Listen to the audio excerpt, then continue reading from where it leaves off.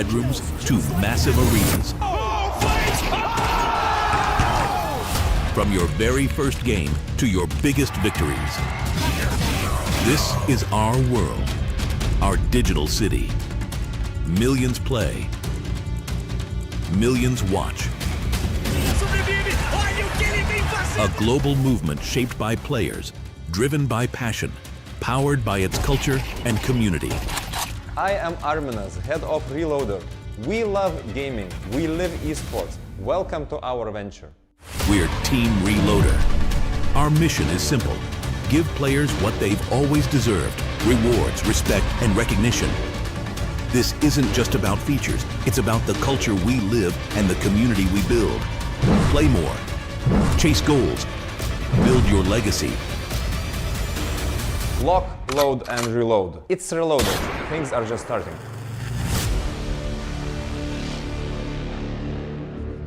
Gaming is massive. Esports is global. From Seoul to Rio de Janeiro. From small bedrooms to massive arenas. From your very first game to your biggest victories. This is our world, our digital city. Millions play, millions watch. A global movement shaped by players, driven by passion, powered by its culture and community. I am Arminas, head of Reloader. We love gaming, we live esports. Welcome to our venture. We're Team Reloader. Our mission is simple. Give players what they've always deserved, rewards, respect, and recognition. This isn't just about features, it's about the culture we live and the community we build. Play more. Chase goals. Build your legacy. Lock, load, and reload. It's Reloader. Things are just starting. And reload. It's Reloader. This isn't just about features, it's about the culture we live and the community we build. Play more. Chase goals. Build your legacy. Lock, load, and reload. It's Reloader. Things are just starting.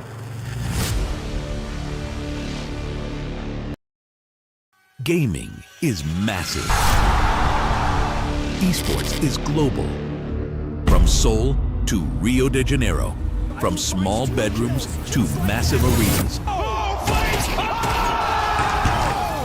From your very first game to your biggest victories. This is our world, our digital city. Millions play, millions watch. A global movement features. It's about the culture we live and the community we build. Play more. Chase goals. Build your legacy. Lock, load, and reload. It's Reloader. Things are just starting.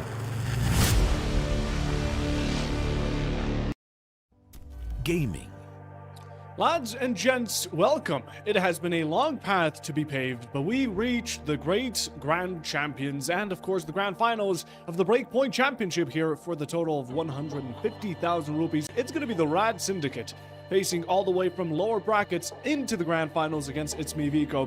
My name is Bo5. I'll be leading you through these matches, and alongside me will be K-Man. K-Man, on this beautiful Sunday, I mean, I just have to ask, how are you doing?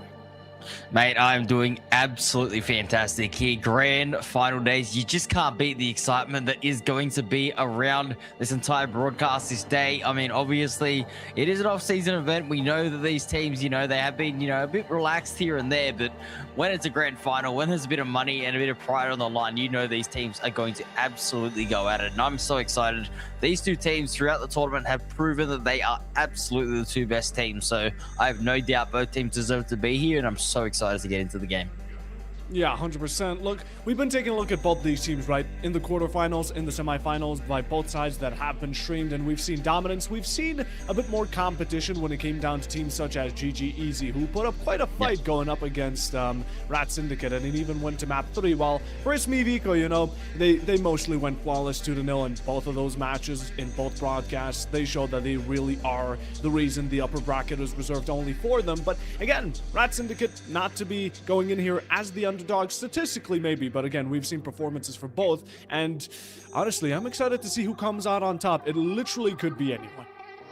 Yeah, 100%. I mean, we even saw in that upper final where the RAD Syndicate did push ItsMeViko to the edge with all 3 maps. So I'm expecting a contest here tonight as well. But let's go check out the format as well, just so everybody at home can see how we have gotten down to our final 2 teams. And we can see this started all the way back in October, Puffo. I mean, this has been a very, very long series of qualifiers. You had to beat so many teams to earn your spot here. I believe it was 128 teams all the way down to the top 8 into this final championship. And it really is telling just how good these teams are to be so, to be so resilient and just be able to win series after series and stay consistent. It's a real testament to these players and why they are, talked as highly of as they are today.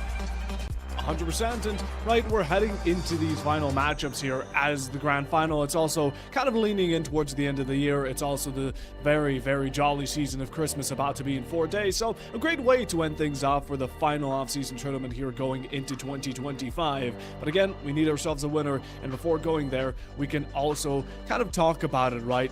Yeah. Because every gladiator needs a bit of an arena. We kind of have to decide where they're going to be fighting. And mostly, I'm talking about the maps, of course, which we're getting ready in just a moment. Now, both these teams, I saw more RAD Syndicate than ItsMeViko. I think you got a glance of them both. So I do not want to put you on the spot here, K-Man. But if your money was on the line, who would you put it on?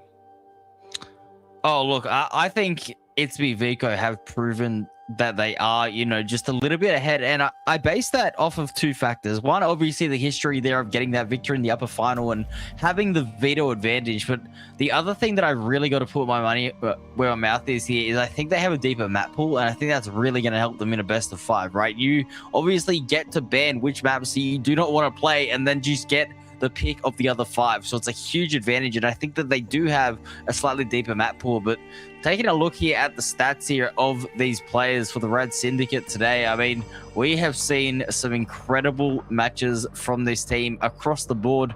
I mean, Paradox, I was interviewing last night after that lower bracket final win. And I mean, the team is just so in sync. They're obviously playing a little bit more relaxed. They said, it is a bit more off-season vibes. We've just had a really long season. So we are, playing this a little bit less serious, but we still are a good team sticking together. And ItsMeViko are one of those quality teams as well that have made deep runs in the Challengers circuit.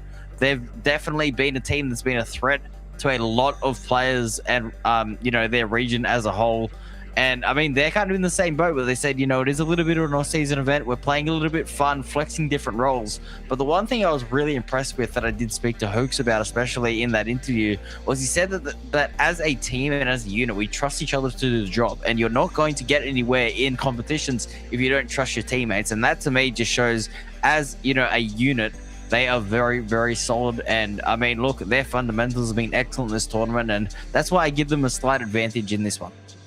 100%. And, well, let's see what the staff thought, right? We did a little staff prediction in the background to see what the casters and everyone in the background thinks. And, yeah, RAD Syndicate ended up actually being a bit more of a favorite. We do have 4 votes here for ItsMeViko, all 5 for RAD Syndicate. I think it comes from a warm place in the heart. At least me in the previous season or in one of the tournaments that happened before the championship here going today, right? RAD Syndicate, we interviewed them. I believe I think it was Pulsar. No, it wasn't Pulsar. I gotta remember the name. Just a second. We interviewed Paradox. Lovely guy, very down to earth in general, great person, and an IGL that, again, has been shown to have the experience all the way ranging to 2021. He's been in the scene for a while again, but I'm coming from the side of kind of being a RAD Syndicate. Not a fanboy, but again, I've seen them, I've interviewed them, great team.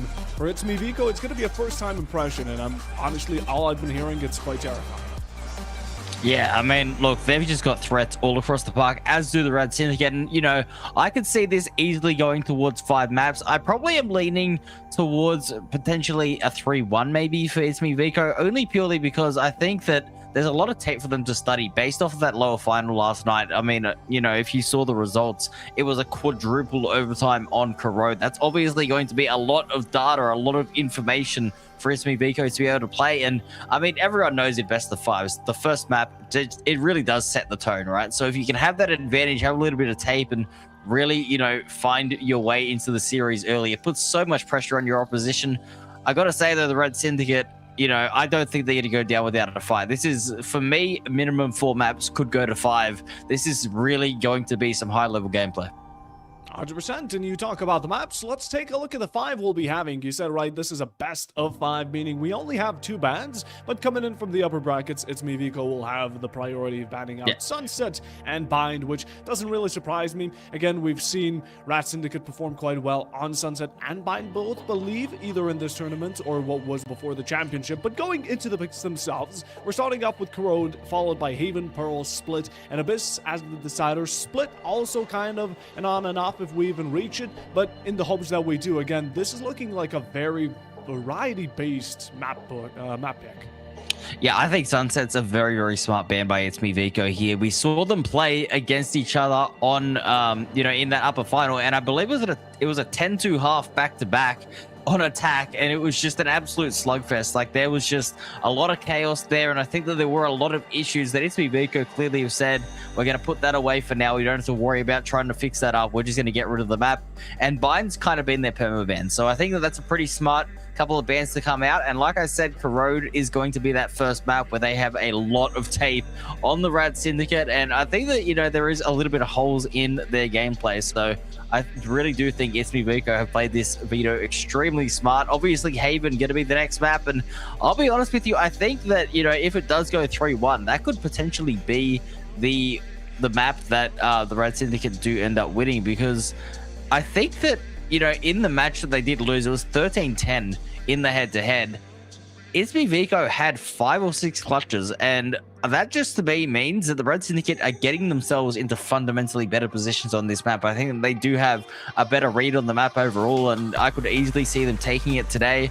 Obviously, 13-10 is, you know, very neck and neck between these two teams. So yeah, that's why I think that there just won't be a sweep. I think both teams have so much talent across this map pool, but for me, ItsMeViko, I think that I've just seen more maps out of them, and I've seen the results of their match history, and they tend to just do a little bit better on more maps. So, you know, obviously in a best of 5, you need a deep map pool, and you need to be able to get yourself into those winning positions. But, you know, that is going to be kind of the story behind these two teams, right? Obviously, ItsMeViko have come off a very, very dominant run through the Challenger circuit. They're obviously representing their org. They're in the off season now, so they are playing under a different team name. But I mean, these guys are a scary bunch. They made the grand finals and Challengers. That absolutely shows how good this side is. Yeah, 100%. When we're taking a look at the RAD Syndicate as well, again, they kicked off extremely strong. They went 13-2, 13-3 in their own quarterfinals on the lower brackets, especially one of those maps being Haven. I'm going to have to agree with you there. I think Haven is going to be their best way to kind of set themselves into this best of 5. Now, how they're going to continue down into Pearl and Split and Abyss, if they even reach it, is a story on its own. It's for time to tell that story. But as of the moment, again, we have both these teams which have proven results. We also saw, I do believe it was ItsMeViko facing Asterisk in another tournament that was the collaboration of Pulsar and WAimers, where they did pretty good at the start. They won themselves 2 out of the 5 maps, and then Asterisk just made it a generational comeback. But in general, ItsMeViko, you know, they can kick things off. They can get the momentum running, and it's something that's shown for them. If the RAD Syndicate will not be able to find a breaking point in that type of swing, I think it might be difficult going into this best of 5. But again, that's why we have the best of 5, right? It's longevity. We get ourselves a long match. There's opportunities. It's not like you lose one map and it's over. Yeah, look, this is the absolute endurance test. This is to prove that you are the best. As you say, you've got to win on at least 3 of the maps. So yeah, I'll be honest with you though, Corrode first up, I am a little bit worried for the RAD Syndicate. You know, obviously it was a hard-fought win in that first map coming out. You know, obviously 15-17, you could say, you know, neither team really lost it. It was just a matter of time about who could break that match open. But their attack to me looked a little bit one-dimensional, and I think that if ItsMeViko are aware of that and they have some strategies to counter that, especially with map control in mid, I think that that was where the RAD Syndicate really did struggle. And ItsMeViko, they are just so good at finding timings, and one player that I've absolutely got to say is the player to watch on this side is King Kappa. This guy is just, he's a sentinel player. He just gets behind the enemies. It doesn't matter what map it is.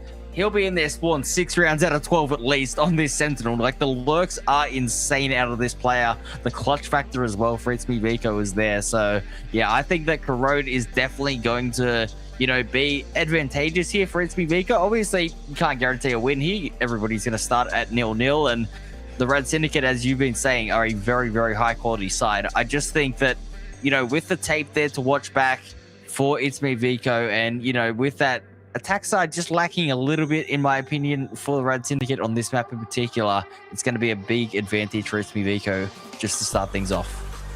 Yeah, 100%. I mean, I was taking a look at the previous match a little bit as well, and it's King Kappa, the fact that he's playing Cypher or Vise, I imagine we're going to be seeing Vise on this map, but whatever the map, whatever the role, this man can pop off, and it's honestly so surprising to see, and I'm hoping we get to see more of it today. Again, if he's already set himself in stone with his high standard, we might as well just keep it going, but it's, once more, RAD Syndicate need to find themselves a bit of motion. Again, they are going against a team that is expected to be the winners, at least, again, statistically, with how they perform, with how consistent they've been, and the fact that they're coming off of the upper bracket finals.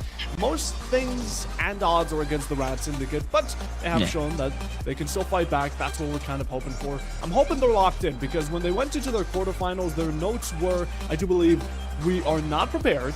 We're hoping to do our best, and very humble, because they ended up winning at 13-2 and 13-3. However, the RAD Syndicate, you know, as humble of a team as they are right now, I don't think they can show any kindness. Again, like you said, ItsMeViko are not to be underestimated under any circumstance.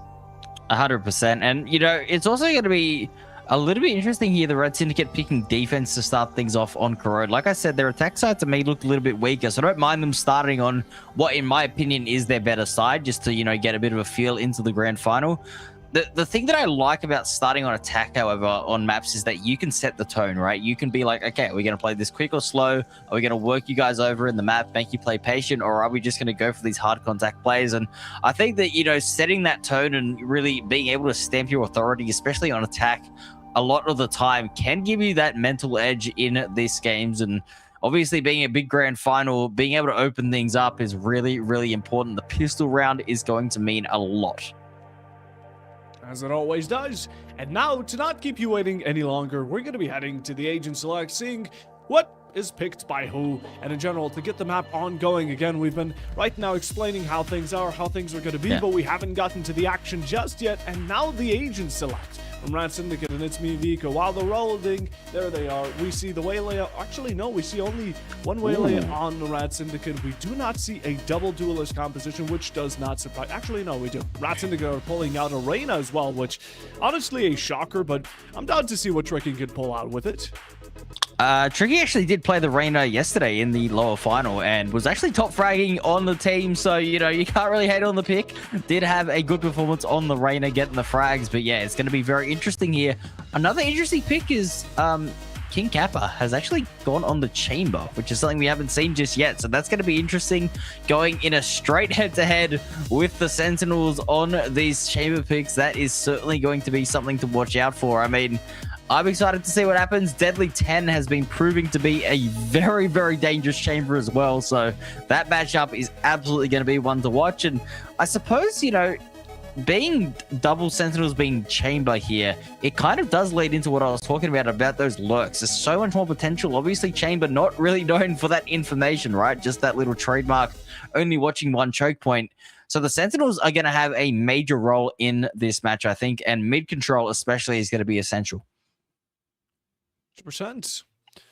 Taking a look at mostly just the usual when it comes down to Corrode. Aside from it, you have your usual Viper, your Omen. This is going to be about as expected as we get to it. I am looking forward to how Yui will perform on the waylay. It's a great way to break yourself into side again the entry, similar as to how the Neon can perform. When it comes down to any maps, necessarily, it's just that fast mechanic where you can rush on in and decide with the rest of the team following, with you being the spearhead of the charge. Again, dashes, either just that or sprinted on through, which I imagine is what we'll be seeing on the Neon. However, again, we're taking a look at the chamber. This is quite the large switch up from King Kappa. You're going off of a player that's kind of set himself as the type to go for a lot of flanks, to go on your back, while Chamber's a bit more of an anchor. He holds a specific part of the map down, and if you try to contest it, you will most likely die. But in general, King Kappa, it's a great switch up of style, and I wonder if the RAD Syndicate, you know, they did their homework, they tried a VOD review, but now they're going to have to play against something completely different.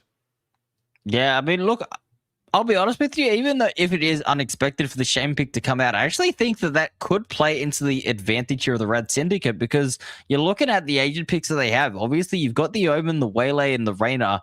If you can hard commit to a side, I mean, there is no tripwires there, right? There's no sort of threat in that department. Techno as the Viper is going to be essential, right? That's going to kind of be your pseudo sentinel to really lock down and stall out sight. So if they can deal with that Viper utility early, maybe drain a bit of fuel early in those rounds in the second half when they're on attack, that could lead to a lot of open sights for them. But starting on defense here, I think that, you know, it's going to be essential for the defense to get as many deep info lines as possible, because if you are going into any match, obviously information is absolutely king in these ones. And when you only have the Chamber as your sentinel, the Fade essentially becomes your entire information unit, right? And we know, obviously, in this new era of Valorant, the recon agents kind of got a big nerf, right? So it's really, really important that you get yourself on those deep information lines as often as possible.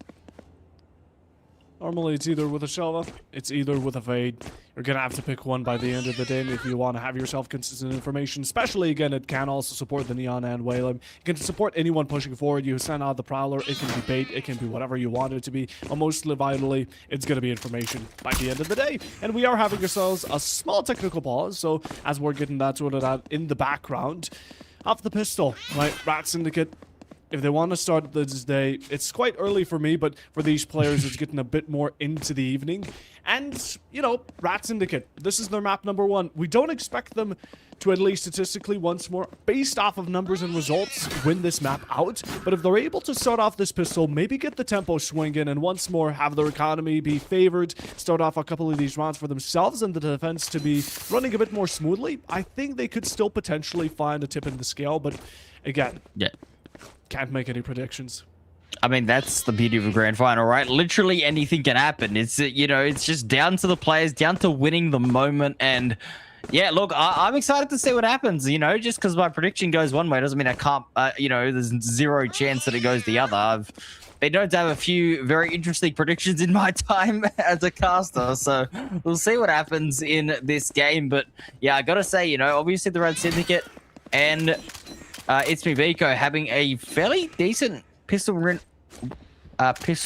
win percentage there, both above 50%, winning more than half their pistols, which has been essential in a lot of these games. We see, obviously, one thing I do also want to point out that, you know, has been very interesting to see in this tournament is the attack side across the board generally has been the stronger side just in the competition in general. It hasn't really been map dependent. A lot of teams are just able to, you know, get in their face, make those heavy contact plays and just execute on site. So, you know, I think that, you know, factoring that in with the fact that I believe ItsMeViko's defense is actually fairly solid on this map. And as I was saying, there were a couple of issues the RAD Syndicate ran into on their attacking half in this map in particular. That is just, you know, kind of why it does tip the scales for me in favor towards ItsMeViko. But, you know, the RAD Syndicate, they've also had the chance to VOD review, right? Obviously, you know, they said they weren't taking it too seriously and they want to, you know, have a bit of fun. They're obviously going to identify when there is a problem, right? This team is still a very high quality team.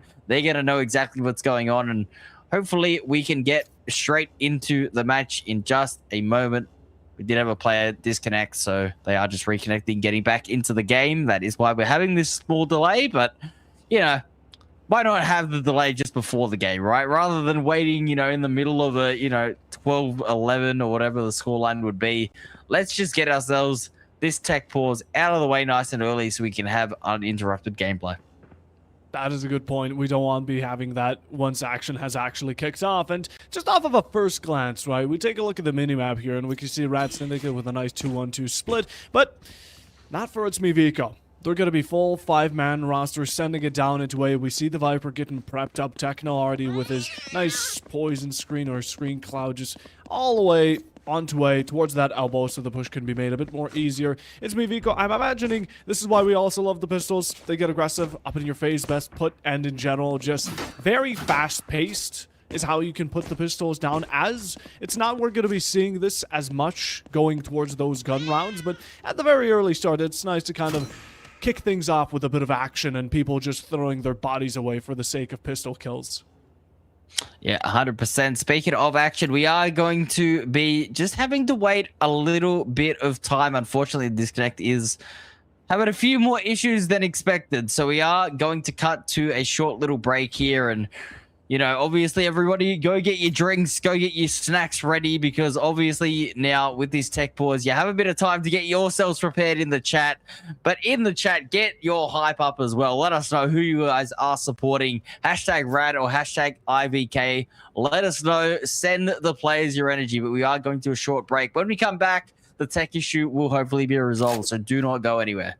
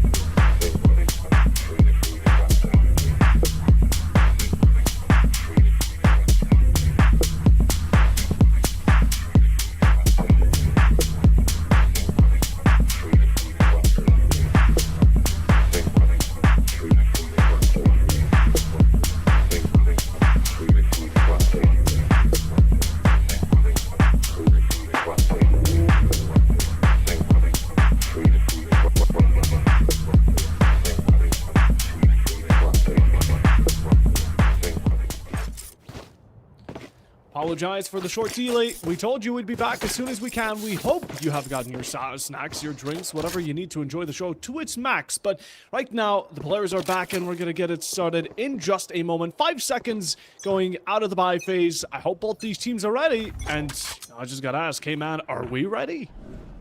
Absolutely, mate. This is going to be the grand final kicking off here. We can see a bit of a slower contact play being made up towards B main here. It looks like ItsMeViko, very clear intentions of where they want to go. The Neon is going to get in here, and it looks like the defenders are going to try and play this crossfire and see how it works out. Oh, but Paradox is going to be able to pick himself up 3. Helif and Helks to duel up between each other, trying to equalize things out as it is left down in a bit of a particular situation here. As now, a flying coming out. We see the Chamber, King Kappa expecting his own game to be played against him.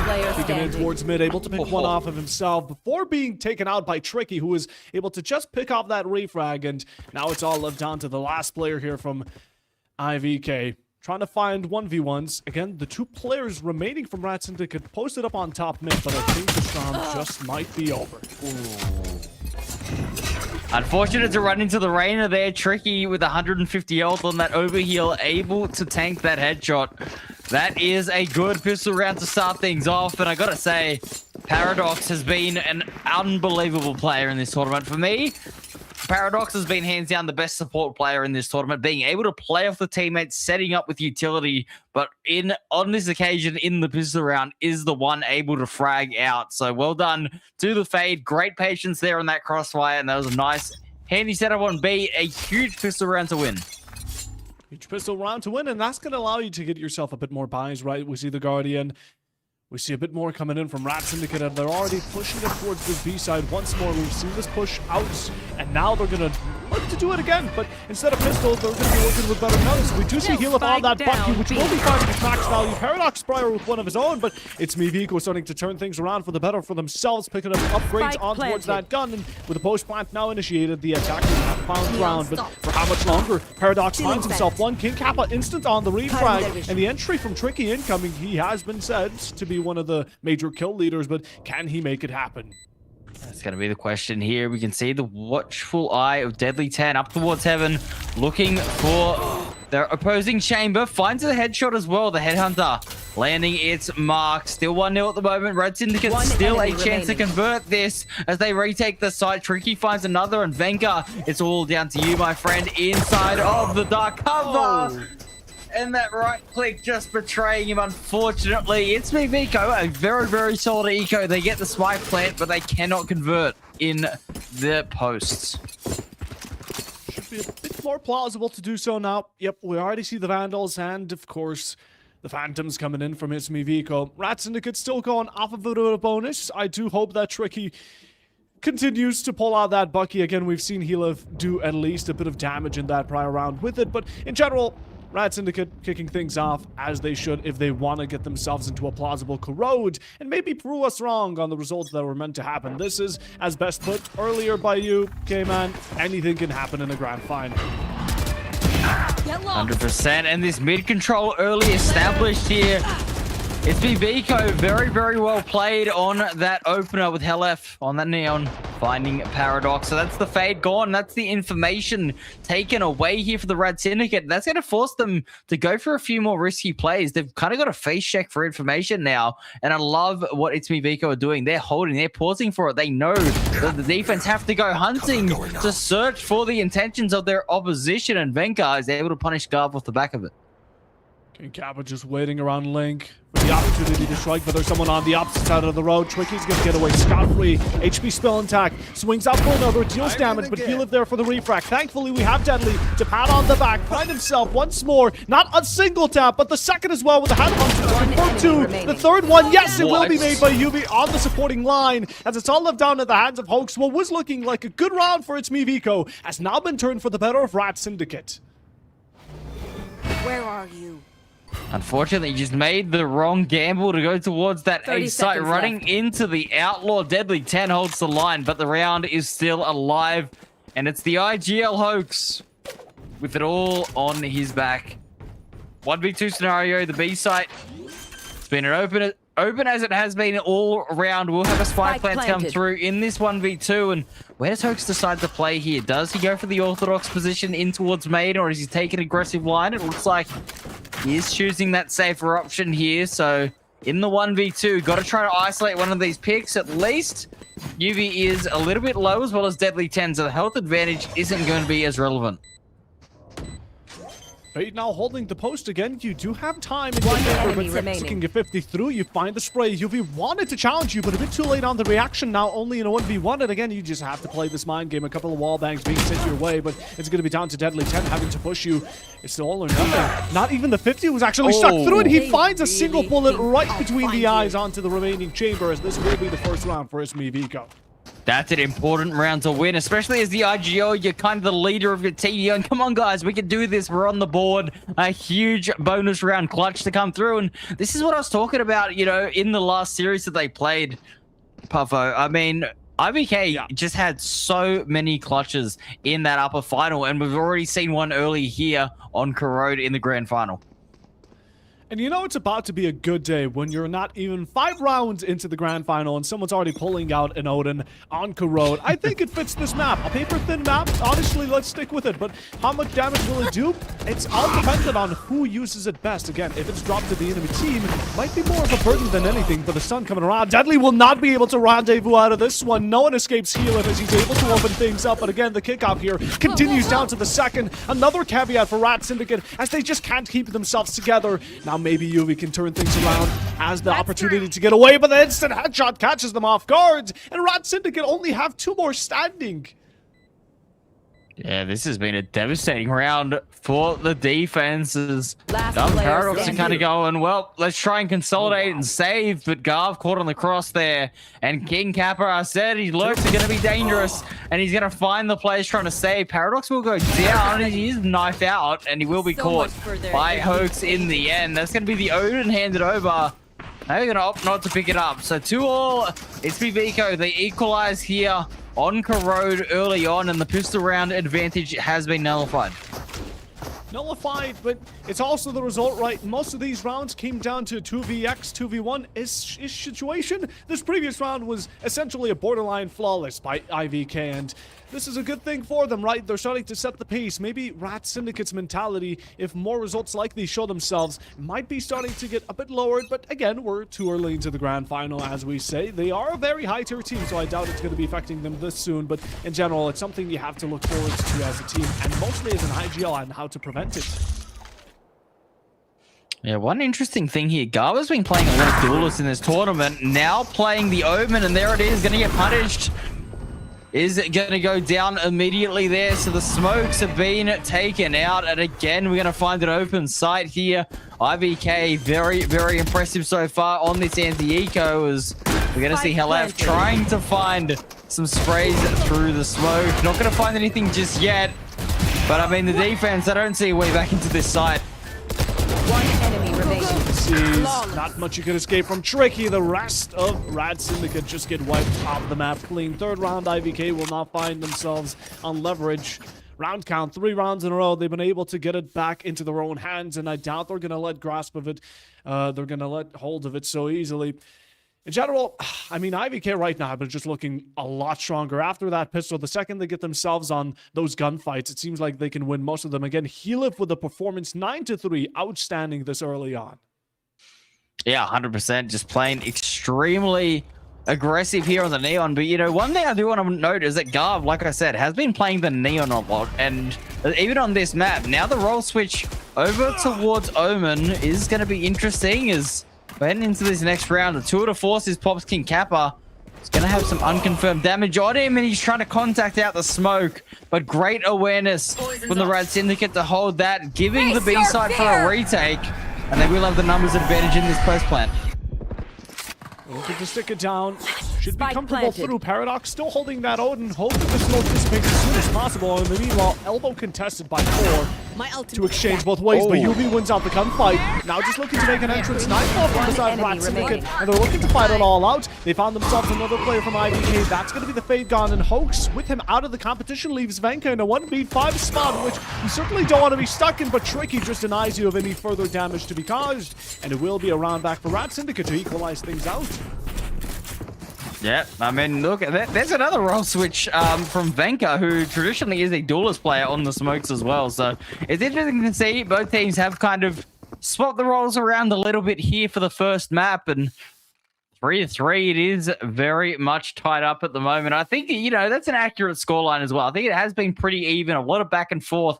There's been some good rounds from ItsMeViko. I think they have had a couple of more dominant performances here in their round wins, but the RAD Syndicate, they're starting to hold, they're standing up on this defense, which I said is so crucial in a grand final. I mean, as it's said so often, defense wins championships here, but Techno is going to find Deadly 10. That's the operator fallen. And Techno finds another. That's a huge 2-point trade.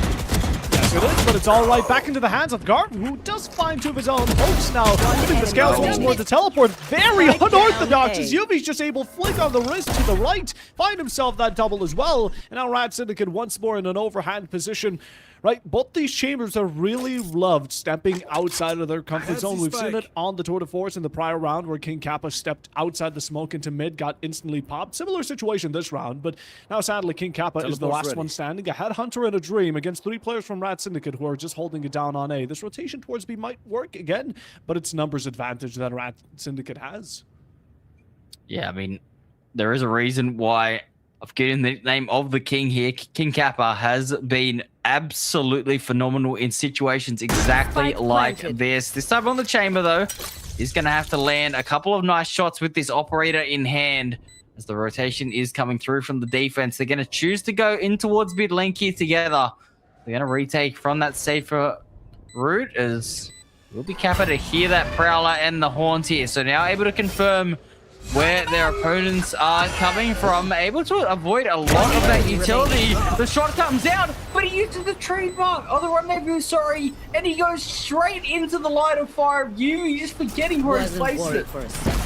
Oh, the vision was there, the blueprint set up, but who's just in the wrong position at the wrong time. A very interesting investment by RAD Syndicate as well to put that convergent path down for a single player. I guess it's a round worth winning, so RAD Syndicate can at least keep themselves above IVK, but in general, by the end, you just gotta feel bad for King Kappa. He had it all down. The op finds one. It was almost a collateral as well. I mean, I think it was a bit of muscle memory there, just screwing him over. Take the shot and TP out. I mean, it's just very, very common play for the chamber. So, yeah, a little bit unlucky there, but at the end of the day, that's another retake, and that is crucial. RAD Syndicate, 2 retakes of their 4 round wins. They've been very, very good in those post plans. Okay, UV just challenging out, trying to find a pixel around the smoke. A couple of shots from the left warning ones. We did see some damage already delivered both ways, but Tricky being the one to burden the most of it. Thankfully, that Reyna utility will maybe allow a bit of a heal if you find yourself a kill. But as a current, compared to the previous rounds, things have been a lot more calm and quiet. Yeah, it's a bit of poking and prodding here. You can see ItsMeViko, they really want to condition the RAD Syndicate to be holding down mid to open up these sides, and we're going to see the effect of that here at the moment. Helef trying to get in with that overdrive to clear the space. As Paradox is looking for some shots, it's actually going to be Yubi through the smoke to find Hoax. Going down, Venka's position right behind the fake, creeped up on that 6, and now Paradox falling doesn't make the situation for RAD Syndicate any better, nor does it that post plant, as 2 players again posted up toward this mid entry. We see the Viper's Pit invested, IVK no longer messing around. Techno's gonna make this his own domain, and now it's down to the entry of RAD Syndicate. Do they want to push themselves into it? Is it really worth the battle? They're not really making the next step, and for now they're just gonna hold it back, but the paranoia here from Venka goes both ways. He receives it as well, but TP from Yubi followed up as well by Tricky's kill onto the Omen. A second one as well. Techno to refrag it out for 1, but it's just too little, too late, and RAD Syndicate will shut it all down. The crossfires fall apart here in the post plant as it is Heaven and CT collapsing. The players on site get surrounded and pinched, and there it is yet again. The retake protocols out of the RAD Syndicate have just been next level here today. 5-3. They now take a very, very handy lead. And it's a little bit of this cat and mouse strategy because, like I said, the RAD Syndicate are being conditioned to hold down mid to really pay attention to those contact plays. But they're more than happy to play retake here, and it is showing. They have just kept their numbers alive, spam through on the common angles, through the smokes, and as soon as they fall, execute with the numbers advantage. It's been a very simple but effective gameplay. Once more down mid, look at Helix just quick-footing it up, and Deadly in the meanwhile gonna find the opposing chamber, but look at IVK just returning a tenfold for 3, good enough for them. RAD Syndicate are starting to crumble as it's all left down to the man who started a deadly 10, and Paradox with that Odin picking up Helix as the first victim. The up will miss, and it will result to the death of the deadly 7 as Venka's gonna be quick to catch up on that opportunity. Techno for the finishing shot, and a quick round as IVK clean things up. I've gotta say, I'm scratching my head as to what Garv's game plan was there. Seeing 3 players in mid just jumping out of the dark cover and, I don't know, trying to hit a frag movie, I suppose, but ended up just throwing their life away. It was a little bit questionable for me, but, you know, a bit of a rush decision, maybe some miscomms, who knows. 5-4, they still have the lead. They can easily recover from this situation, but yeah, that was definitely one of the major factors contributing to that round really opening up because, you know, had Garv stayed alive there, the numbers were still even. Sense. That Syndicate is around above here. What are they going to do with Kang Kappa with a really aggressive push up towards this B side just to catch Deadly 10 off guard again? That's the Chamber God. Paradox shortly after changes it elsewhere for Techno, but the up will sing out once more, find the second victim. IDK still a player above, but why do I even bother speaking when Garv is still inside the game? Yep. Well, he's going to get his this time and not overextend. That's good, smart awareness there. I got to say, Stinger with an Empress. Don't think I've seen that too often, but that is some insane fire rate. I'll be honest with you on that little SMG. We'll see whether or not it does benefit them here as Tricky is going to anchor himself in towards that B side, just playing a tight corner as you do with the Stinger, but looks like the attackers don't want to have anything to do with that B side. They're going to head back over towards A. King Kappa's going to try and lurk in towards mid, and you're going to assume here this operator is going to be used to stop those rotates.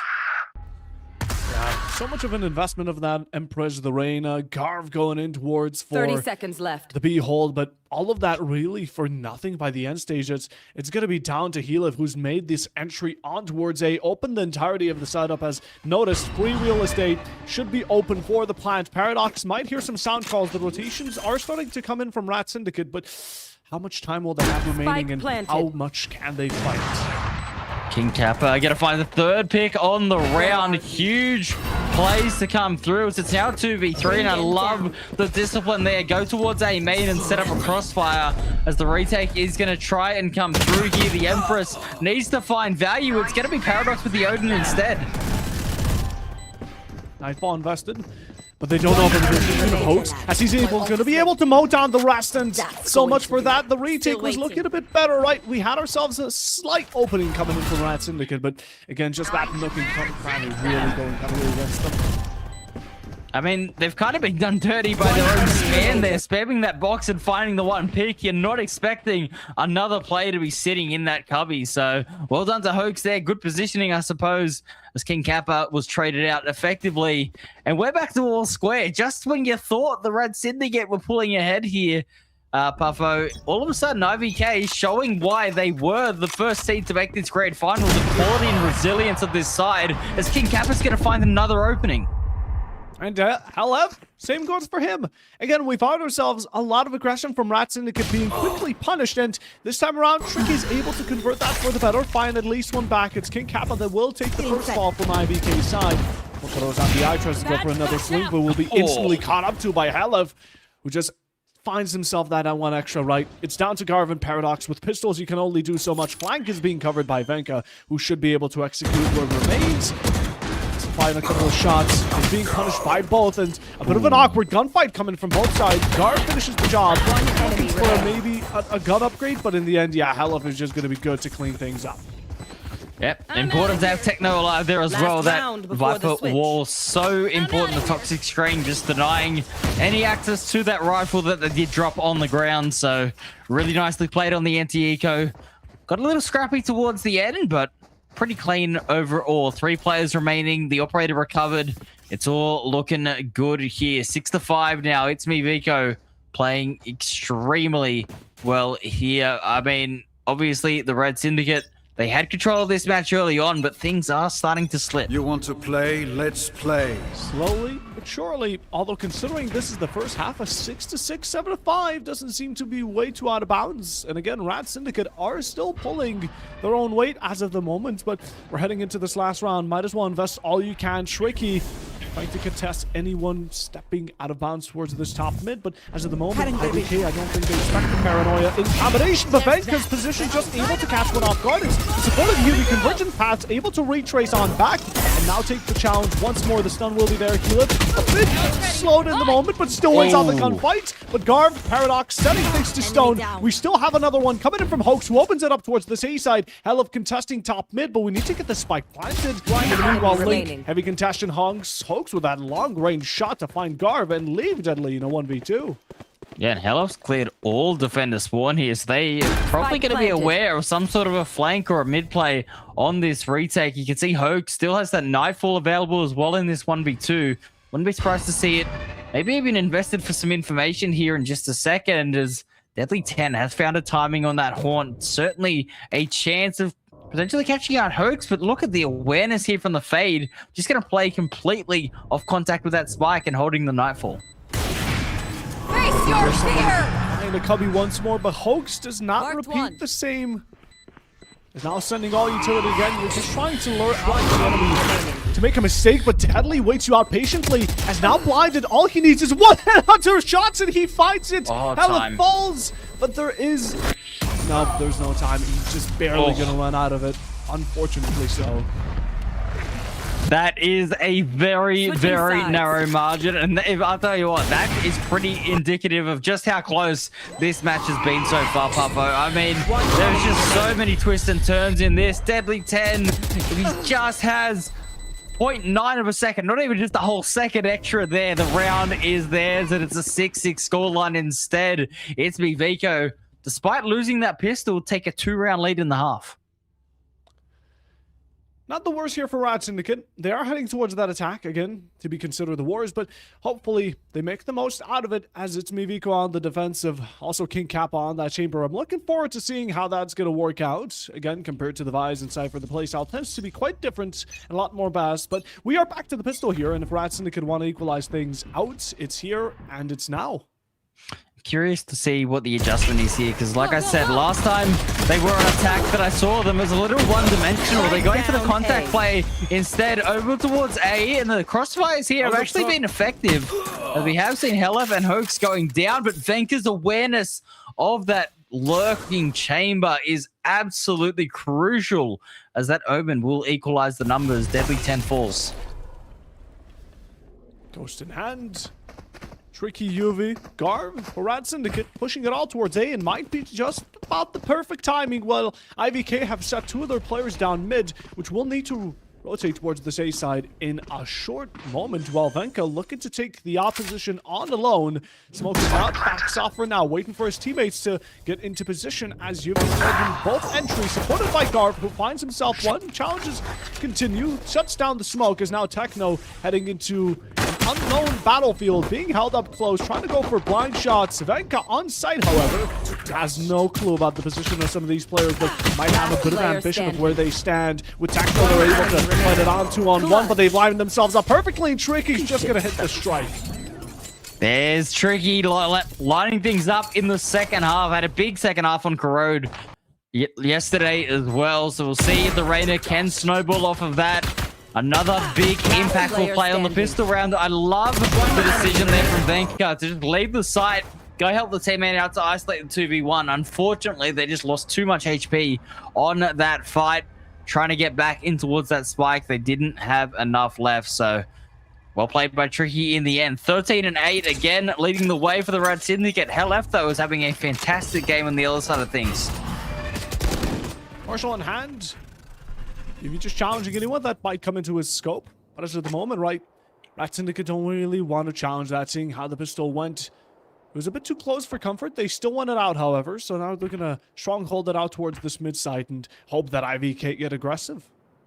Yeah, I'm liking this as well. This is a much slower approach here, which the RAD Syndicate didn't show us too much in yesterday's match. Like I was saying about it being a little bit one-dimensional, they were doing a lot of 5-man contacts into space. This time, they're poking and prodding the map and asking some questions. This is what I want to see out of the RAD Syndicate here. Just have a bit of dynamics to their gameplays. King Kappa is going to get taken down there by the Marshal. No armor at the moment. This is basically an operator. They are being pushed back unknowingly. As the push for RAD Syndicate, now they're going to focus all of their utility, everything they have towards this new site. We do have Techno on the standalone site, trying to defend it by himself. Finds a dink or two, but Paradox ends it then and there. As IVK now with 3 players 30 a bit seconds late left. on the entry. We do have also Spike Venka on that planted. flank, I'll but find you. again, it's just down to quantity. Yeah, this is going to be just looking to deal some damage here, I'd say.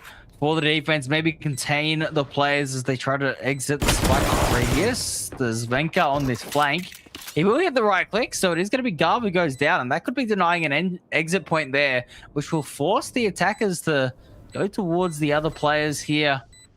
When the spike does detonate, we'll see what damage can be found here. There's a bit of a timing there for Hoax, potentially up towards Heaven. That's all I can see on the map. We could see them potentially find some exits as they look to escape towards mid. We'll see whether or not they're able to do so, as Venka and Hoax are going to combine for a little bit of damage, and only 2 weapons are going to be found leaving the spike radius. So I gotta say, for IVK, that's mission successful. 100%. They found the utmost value of what they had. Not only were they not working with the best of guns, but kills in the end were thriving for them. Although for RAD Syndicate, they've also done what they wanted. They've equalized things out. They found the pistol. Both the pistols this match were theirs, but now they need to work off of it, right? The second they've won those 2 rounds, we can take a look at how it has been IVK followed up with 3 of their own, and that's what we're looking to deny this time around.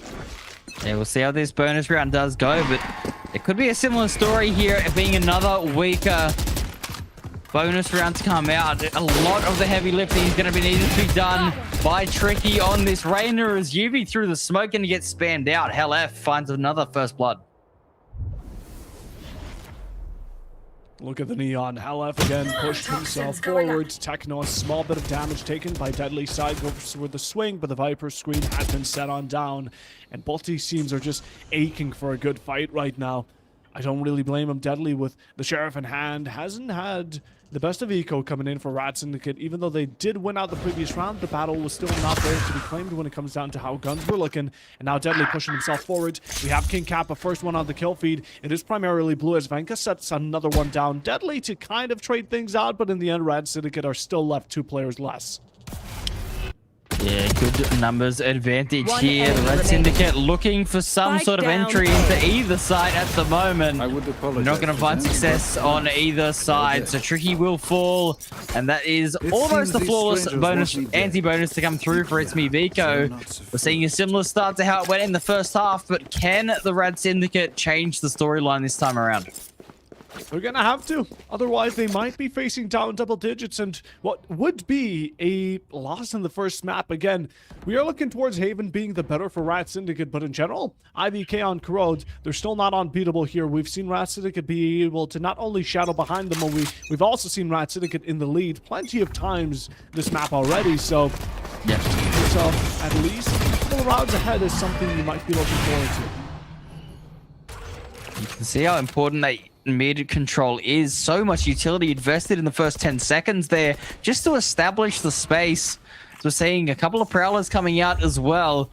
So a lot of utility being committed to try and at least condition the defense to anchor towards there as they want to hit the A side. But gotta be honest with you, the defense, they have a very solid crossfire potential, but Venka's just wandered into the crosshairs there and goes down. Now Techno trying to hold his own, but he's going to have to retreat, put down the sting, Get but in the spike meanwhile, it's going to be down Hoax A. to really carry it down. They didn't expect him to be stuck up into a random corner once more. He's got Last for player himself. standing. And now IVK rely on only one more. King Kappa against odds planted. numbers against the Chamber is going to be on that spawn, the CT side, and holding it with his own. Does have a strong gun, but you might want to reserve it for the next and following round. Teleport's ready. Yeah. I mean, the only way back into this is if the attackers go hunting, but looks like for now they know the threat of King Kappa, who has been unbelievable this tournament, as I was alluding to. He's actually the highest rated player in the tournament of any player that's played more than one series. Everybody else who's only played one series, there's a couple of players that had big performances in those early stages of the tournament, but across multiple series, King Kappa has been the one at the top. So Spike is going to detonate. Respect given to the chamber. Will be allowed to save the rifle potentially here. We're going to see it's about the timing. Tricky doesn't want to challenge. And that will lead to an equalized scoreline of 8-8.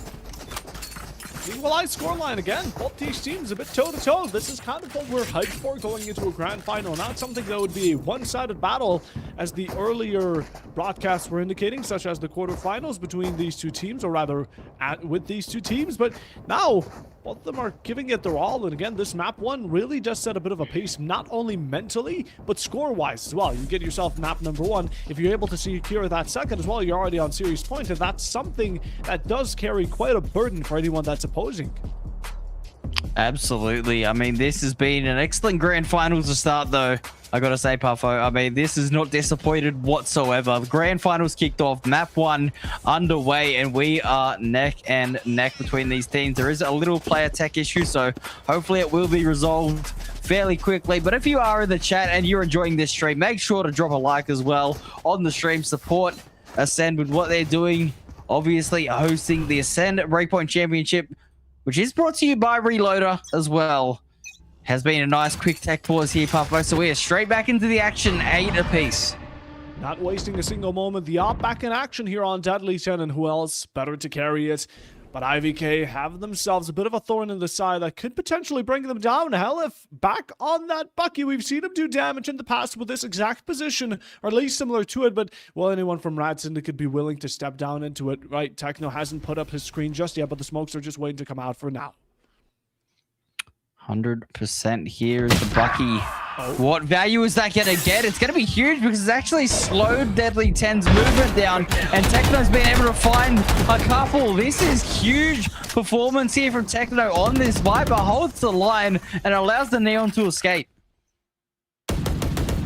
But for how long? Again, RAD Syndicate, we need to get back in as soon as we can. The rest of the team from IBK are starting to put all their players forward into motion. We only have it's 4 players here. Hoax is going to be able to shut down Tricky, and the rest of RAD Syndicate, they carry strong guns, specifically that op on Paradox, which you do not want to pass down to the enemy team. But look at King Kappa going for a large flank here. Could catch some of the RAD Syndicate players off guard, but 30 seconds hopefully left. they're ready for it all, because right now this has not been a good round for them.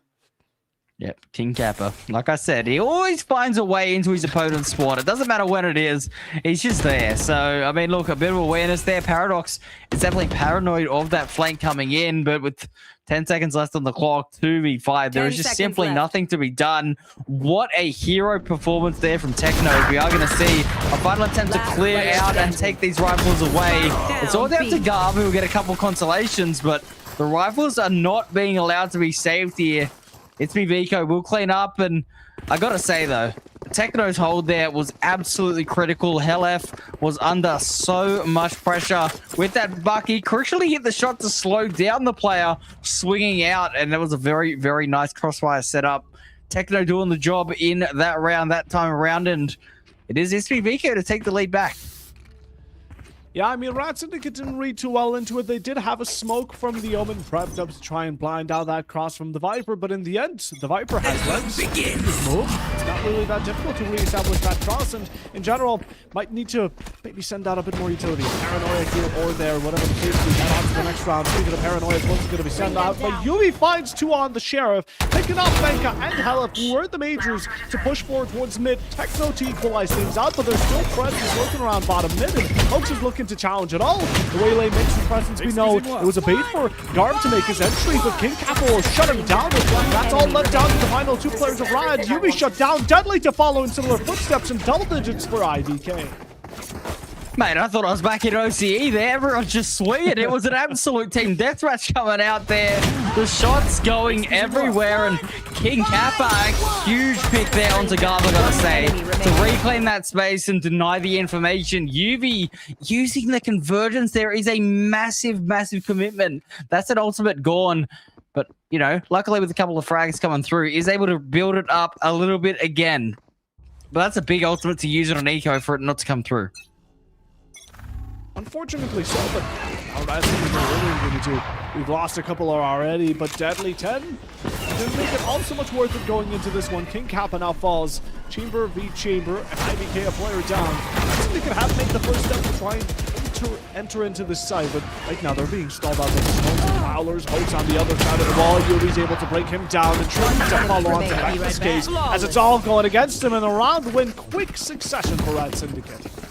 Deadly 10, a big opener onto King Kappa there. Just made that site impossible to hold. Overwhelmed on all fronts. The defense could not hold it. Despite having a couple players stacked up there, I mean, folks, winning that fight there would have been critical, but Venka was left in such a vulnerable position once his teammate fell. And that just made him having to swing into elbow into a non-favorable fight. So 10-9. Tell you what, the RAD Syndicate, they've done a much better job today on their attack here. They're asking a lot more questions, and they're making ItsMeViko earn this one-round lead. 100%. It's nowhere near as to the results we've seen in the past between these two teams, the type of domination they've been showing through the upper and lower brackets. Now, it's a bit more of an even gunfight. And again, RAD Syndicate are still very much in this, but they're going to need to make this round cut. Otherwise, the eco might start to slowly shift for the worse. But as of the moment, good choice made by Tricky to not try and challenge Link. We've seen a bit of players holding him down as RAD Syndicate for now, just finding ground over this top mid. Yeah, it's just the slow work of the map here by the RAD Syndicate. Again, asking questions, making the defense just stew a bit and kind of question where this attack is really headed. We can see the spike is going back in towards mid, and it's potentially looking like some sort of a B split idea coming through. The issue for them is going to be that B main control, which they have given up, and King Kappa on that line is going to be so dangerous here as Hellf. On and off angle, we'll be able to find the first shots, but won't find the kill. And that's a big opener here for the attack, as Deadly also finds one on the work. Oh, the tour de force will not find it. Will be another one for the tally. The shorty coming in for the third. Player is brimming with confidence, and Hoax couldn't say the same, as now the Fate's stuck on top, just being left with all this utility, but can't use it. At least not one that you could find yourself around out with. A 1v5 is very low on chances, to say the least. Slim ones to basically impossible at this point, but you try to seek out a bit of information. A couple of warning shots head your way. You did get off guard, but you know that's enough. You're going to back off for now. Maybe go for another swing. Deadly found on it as Yuvi at least secures his quad, but RAD Syndicate now have equalized things out once again. They didn't find the operator there either, so that is actually a bit of meaningful damage there by Hoax. The operator not recovered in the ends of that round, so they will have to reinvest if they want to try and have it for next time going in. But 10-10 is that scoreline. We are back to all square here. ItsMeViko, they keep just, you know, getting their nose ahead, but they just cannot string those multiple rounds together. A couple back-to-back rounds here and there in this defense half, but I've got to say, RAD Syndicate have been very impressive on their attack. Yeah, a lot better when it comes down to how they want to shut down when playing together. Again, IVK have been taking a little bit of these gunfights isolated, and it's not something that can be complemented, because when in the team scenario, Yuvi is able to find himself that one. Again, the backup here from Raj is pushing forward. Again, able to find his one, but it's so much coming out. The Nightfall, utility, Prowlers, you name it. Yuvi with the second going into this round. The Shorty's going to make its appearance once more, but Tricky back to that primary gun right around the corner. Has no clue about where Rekka stands. Do we take those riskful shots? No, we're going to secure ourselves the vision first. Find ourselves 3v2, but now King Kappa sending it back to ground zero. Hoax even for the better, as it's left down to the hands of the chamber. Had Hunter pulled out, hopefully looking to seek out Corrode. They've lined up nicely, but you just connect no shots, and IVK will stay in the lead. A pixel to the right, and that could have been a collateral. That would have been an insane clutch, but not meant to be. ItsMeViko again poke their nose in front, 11-10, and a little bit of chaos there exploited by the defense very nicely. I like the way they played off the site. Once they knew all that utility was done, they tried to consolidate and find an angle to hold together. That ended up being a Link watching into yard. Obviously, the Omen there with Venka just holding outside of his own smoke, able to buy some time for the team. So well done there in the end. But this is what I'm worried about a little bit here. The RAD Syndicate going for this contact play yet again. Just because it worked once doesn't mean it will do so again, and King Kappa will punish. patience to wait out the Prowler, find the shot right behind it, and again, the Chamber being an early victim. RAD Syndicate, this is only the first step forward. We have a couple more to go. King Kappa now standing on the side to defend it on by himself. Finds Tricky, second one already. Paradox to change it out, but again, RAD Syndicate still standing a man down. We do have IVK slowly coming in, trying to get themselves into this post as much as they can. Garv's position is going to be vital for RAD Syndicate to equalize things out. We have the Sheriff, which is going to be a bit of an outstanding gun compared to what the rest have to offer. Paradox has picked up the op from the Chamber, found himself the third one into this round already, and all that stands out will be the Tyrant Hoax, who has performed miraculously in the past, but there are just certain moments you have to realize this is a gunfight you will not be able to walk out of alive. Yeah, well played in the end. Overwhelming the side. I thought once King Kappa got that first one, it was going to be difficult to get into the site, but no, the Waylay opens up the space beautifully. And Paradox, how's this for the operator coming out on the fade? I mean, beautiful shots to come through. As again, we see this match. It seems destined for overtime, but who knows? It's 11 apiece at the moment. This game could not be any closer. Keep your eyes glued to this screen because there is seriously some special plays coming out as we're going to see ItsMeViko economy broken. This is a huge trophy. If they can at least deal some damage here and maybe just hurt the economy of their opponents, you could potentially see some consequences coming through, but deadly 10. But this operator, this time around, wanting a much more passive line, just waiting for some aggression, and this is what I'd like to see out of the RAD Syndicate there. A couple of, heavy contact plays into the site, it's fine. But once you're on this eco, on the anti-eco, I should say, you got to look out for those trap plays, and that's exactly what they're doing here. You can see 40 seconds off the clock, and they've really just been watching for aggression. They haven't really tried to overextend anywhere. They're just trying to see if they can bait out a trap. Bait anyone into their own, but again, look at this round. It's going to be the way to carry yourself over to match point. So if any of these two teams win the following 2 rounds consecutively, it's regulation for themselves, or maybe even just overtime. Something we're crossing our fingers for, considering how close this matchup has been. Great for you to check that corner, but again, it's going to be otherwise tricky to find things as the opening pellets to fall. That's the Neon gone now. 30 again, seconds for IVK, we still have a couple more assets to work off of, but Chamber will not be one of them. As Tricky coming out with the second guard from the shadows, but quickly contested by Vanka, who finds him as the opening for IVK. Paranoia Ascend gets hunted down, and now slowly just waiting for the swings to come about. Vanka has been able to split 2, as it's all left down to the hands of Deadly and Gilby, who do try to get the plan down, but you hear so much around you. There's these constant steps all across the board from Techno with a Stinger to find himself one and leave Deadly with not very much choice. Yeah, a big thrifty to win there, and it's got to be full credit to Venka somehow on the Omen, finding those picks. What a side hold to come out, Buffo. I mean, that was the trap that they were trying to avoid, and they just ran straight headfirst into it. A beautiful paranoia, it's got to be said, to isolate all 3 players and make them kind of hesitate. It made that push a little disjointed, and Venka was able to collect. Great recoil control as well with that Vandal. Excellent headshots to come through. ItsMeViko, a first chance at map 1 victory. Can they do it?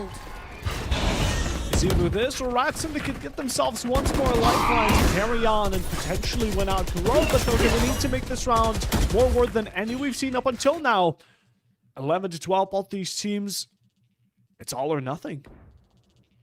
Gotta go. Absolutely, as we're going to see Hellef looking to go exploring in towards A main. And I like that deep trademark coming out from the RAD Syndicate, getting deep control of A main and allowing this mid lurk as well to come through. As they're trying to split in towards B, it's getting Deadly 10, finding Hellef. Techno gets overwhelmed, and all of a sudden the RAD Syndicate have shown up with a big opportunity to draw out an overtime. To carry a burden as large as this can kill Kappa and Venki. Finish out the mission. We have the Nightfall to add insult to injury. And now you just can't find yourself a comfortable entry. Deadly shuts down the second to last remaining, as it's all left down at the shoulders of King Kappa. Headhunter had a dream, able to pick one off, but again, it's reality that seeps in mostly, as Yubi will find the last shot needed for RAD Syndicate to bring this into overtime. Out. I think there was a brief moment there he was considering saving, and then looked at the scoreboard and realized it went back in. So, I mean, you can understand the thinking behind saving that up, but obviously round 24, you just got to go for it. So we are in overtime, and I mean, Papa, I said it at the start. This seemed destined for it, right? It was just back and forth. Nobody was able to gain those advantages in the match so far. An excellent revival of this attack side, though, I've got to say, from RAD Syndicate. They have been very impressive for me. I mean, they really have been asking the questions, ItsMeViko, making them really question their own defaults and strategies, and I'm loving what I'm seeing. Yeah, we take a look at the kills, right, and we see Venka all the way down to hell. If it's a bit more consistent, RAD Syndicate definitely do hold the MVPs, though, right? We have Tricky, we have Yuri, the two duelists doing their job at the finest, being able to pick off some of these players, and even that safety net here for the Waylays, she's just able to pick off a couple of shots way back onto that top mid smoke and get yourself behind cover as soon as you can. Deadly 10, when do you pull the trigger? That's going to be the question here. Great poison up to deny that sightline, and that's vision denied for the defense, but it's going to be Paradox with that Odin taking down King Kappa. Going for a bit of a lurk play in towards B main. Garth through the smoke finds Venka. This is a massive round for the RAD Syndicate to win if they can convert here, but obviously if the spike's still in hand, IVK, a Viper as well. If you can find the orb with pick and a plan, that's a pit, and that is a very, very big win condition. Garv now hoping to make another one of those miraculous smoke shots. He found himself in the early part of the round. RAD Syndicate's players above, but IVK, the party's not over yet. You do have Tekno in a strong position, sets up the screen, tries to cross, is able to pick out Deadly somehow. A shot right back to center. Left. Now IVK starting to even things out a bit more. Still need another player to confirm things out. The best position for the spike, just inching it out as of the moment, but has stuck on through the spike, and now in a post, RAD Syndicate will need to find themselves that entry. Yeah, Hello opting to plant there, so they will share the ult orbs around rather than stacking on the one player. Next. See if that does end up punishing them, as Yuvi's patience is rewarded. Helef is going to fall. Tricky finds the timing over towards Hoax, and now it's all down to Tekno. The Viper falls. A beautiful, patient retake from the RAD Syndicate, and now it is going to be them with the match point advantage. Match point advantage. The RAD Syndicate Switching sides. really want to surprise the crowd here. Going up against IVK. It's definitely a one way to do it. And again, even for me, IVK were the kind of the team going into the Pulsar XW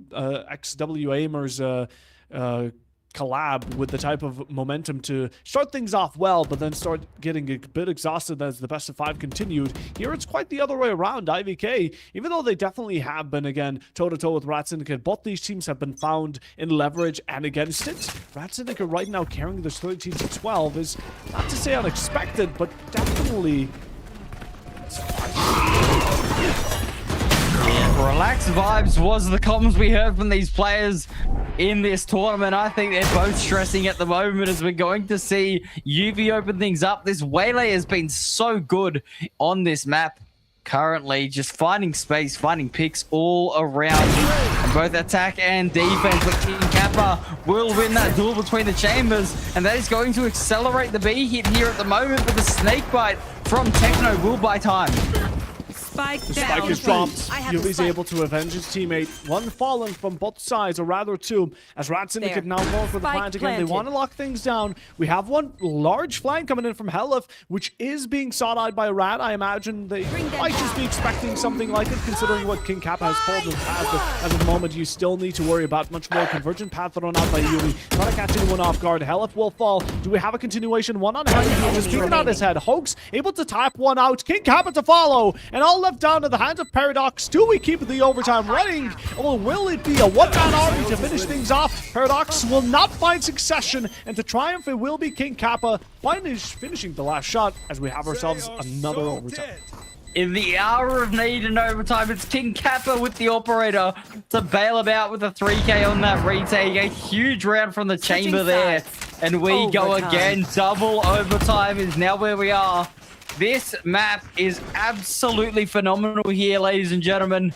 Appreciate all the support in the stream. Make sure to drop a like if you are following the action here, but 13 apiece. I mean, the way the RAD Syndicate were working that map, I liked it. Just losing that pick, the chamber v chamber head-to-head, it's an immediate indication of where you're going, right? You know that chamber's going to be the lurk, the solo player going in. The B site was immediately trying to be hit, but unfortunately they couldn't get past the Viper as easily as they would have liked. So 13 apiece, we go again as all advantages have been reset. Tricky hoping to find some damage. Slap on the wrist for Helif, taken. But for now, IVK just setting themselves back again. The patience from both these teams has been something very commendable. We also see Paradox once more on the Odin. Has been very persistent on it. I'm just sad to say that we haven't seen the value off of that gun yet. Toxin screen down. Yeah, we'll see what value can be found, as it looks like the RAD Syndicate have done this attack and defense as well. The trademark deep into A main, trying to look for some sort of control there. And you can see what it's doing here. Deadly 10 is able to hold an aggressive line in mid, and we've seen that too often, in my opinion. Just a very, very early swing when a Prowler is hunting down a player, not letting it hit the player, instead trying to get ahead of it. And that impatience has been punished yet again. So it's a 4v5 post plant. ItsMeViko, they're going to have time on their side, but not numbers. Not numbers.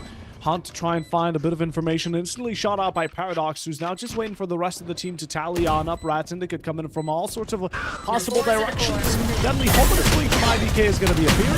As Techno gets slowed, he gets plundered. Yubi with the shorty coming out again. Will fall quickly after us. It's starting to crumble. RAD Syndicate are being torn apart piece by piece as it's left down to the final two. It's going to be Hoax, and it will be Helif to close things out. IVK there to find themselves on match point.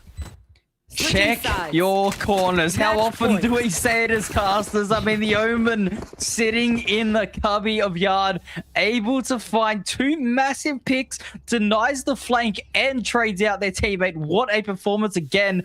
I'll tell you what, Venka, when he's been active on the scoreboard, when he's been active on the frags, it has been in moments where it is needed. And I mean, this Omen, you know, obviously preferred on the duelist role, but still has the sharp shooting. Even on the smokes. What a round win to come through for ItsMeViko. 14-13.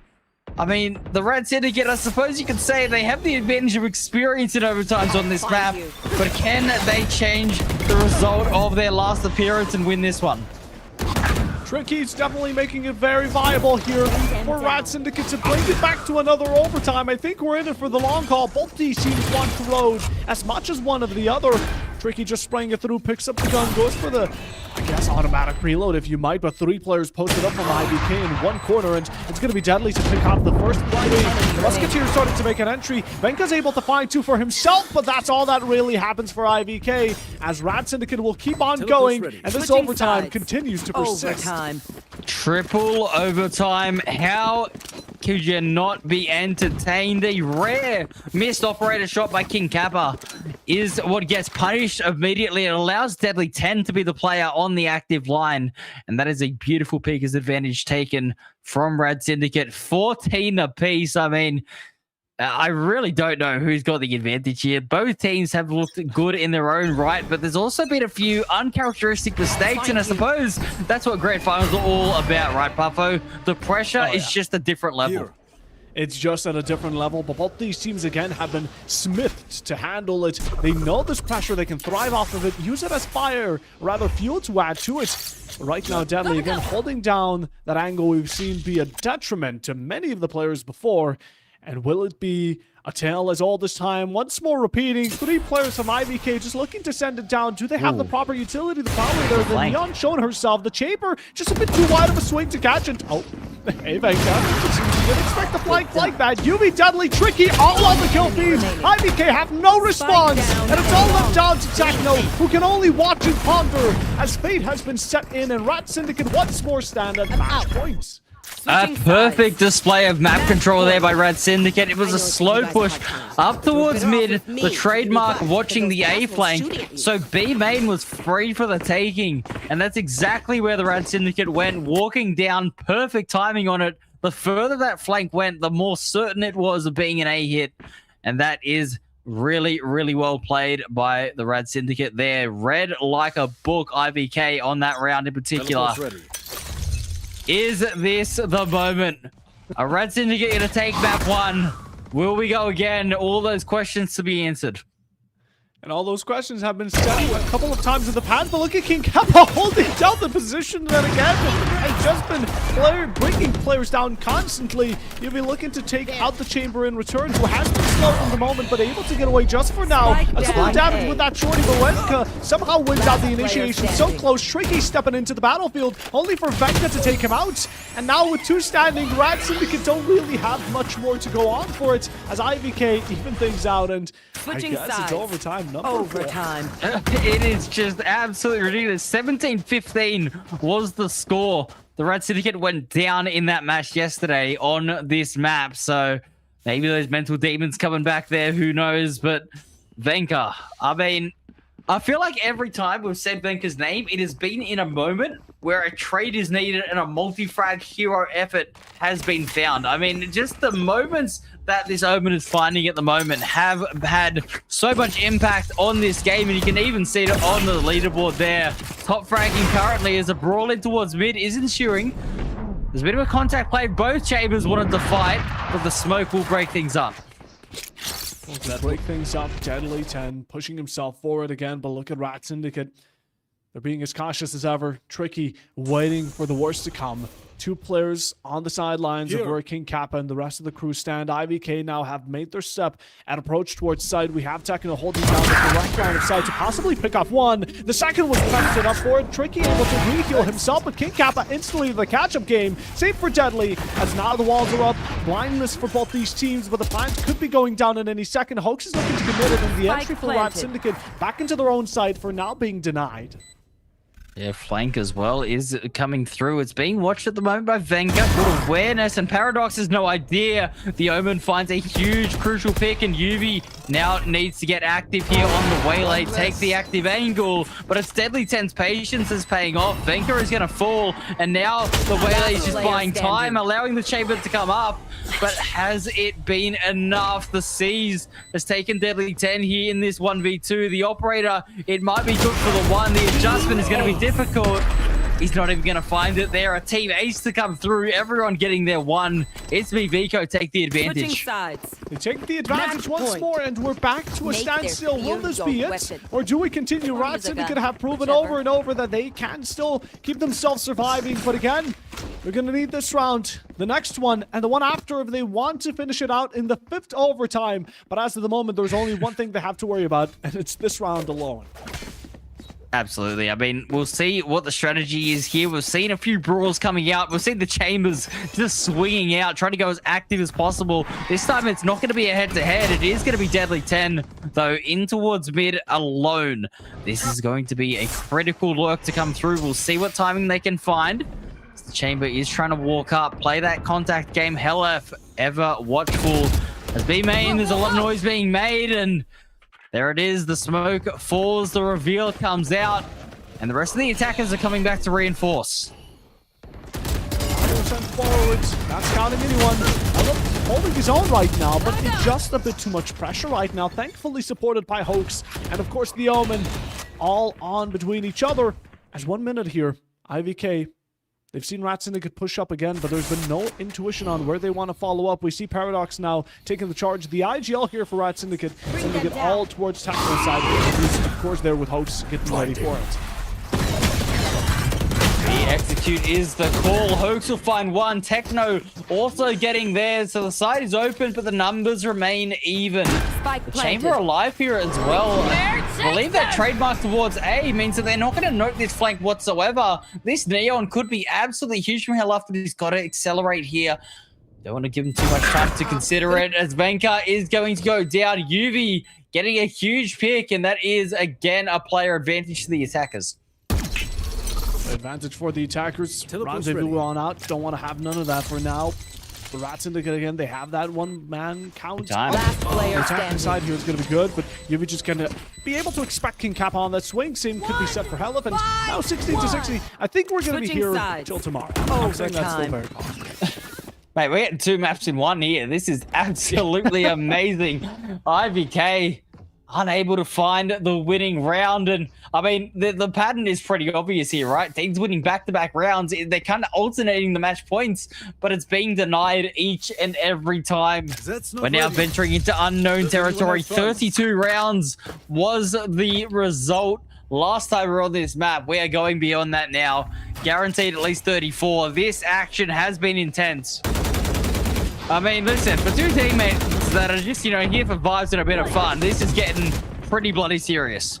This is getting very heated, and Yuvi is going to kick things off once more. Venka opening contact here in the Omen Fall now. That's going to be a bit more limit on those smokes. Techno will have to carry that controller role, while the rest will just get pushed on back. Deadly with another one to bury it down for IVK. Now they're already 2 players off, and of course, RAD Syndicate, they just need to play it safe and not give up too many bodies. 3 of those from ItsMeViko approaching onto Link, lining themselves up nicely. So tricky to find another in the replay game. This is the true beauty for RAD Syndicate if they want to keep themselves within this match, and I think it's going to be just about that as Tricky finishes things off. And in general, RAD Syndicate now match point heading over to the attacking side. The thing is, right, RAD Syndicate, most of the rounds they've won, or at least, actually no, about half of the rounds they've won into these overtimes have been off of the attacks. If they can get this one, we might just be able to catch map number 2 before midnight strikes.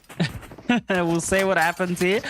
Still a bit of time before that does occur, but yeah, 17-16 now. The RAD Syndicate, they've been so impressive, I've got to say. I mean, the improvement on this map in particular that we have seen just over one day has been absolutely astronomical here. King Kappa, though, I've got to say, it's a rare sign of frustration there from the chamber on that lurk. Tried to go super aggressive to catch Deadly 10 and got punished. So we'll see whether or not they can recover, as the flash is going to be very effective there, and King Kappa is trying to play as disciplined as possible to get out. Yubi overextended, but still finds 2.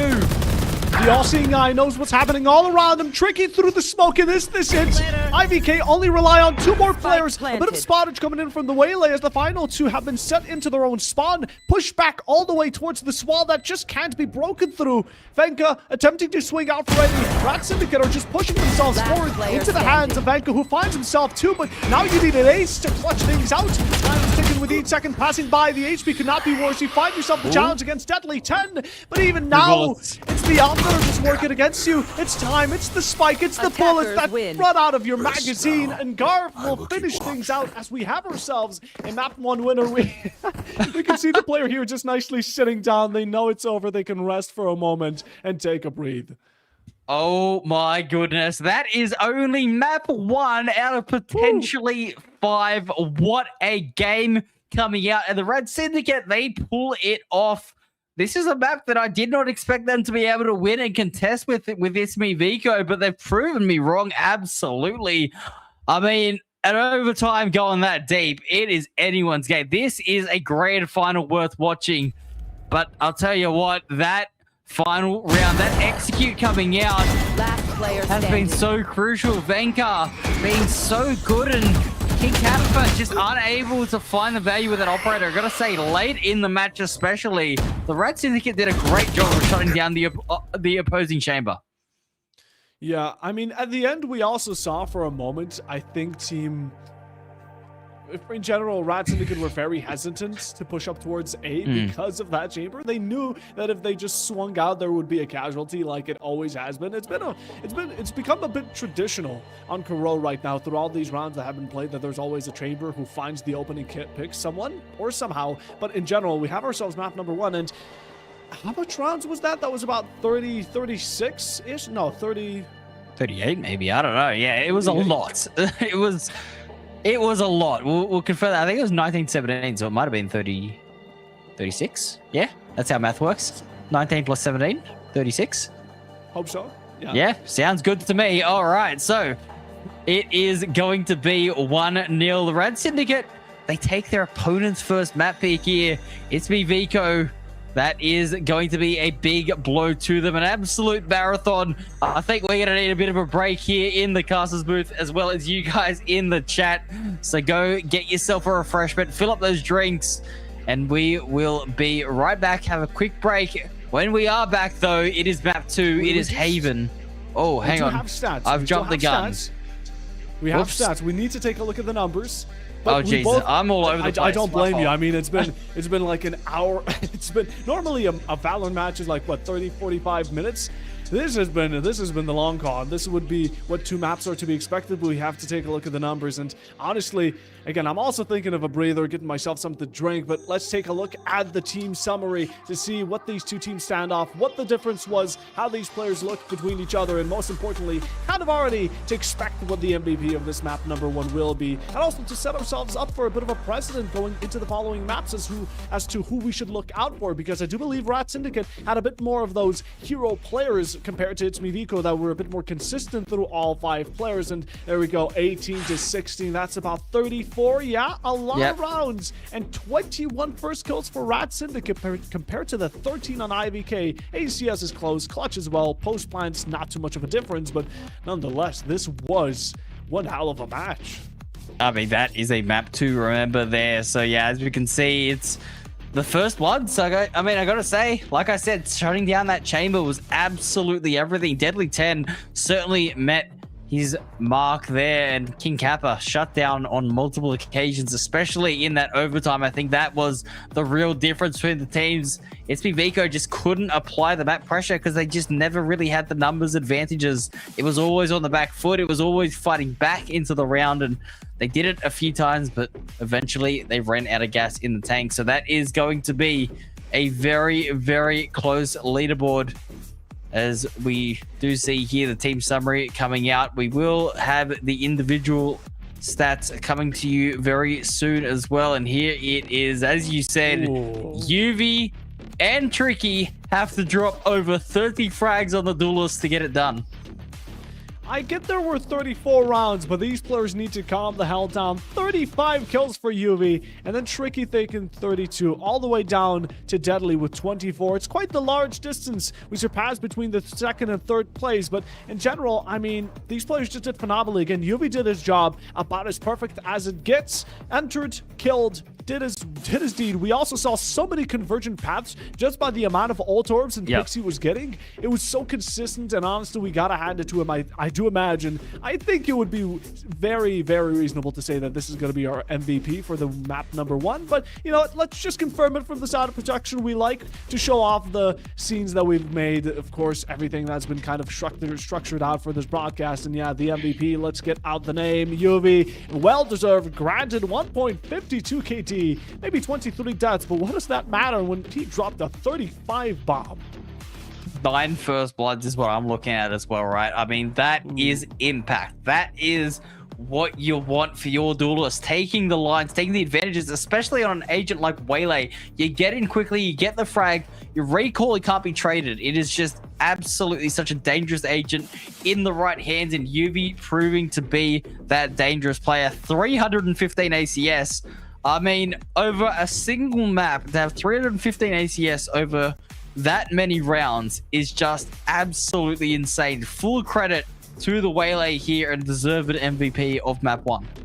100%. UV, you well deserved it. We're looking forward to seeing how he is going to be performing on the following maps, as we have many more, right? This is only map number 1. Then we're going to be heading over towards Haven, Pearl, Split, Abyss, if we manage to reach it. But again, it's good for RAD Syndicate to kind of kick things off once more. Again, if they want to get this second map, which Haven is kind of the map that they've shown better results on. Again, this was the map they found themselves a 13-2 or 13-3 in the quarterfinals. If they can have that performance once more, they should be able to find an iron grip over towards this series points. In general, though, I mean, for map number 1, I didn't expect it to go on for this long, but I think it's very fitting for a grand final. And for now, you know, we wanted it, K-Man. We said we're going to go to a short break. Both these teams needed, the viewers as well, but us importantly as well. We need to keep our voices hydrated, you know? You guys understand it. So for now, we're going to take it to a short break. Don't go anywhere, as we're going to be back with the action in just any moment.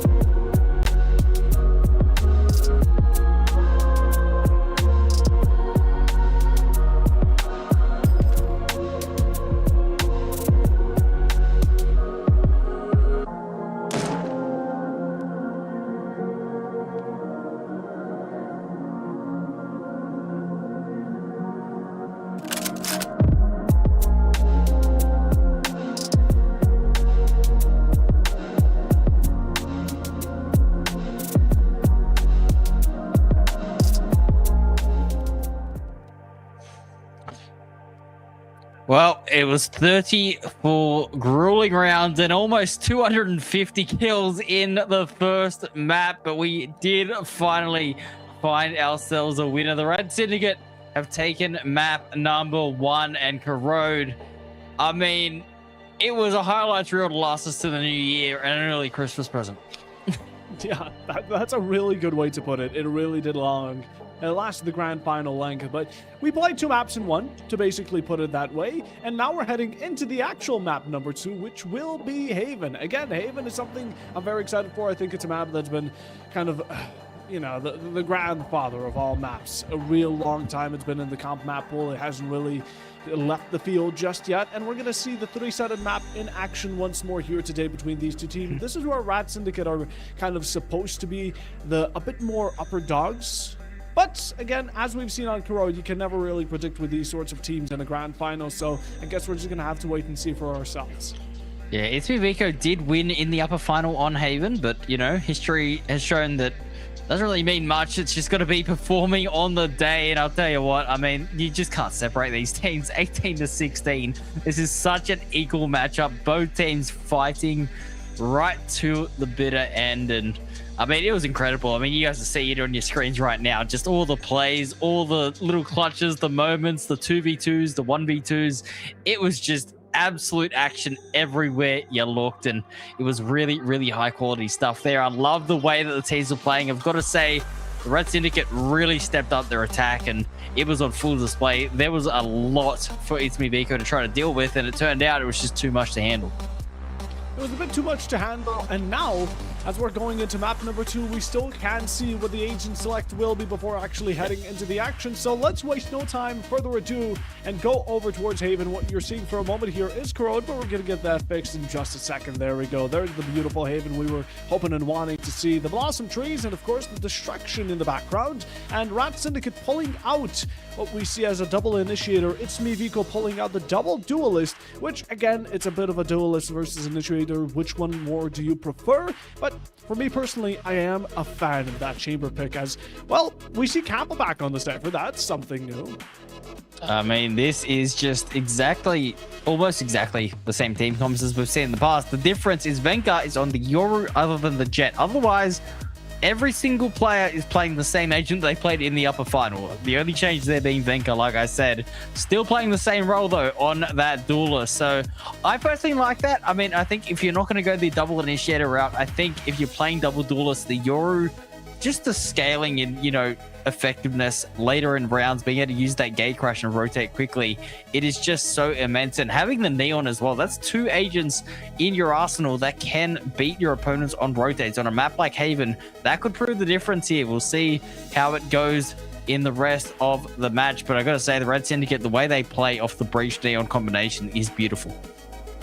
It's beautiful, and I'm imagining they're going to blossom once more going into this second map. The RAD Syndicate, what stands on the line for them is here series point if they're able to claim this one, while ItsMeViko trying to bring it into an unofficial best of 3, at least to kind of even things out when it comes down to the whole series point. But for now, again, ItsMeViko mostly looking to deny something that would pressure them going forward into this best of 5. And again, they lose this map, it's going to be a reverse sweep needed for them if they want to win out the best of 5 here today and now. But from the previous results, we've seen that both these teams are quite even. Even on Corrode, again, they were very back and forth between each other. There wasn't really any team taking a huge, and I mean a huge lead. It was mostly down to 2-round leads at most. But for Haven, I guess maybe it's going to be different. I mean, yeah, you bring up a good point, and that's kind of been what we've seen a lot, what I've seen a lot casting a lot of the games in this tournament so far, in this bracket, the finals.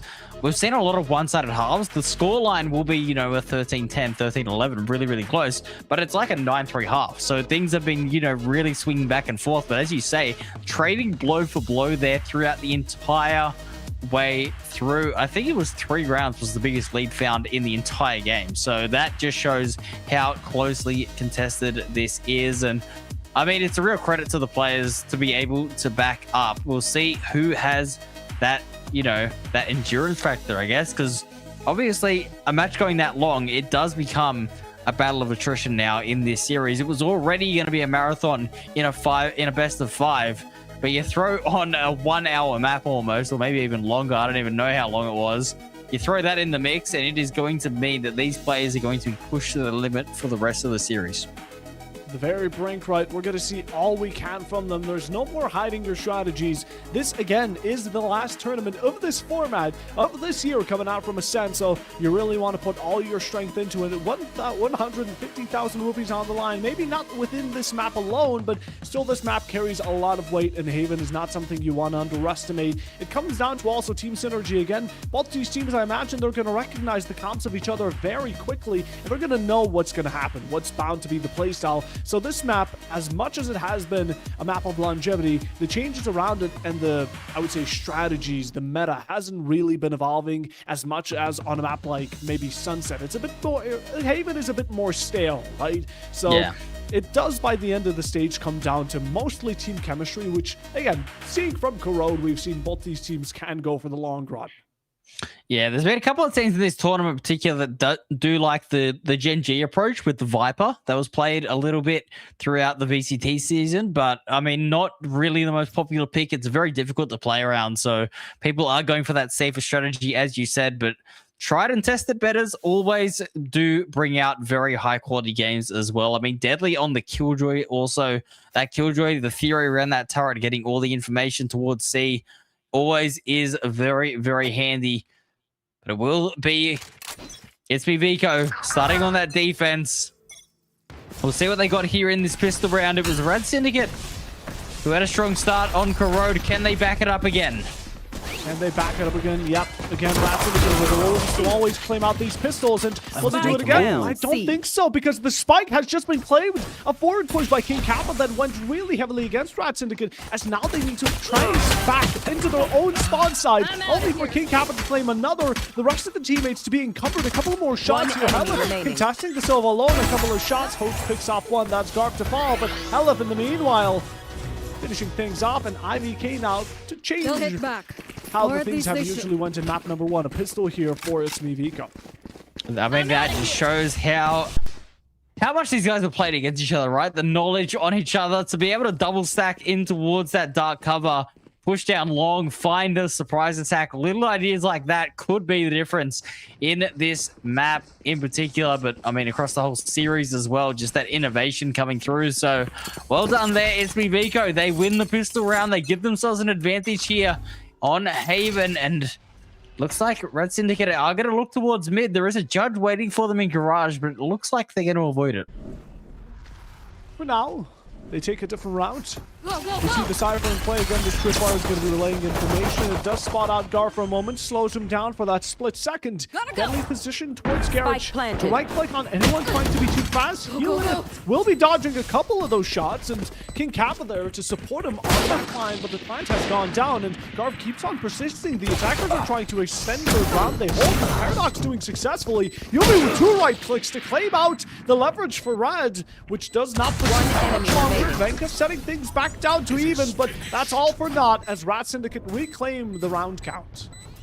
I believe the saying goes, free gun, by the way. I mean, the right clicks coming out there from Yubi were ridiculous. Oh my goodness.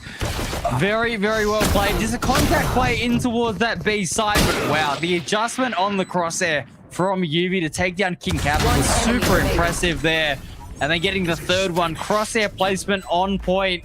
Vanguard could do nothing but watch in vain as the classic bullets go straight to the dome, and the RAD Syndicate flip the script immediately here. It's one apiece. One apiece. And yeah, Yubi again, MVP of the previous map. Gonna continue that on to the second, while in the meanwhile, a forward push by Venka to go against you. You're going to a Bulldog that can bite harder than you imagine, as Garb just sets himself onto the side free. Like there's not really much of an opposition. Helif on the opposite side, it's mostly the rest of IVK trying to set themselves towards this pace, but again, it's all gone against him, unless Helif is going to make a statement, finds one. Yubi shuts down Hoax. He's even coming around. Now that Shorty and Lock, and it's able to claim the Neon right after as well. Techno will be the one to take the blame, and now 2-1, Rad once more in the lead. Yubi with that Shorty, bailing him out there. No ammunition left in the Vandal. Had to go for the quick swap on the weapons, and it paid off. So 2-1. RAD Syndicate, they will stabilize here and complete that, you know, punishing act of winning that thrifty early, right? You convert it into a second round win, and then you are the ones who essentially are playing, you know, a weird kind of bonus round situation 4 rounds into the game rather than 3. So we'll see whether or not they can get a second round advantage. Coming out here, score currently 2-1. The C site being looked at yet again. ItsMeViko need to hold the line. It'll be Techno to draw first blood.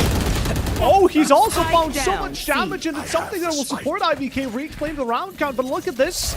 It seems like RAD Syndicate aren't out just yet. We have the smoke dissipating. Venka could be in a position of vital enemy importance to be remaining. taken out. The Killjoy gets pushed. Venka finds that one. And even though the rotation was meant to be a plan of RAD Syndicate's, that has been quickly put to rest. And so has UV as the last. IVK now 2-2. The round is back, and we're back to this back and forth that we've seen in map number 1. Indeed we are. Techno, huge couple of picks coming through there in that round in particular.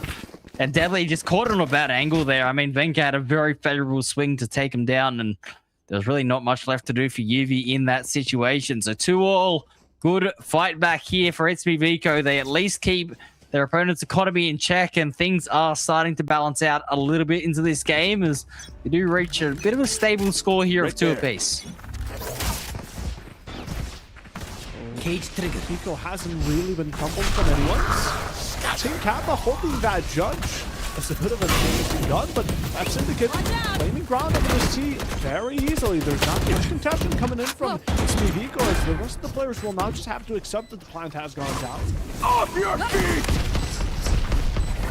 Oh, Rolling Thunder is huge there to fight back in towards C-Link, but Hellaf's ready for it and finds 2. Paradox only able to take down Venka, so numbers going the way of defense. Tricky forced to fight forward here in the 2v3. The spike is tapped. The fuse coming through here. Is there a denial? UV's going to go down. I don't think they're going to find it. Tricky will fall. Not enough HP to span through constantly. And that is a messy retake, but it is now the lead re-established for ItsMeViko. It's a good way to get themselves back in the lead, but again, it's only a matter of time of how long this will persist on for. We've seen both these teams, they can really catch up to one another when in dire spots of being a round or 2 below, but RAD Syndicate's the eco now starting to slowly shift for the worst. We see Garv being only on that Sheriff, and maybe we'll resort for the ultimate on the Neon if we can just find that ult orb. But as of the moment, some of the ults from IVK are also starting to set themselves in motion, mostly from the shadows. We also see the Dimensional Drift, which could be used for intel gathering. But Garv, I spoke of that ultimate. I don't think it's going to get used this round. Yeah, we can see here, it's just a bit of this dry contact coming out, and Hellaf just outstays his welcome there, traded out in the end. Host also went down in that chaos, so it's a 3v3. Deadly 10 now activates on the lurk, but it's King Kappa, the opposing sentinel, to find the value. As we do see the attackers decide to head towards the C site, but Venka, I mean, we talked about how good this Yoru is, able to get into the back lines, get a flanking pick, and this leaves Tricky in a 2v1. Some information gets blinded out for a moment. Tricky picks up Venka, but King Kappa gonna deny any potential continuation of bad news, as now ItsMeViko. There are moments we've seen a team be 2 rounds above, but they're going to be able to establish that for themselves going within this first half, and maybe even this 3-round lead continuing on to the 4. A bit too much into the future, but again, RAD Syndicate, like they did on Corrode between each other, they will need to find a breaking point to kind of set themselves closer to IVK's score point. Although this round is going to be a bit too awkward for that. Again, we are set down in a rough eco standard. We have ourselves a Stinger, 2 Sheriffs, 3 to back it up, which compared to what ItsMeViko have, that just be very difficult to contest with. Yeah, absolutely. I mean, one crucial thing you talk about in Valorant series is retake percentages, right? I mean, retakes are so difficult against fully organized post plans, but if you can break up a bit of chaos like ItsMeViko have done, it makes these rounds a lot more winnable, and that could be a real key to winning series, is that Recon Bolt's actually going to tag up Tricky. That's a little bit of information coming through for the defense that the attackers were trying not to give up. Is that going to lead to a big consequence here? It looks like the RAD Syndicate are just going to commit to the A hit now. Now we see the drone getting popped. That's a bit of information. If you like it or not, IVK are attempting to deny the entry, but in for so much, King Kappa by the end will take the blame. Paradox with Spike another. planted. It is being traded out, and a fair fight coming out from the Thrifty here as Tricky finds one more. One Taking enemy yourself out of it. remaining. The Stinger up close, but it gets taken out by Tricky, who finds the refrag, and now two One against enemy one. Upgrade remaining. on a couple of these guns. Thrifty. LF with one shot, deadly to finish him off, and the Thrifty here for RAD Syndicate. Yeah, that's a little bit of panic for me on that round. IBK, they knew they were up against a Thrifty. They knew the A hit was there, but they just tried to commit into the hard fight, back their rifles to get the job done against the Sheriffs, but you're giving the opponents every chance to pick up those rifles when you get up in their face, and that's exactly what happened there. ItsMeViko get punished for their slight impatience, and RAD Syndicate will win a big Thrifty round there, because I got to be honest with you, ItsMeViko, they win 4 in a row. That is the most momentum we would have been seeing all series so far, but it is denied. LF trying to take space in towards a long, but is punished on the spam. What a raid from Yuvi, just expecting the Neon to get aggressive with a Sheriff, with a Bucky, whatever it might be. You know that Recalling LF my kind of bot. likes taking these type of gambits, but RAD Syndicate, they thrive off of the opening here. Now they're going to continue persuading the C once more. They've done it in the past. This time it's only going to be King Kappa to contest you in that territory. And, well, Garv, it's expected. He finds himself the headshot. The Cypher falls, now 3v5. And ItsMeViko not looking the best. Yeah, the Neon is just so dangerous on the entry when you don't have util to stop him. As Venka is going to be revealed as the smoke fades, but it's actually Host to find the enemy pick. remaining. Deadly 10 though, good for the trade there. Shuts down any potential of panic, as Techno will get a nice consolation pick, make it 2. But I feel like in that round, the RAD Syndicate never really lost control of that. No, they were very good. Again, they kicked things off quite well. Then they bounced towards the seaside. They found themselves the entry. The post plant as well. Maybe a couple of kills again, like he said, those tertiary that just found ItsMeViko a slight bit of value, but in the end, RAD, they were handling it nicely. They played together, which is most important. They didn't really get greedy for kills and were sent out bodies for no reason. But they played it all together just to lock down the round. And once more, we find ourselves in equalization. Where else but all square were we expecting to find ourselves in this series for a beast? And it looks like B is going to be where the battle is starting out, as Techno is going to find the first blood over towards UV. The Omen up top is going to be found, but still good for a second as the B side is opened up, and Tricky gets 2 massive picks towards C-Link. Massive picks. We saw the Hunter's Fury be pulled out by Hoax, not finding the value wanted, but still in the end push some of these players maybe to even scrap off towards the C side, but Deadly remaining in the background towards that B side to cut off any rotation, which will not be successful, not just as of yet. The solo Hoax might Last come player into standing. encounter in this Killjoy. Deadly takes that gunfight, and Paradox swinging for the last, as Helip won't be able to persist or find any picks of his own. 5-4, RAD are now in the lead for the second time in this matchup. 12-5-0. That is the KDA of the sober here for the RAD Syndicate. Absolutely playing phenomenal here. Tricky, big picks towards C-Link that just opened up that rotation and made it so easy in the post plant. The RAD Syndicate, I gotta say, their mid-rounding here and just their general protocols when they get that spike planted have been phenomenal so far. Absolutely outstanding. I mean, it sees why Tricky was on that lane earlier, but that carries over towards any agent, it clearly shows. And look at RAD Syndicate again. They're just being very patient. I really respect the fact that they're not pushing too deep, because they do recognize that ItsMeViko, their economy is going to be rough, right? They're going to be pulling out these shotguns, the Buckies, the Judges, and they're just going to try and play these opening close-up contacts. RAD Syndicate, they don't want to risk it, though. You can't really blame them with the way that this grand final has unfolded so far. Real back and forth. Rookies going around, but Venka punished on that push, and good awareness here from UV as well. Just be cautious of that Neon. Obviously aware that they didn't take the Neon out with that pick, so it is going to be Techno though with the charge, attempting to find some value. Stunned up, will be taken down. A bit of a bloodbath here in Garage, but it's all red.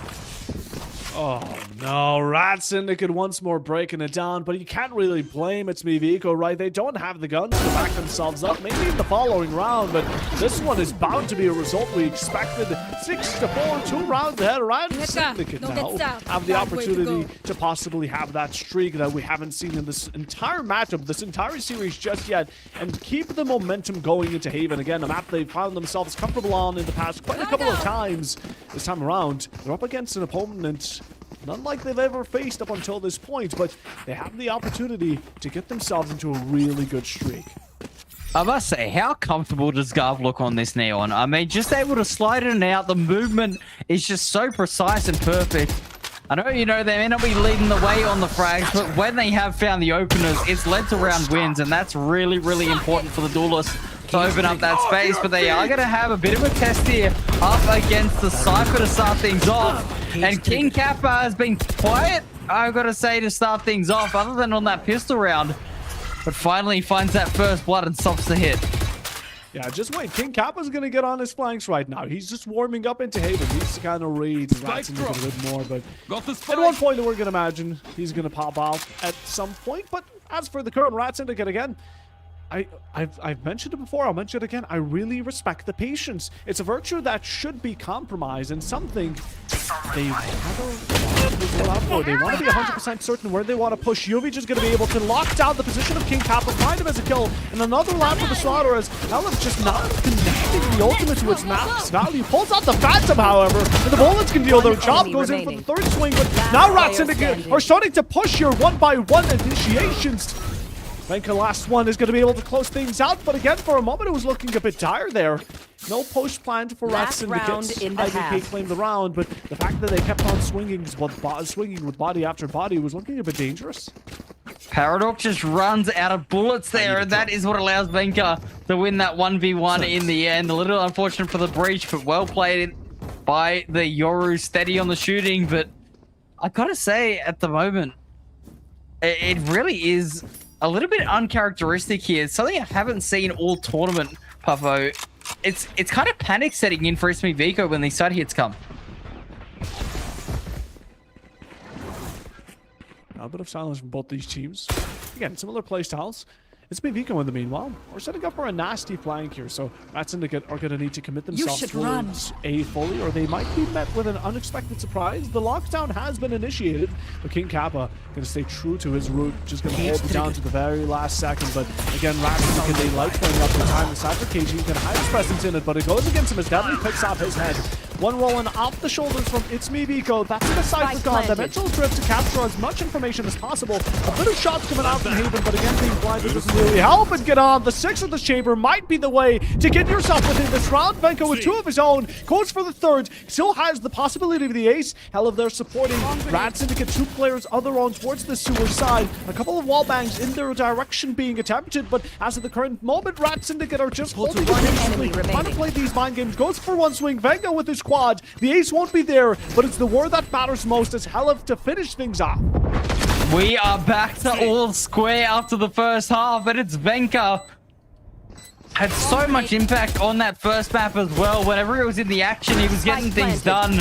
And look at the chaos that he exploits here. The Yoru has to be a little bit more crafty in these situations now. Comes out of the dimensional drift as the paranoia was sent through. Just so well played. The util combinations allows the Euros to get 3 picks essentially for free there and retake that A site. Really well played in the end by ItsMeViko, and I like the set play coming out on the retake. I just wish I would have seen a few more of those throughout the half, because like I said, there was a few rounds there, especially in that 4-round streak, where they kind of just panicked and rushed themselves a little bit. A bit of calm here. Maybe the IGL potentially during this half time could just settle the nerves as they head into the pistol. Gotta go. Head into the pistol. Second half here, evened out first. And now who begins it? This time RAD Syndicate are looking a lot more like they were on Corrode as Deadly swings out for a successful opener here. The Neon now off.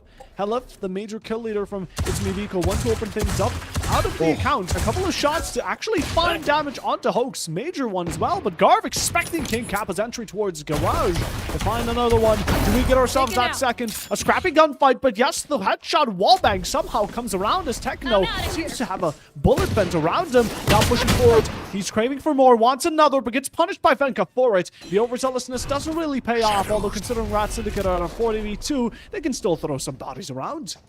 We'll see. Don't really want to give an opening to a team like ItsMeViko, but as you say, plenty of bodies here. Deadly is able to hold the line. The Killjoy getting it done, and now Hoax left with it all to do, and Yuvi's going to clean him up. So, yeah, not punished in the end for that overzealous push, and I mean, RAD Syndicate, they've been good on their pistol round wins. It's been competitive each and every time. But IVK, after winning a thrifty of their own, which we saw in the first half. Yeah, RAD Syndicate getting themselves a good spot. 3 rounds again, like you said, continuing into the second half from the first. It's a good way, again, to mentally as well set yourself up for a better continuation. That confidence needs to be boosted. If you're already 1 map up and then going for a greater second, this is where ItsMeViko might start feeling a bit pressured. The Marshall there, a bit slow on the time and could have caught many players damage, but they're just going to 5-man stack it into Sewer. This might get quite brutal here as the Pistols are looking to set their mark on the kill feed. Neon's ready to send it. We have all the smoke coming around to support that push, and Helif just opening the site. Easy plant should be down. It's all down to RAD to respond. I wonder if there's any tripwires on the Cypher. It doesn't seem like it. I'd love to have a few unorthodox trips here on this post just to disrupt, but for now it is just going to be those classics. Helif getting spammed down. The shock darts are excellent. That's going to kick the retake off, and in a 4v5, RAD Syndicate are coming in with the better weapons, but they're falling out of heaven. They got to be careful. The Sheriffs are getting it done though. Paradox, a beautiful 3k. And they will establish a 2-round lead here. 8-6 the score, and the weapons will be recovered. I just gotta take a moment to appreciate how good this grand final has been. The previous qualifiers towards this Breakpoint Championship, and in general through Ascend, some of the grand finals have been a bit more one-sided, but this truly is something to finish off the year. And honestly, we just gotta appreciate the amount of work and the amount of effort that's being put in by all these players. I imagine the staff in the background. Again, this is kind of what we want going into it, and honestly, I'm just excited to see. I'm hoping we get to see map number 5. I mean, you mentioned it. Massive shout out to the production here. Absolutely killing it for you guys as the viewers and us as casters. It has been a real treat to work with them, but ItsMeViko, well, they need to produce something of their own right now, don't they? They cannot afford to lose momentum and go down 2-0 in this final, as Helif is going to find an absolute belter for the opener. That's maybe what they needed to get things going. The Marshall spam's not going to quite find anything just yet. As I do say that, Tricky will find a handy pick. Garv good for 1 also, and it will result in the A site being opened up. Numbers advantage to ItsMeViko. But if the RAD Syndicate can find a bit more damage here, this could certainly lead to a bit of trouble for the attack in future rounds. It's going to have to be Deadly, though, who needs to carry the most of it. Right? We have a player like Yuvi coming in with the judge, and speaking of which, he's going to be the only man left standing. Sheriff in hand is the best you can work with, right? But in a 1v3 at this point, you're either just hoping to find any kill. Again, up close with the judge might be an unexpected gun to face if you're on the side of ItsMeViko, but in the end, you need to expect the worst of it. King Kappa just able to catch him, looking in the wrong direction, and around back for the attacking side, as now they're only 1 behind RAD Syndicates. And if we go according to how both these maps have been going, I'm imagining an equalization should follow. Yeah, I mean, this has just been so back and forth, as you said. Nobody can find the upper hand. We'll see what happens here on the attack. I've liked the pressure and the hits coming out from ItsMeViko, staying together as a bit more of a death ball strategy to start things off. But you're going to see as this half starts to unfold, this is going to be a lot more normal here on this current setup. The default's coming through, looking for that map control and pressure as Garv holding W, walking in towards a lobby and taking all the space. It's Helif, though, who opens up with the first blood. Tricky. A very, very vital trade. Extremely vital. We have an eye for an eye, a neon for a neon. RAD Syndicate just holding down their fort still, but ItsMeViko, they've creeped up onto C. Hoax has been able to take out Deadly and just a sandwich on towards the side as the spike is now heading towards for that plant. Case has gone warm. Paradox and UV still looking to approach it from the CT spawn, but in general, this is not a round that's looking for RAD Syndicate's favor. 8-7. A chance to equalize in this absolute nail-biting grand final. What's the call here from the defense? How do they get back in? There's 8 seconds on this fault line. I'm assuming they're going to try and wait for that, but the time is going to tick down lower and lower. 3v4 scenario, the drone's coming out looking for the information for where to place the utility, but the paranoia in reply is beautiful. It's going to stall out players. UV gets the opener. Venka trades things back, and the Yoru has saved the round here as the time is ticked. Timer's ticked, no more remaining, and you're just gonna have to backtrack right over towards your spawn. Save that vandal for another day. And the story repeats, an equalization here. Coming in once more. Both these teams really love edging us throughout both these matchups, but again, it's what makes it so great to watch here. And we've seen, again, a lot of these consecutive 2-for-2 rounders. 8-8 now. The economy for RAD, on the other hand, is starting to get broken down as of the moment. They have been on the worst receiving end when it comes down to how their guns have worked around, seeing as they also needed a thrifty to get themselves back in motion. But I guess we're going to need to see a repetition if they want to kind of kick things off once more. Yeah, what I've loved about what ItsMeViko are doing is that they know that they don't have necessarily the better team comp for this A lobby control, but they're still contesting it, and they're forcing the utility out each and every time from this defense to really fight for that control, because they're not giving it to them for free, so they're having to overcommit and really play a deep line, which is opening up areas on the map like we are seeing up C long. Areas for this defense they have to give up. You cannot hold all 5 lanes at once, as we do see the C side opened up. It's going to be UV towards the backer side, however, to find a nice handy opener. Nice one, good one. Flash is out, and we have ourselves both teams trying to make the entry, but Venka's going to deny Paradox of it. Ground has been given over, but UV still fighting for it. Hunter's Fury given a little bit of ground here for the Omen to sneak around. There's still some wiggle room around that backside, and now down in a 1v1. Just need a head tap to find yourself that comfort zone. Send out the smoke. Are we even willing to invest from the shadows? It could be a worthy one to secure the round, but no, you try to contest it from a higher ground, and Hoax expects you right above the smoke, as now ItsMeViko with another round for their belt. Very well played there by Hoax in the end of that 1v1. But yeah, just, you know, going back to that point I was making at the start of the round, because they're making such an overcommitment onto that A lobby area, and all of that util is being used, the fault line as well as the Neon just running up there with the high gear and the slide being used to take the space.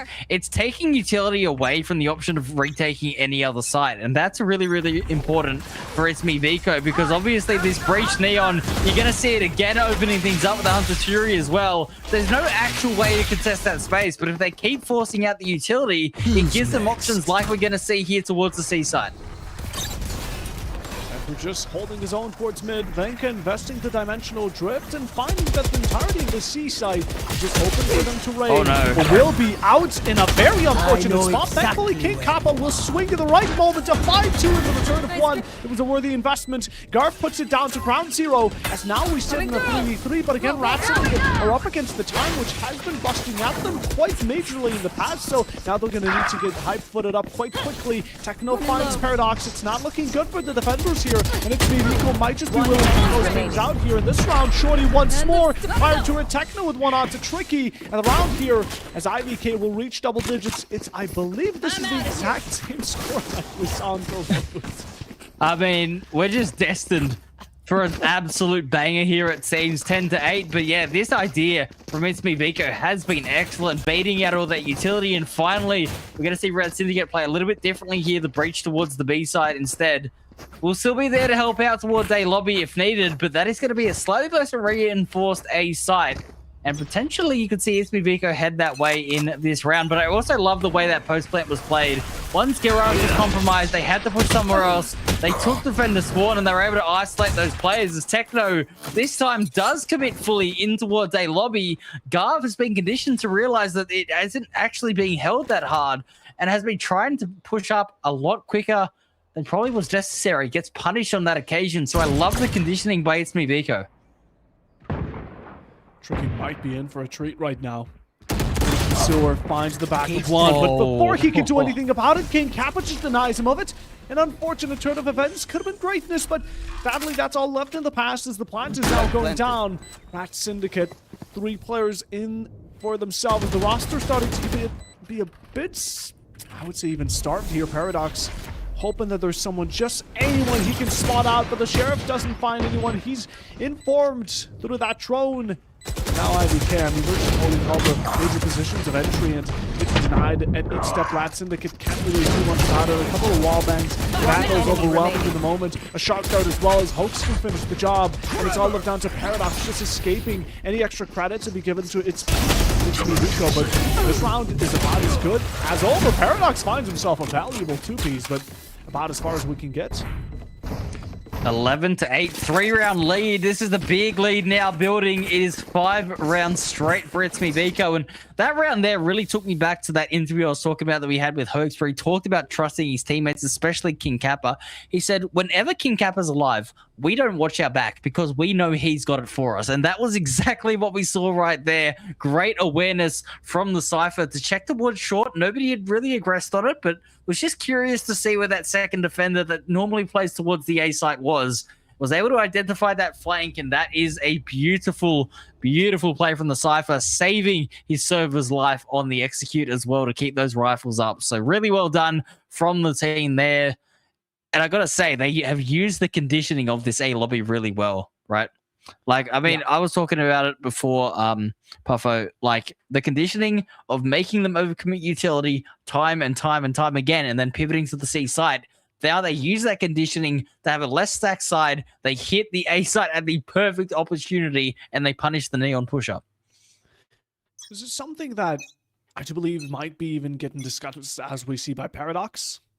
Something that can be maybe brought later into these rounds. And again, the recognition of an IGL like this, Paradox, I don't think he's had too much experience with this team. He is a bit more of an early introduction, if I do remember from the previous interview, but in general, he's been doing a great job. From all the way towards the first qualifier to the championship, Paradox has been able to kind of not only mentally reset the team, keep them humble, but at the same time, have them all follow the same lining, as now Techno from IVK is sadly going to shut down Paradox. We spoke so highly of him, but he's the first to fall now, and Deadly will follow the similar tradition.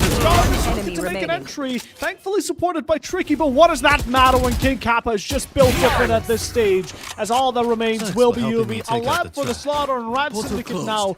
A tale that we didn't expect, facing match points and 4 rounds below IVK. I mean, they had the read there, RAD Syndicate. They just didn't win the gunfights. That's sometimes what it comes down to. It is a shooter game after all. Well played by IVK, securing themselves match point here. 12-8, a lot of time to play with, and you can see what it's doing here. The defense, they're starting to question themselves, second guess their setups. We can see the Killjoy has moved towards that A side, and that does mean they're not going to contest the A lobby area as heavy. And they will stack a little bit more of that aggressive utility over towards the middle of the map. Let's see whether or not Garth can do anything here on this Neon. Expecting Vanka would be the bare minimum again. ItsMeViko have been 11, pushing themselves into this B side, but the outlaw in hand, he just gets spotted before you can see anything yourself. Garv, instant denial. Now RAD Syndicate opening things up better again. If they want to find themselves this overtime and continue to go for the long run of this match, they will need these 4 following rounds without any flaw. A swing here, just a bit of a bait. Helif will shoot a couple of shots before backing off, supported by Hoax, who's all the way down at bottom of C long to find the opening here for ItsMeViko, but RAD Syndicate should be patient. Patience is key, but LF on the overdrive is going to be quick. Up in your face here. Couple of picks coming through. Is this the beginning of the end of the map? We'll find out very shortly, as Paradox found a nice little timing and does find one. Deadly 10 also finds King Kappa. And that does bring us back to a 2v2. A much more even footing here, and Hoax is so low. This is really going to be on Techno to try and provide that supportive utility. But Hoax has the read here. The IGLers notice that the players are definitely going to have left that C side, and they will find themselves a free plant. Free plant here. Like my moment to strike. We also see Techno is positioned in an extremely strong position. Just spotted One out. I enemy think not, remaining. but expected. Paradox can't do much about it. He loses out the initiation as now Deadly. It's all down to him. It's all or nothing here. Yeah. It's MeViko. They find this last kill, and it should be good for map number 2 here. A bit faster than the first one, but still a very strong fight, although not over yet. We see the retreat here. We are looking to waste as many seconds as possible, and now Deadly just having himself wonder, where did these Hunter's final Fury. 2 players remain? Yeah. This is going to be tough. This is going to be really Imagine tough. all Does that. have the lockdown, but what does it Wow. matter, right? There's just too much utility to work against. You're going to stick at 50. You're going to try to dodge it, but it's a bit Attackers too win. late. And ItsMeViko will find themselves regulation victory in map number 2. 13-8 on map 2 Haven, the map that it's kind of gone the opposite way I predicted so far in this series, but it is an equal series nonetheless. A quality 13-8 victory coming out from ItsMeViko, and that is a very, very good way to build back into the series. It goes one apiece, and as you said, it becomes sort of an unofficial BO3 reset type of situation now. This grand final is delivering on all fronts. We are seeing so many highlights. We'll take you through the final moments yet again. I mean, this situation here with Deadly, it was just never winnable because even though you had the lockdown, it would have been cancelled out immediately by that Hunter's Fury. funny. The spike ticked down too low, and that was kind of the end of that one. Very, very well played post plans there. The attack was excellent from ItsMeViko. And I'll tell you what, this player right here, Venka, back on the duelist role, absolutely loving life on the Euro.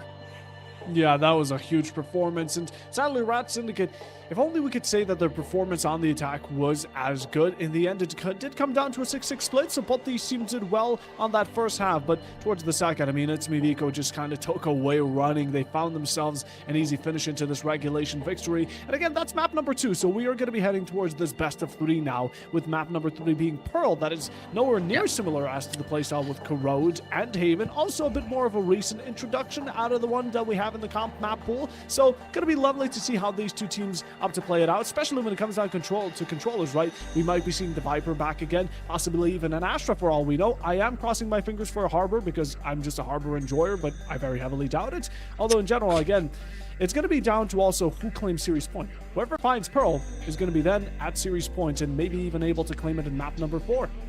Well, an interesting point to make here is Pearl has not been played at all this tournament. This is the first time Pearl has played in this entire tournament, so we have no data to go off here really as to what to expect coming out from these two teams. But I mean, it's going to be an absolute slugfest. We know that. We're going to go heading into the team summary here now. But I got to say, you were talking about the attacking strategies coming out from RAD Syndicate. A 6-6 half, it was decent. But I've got to say, the conditioning from ItsMeViko is what was absolutely critical to their success in this map in particular. They just, as I said, contested that A main space, wasted so much utility on the defense, it made those retakes almost impossible. As we can see, 11-10 on the first bloods. They only needed the 7 post plants, but they were so good when they got that spike planted. Yeah, they were absolutely unstoppable, and in the end, even though the stats are close, ACS, a small difference, similar to the map number 1s, but in general, the score tells the story. 13-8 again. ItsMeViko were able to just kind of start sending things away once we headed over towards that second half, and conditioning, RAD Syndicate, they didn't find a way to break it as they did on Corrode, and even though both these teams have exhausted themselves over these 2 maps already, it's going to be down to RAD Syndicate and ItsMeViko to kind of decide who will take series point going into this next one. And now, let's take a look at the players. Let's take a look at the actual kills, the stats between them, to truly see who's going to be this MVP from both sides. And I think we could expect from ItsMeViko who it might be. And yeah, there we go. Kappa performance. We have seen Venka also do his due diligence, but in general, it's been the Cypher that was extremely consistent throughout the entirety of that matchup. Absolutely, and this is why I was highlighting Kappa at the start of this series, the player to watch on this Sentinel. So much impact on those lurks, the timings. I mean, one of the most essential tools in that A lobby conditioning that we were talking about, right? That cage to deny the information, breaking the dart, just giving the defense a lot to deal with, and really forcing, obviously, Garv to overextend at times to try and dig that Cypher out of position. It was really well played in the end, just a complete team performance. But yeah, definitely highlighting the Cypher in that one. 3 first bloods as well, so getting those early picks and the damage when required. UV on the other side was very impressive on that Omen. It's been good all series, to be fair, as yeah, I mean, look, it was an even half to start things off. It was kind of back and forth, but I've really just got to put that down to an IGL masterclass coming out from Hoax. 100%. I mean, he clearly showed it. Even though Hoax wasn't the best on the kills, right? It shows that he was mostly focusing towards helping the rest of the team kind of carry that performance going into map number 2. And it showed, right? Kappa, Techno, Venka, Helev, they all did an amazing job. And it's what helped ItsMeViko claim this map number 2. But as for now, we still have an MVP to claim. We already kind of can know that it will be the one and only the Kappa, who, again, 22 and 16 with the amount of rounds we've had is absolutely great. But going deeper into those statistics, it's me Kappa on that lovely Cypher, pulling out the Sentinel, yet still top of the team, 1.38 KD, and with 3 first kills, an ACS of 284. This man deserves it. 100%. A little clutch in there as well to put a bit of, you know, the cherry on top here for the Cypher. So well played to King Kappa in Haven. The Cypher getting it done. Back on a more comfortable agent for this player, and it is showing in the fragging department. Cypher has played so masterfully on this map at times. It's just so much information you can get as well with those deep trips for info, especially on attack. And it definitely led to the success of ItsMeViko. So we have equalized the series. A much shorter map this time around for us, Puffo. I mean, probably appreciating that on our voices, but the action is not stopping. We are going to be having so much more Valorant ahead of us. But yeah, I mean, it really is incredible to see. We're going to go through the highlights as well, just watching on the replay of this map. I mean, this round in particular, I've got to say, to have ItsMeViko in a pretty unfortunate position there. I believe it was a 2v4 at one point in this retake. Venka just came online, took 4 down himself, and that really, to me, turned the momentum of the match, because RAD Syndicate go up 7-5 after a little bit of a falter through the middle of that half. You could have seen their confidence skyrocket, but instead, that reset kept it really tense. Yeah, I mean, in the end, ItsMeViko, they just found themselves the right place to continue off of. But for now, we're going to have to see how Pearl ends up being. You know, we have a round on both these teams. We're going into a best of 3, and now a bit of a break. So our voices can rest, but these players can take a breather. You as well, restock on your snacks, on your drinks, whatever you need to enjoy the show as much as you can. We're going to be back as soon as we can be. It's going to be Pearl, with ItsMeViko starting on the defensive, and we have Rad starting on the attack. Stay tuned, as we'll be back as soon as we can be.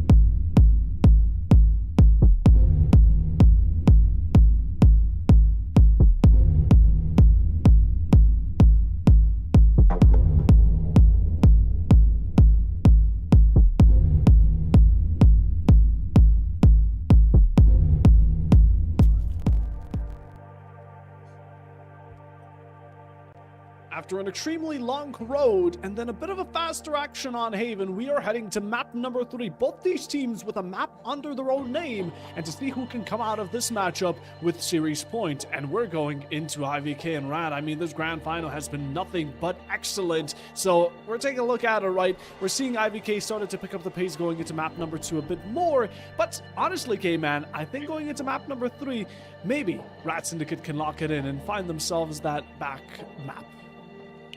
I mean, to be honest with you, we're heading into unknown territory. Like I said before the break, this map has not been played all tournament by anybody. So I'm interested to see how the strats are going to come out, what's being cooked up here on Pearl. It's going to be an absolute treat to watch here. So we'll see whether or not these teams do have something cooked up, or if it is going to be a little bit of a chaotic game, which, you know, I could be down for as well. There's been quite a bit of that in this game already.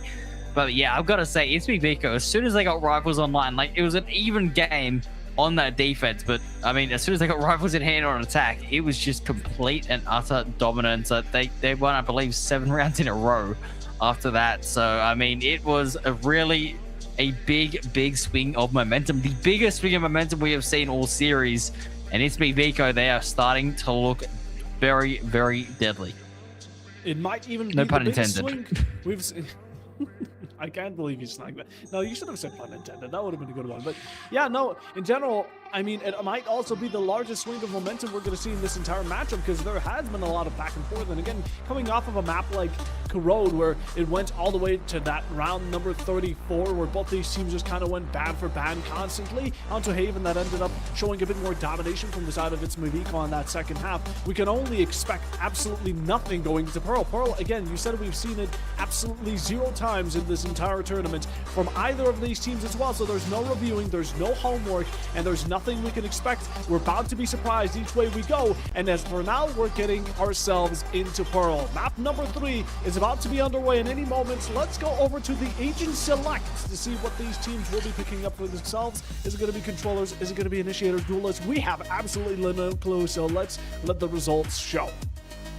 It's just theory against theory at this point. I mean, obviously they would have had a bit of experience potentially scrimming at some point, but that wouldn't have been, you know, too recently, being the off season. So I mean, as we know, both these teams are taking a little break. So it is coming out here. It looks like it's going to be fairly similar on the matchups here. Venka is going to be on the Phoenix, Yubi back on the Waylay, and I like that pick there.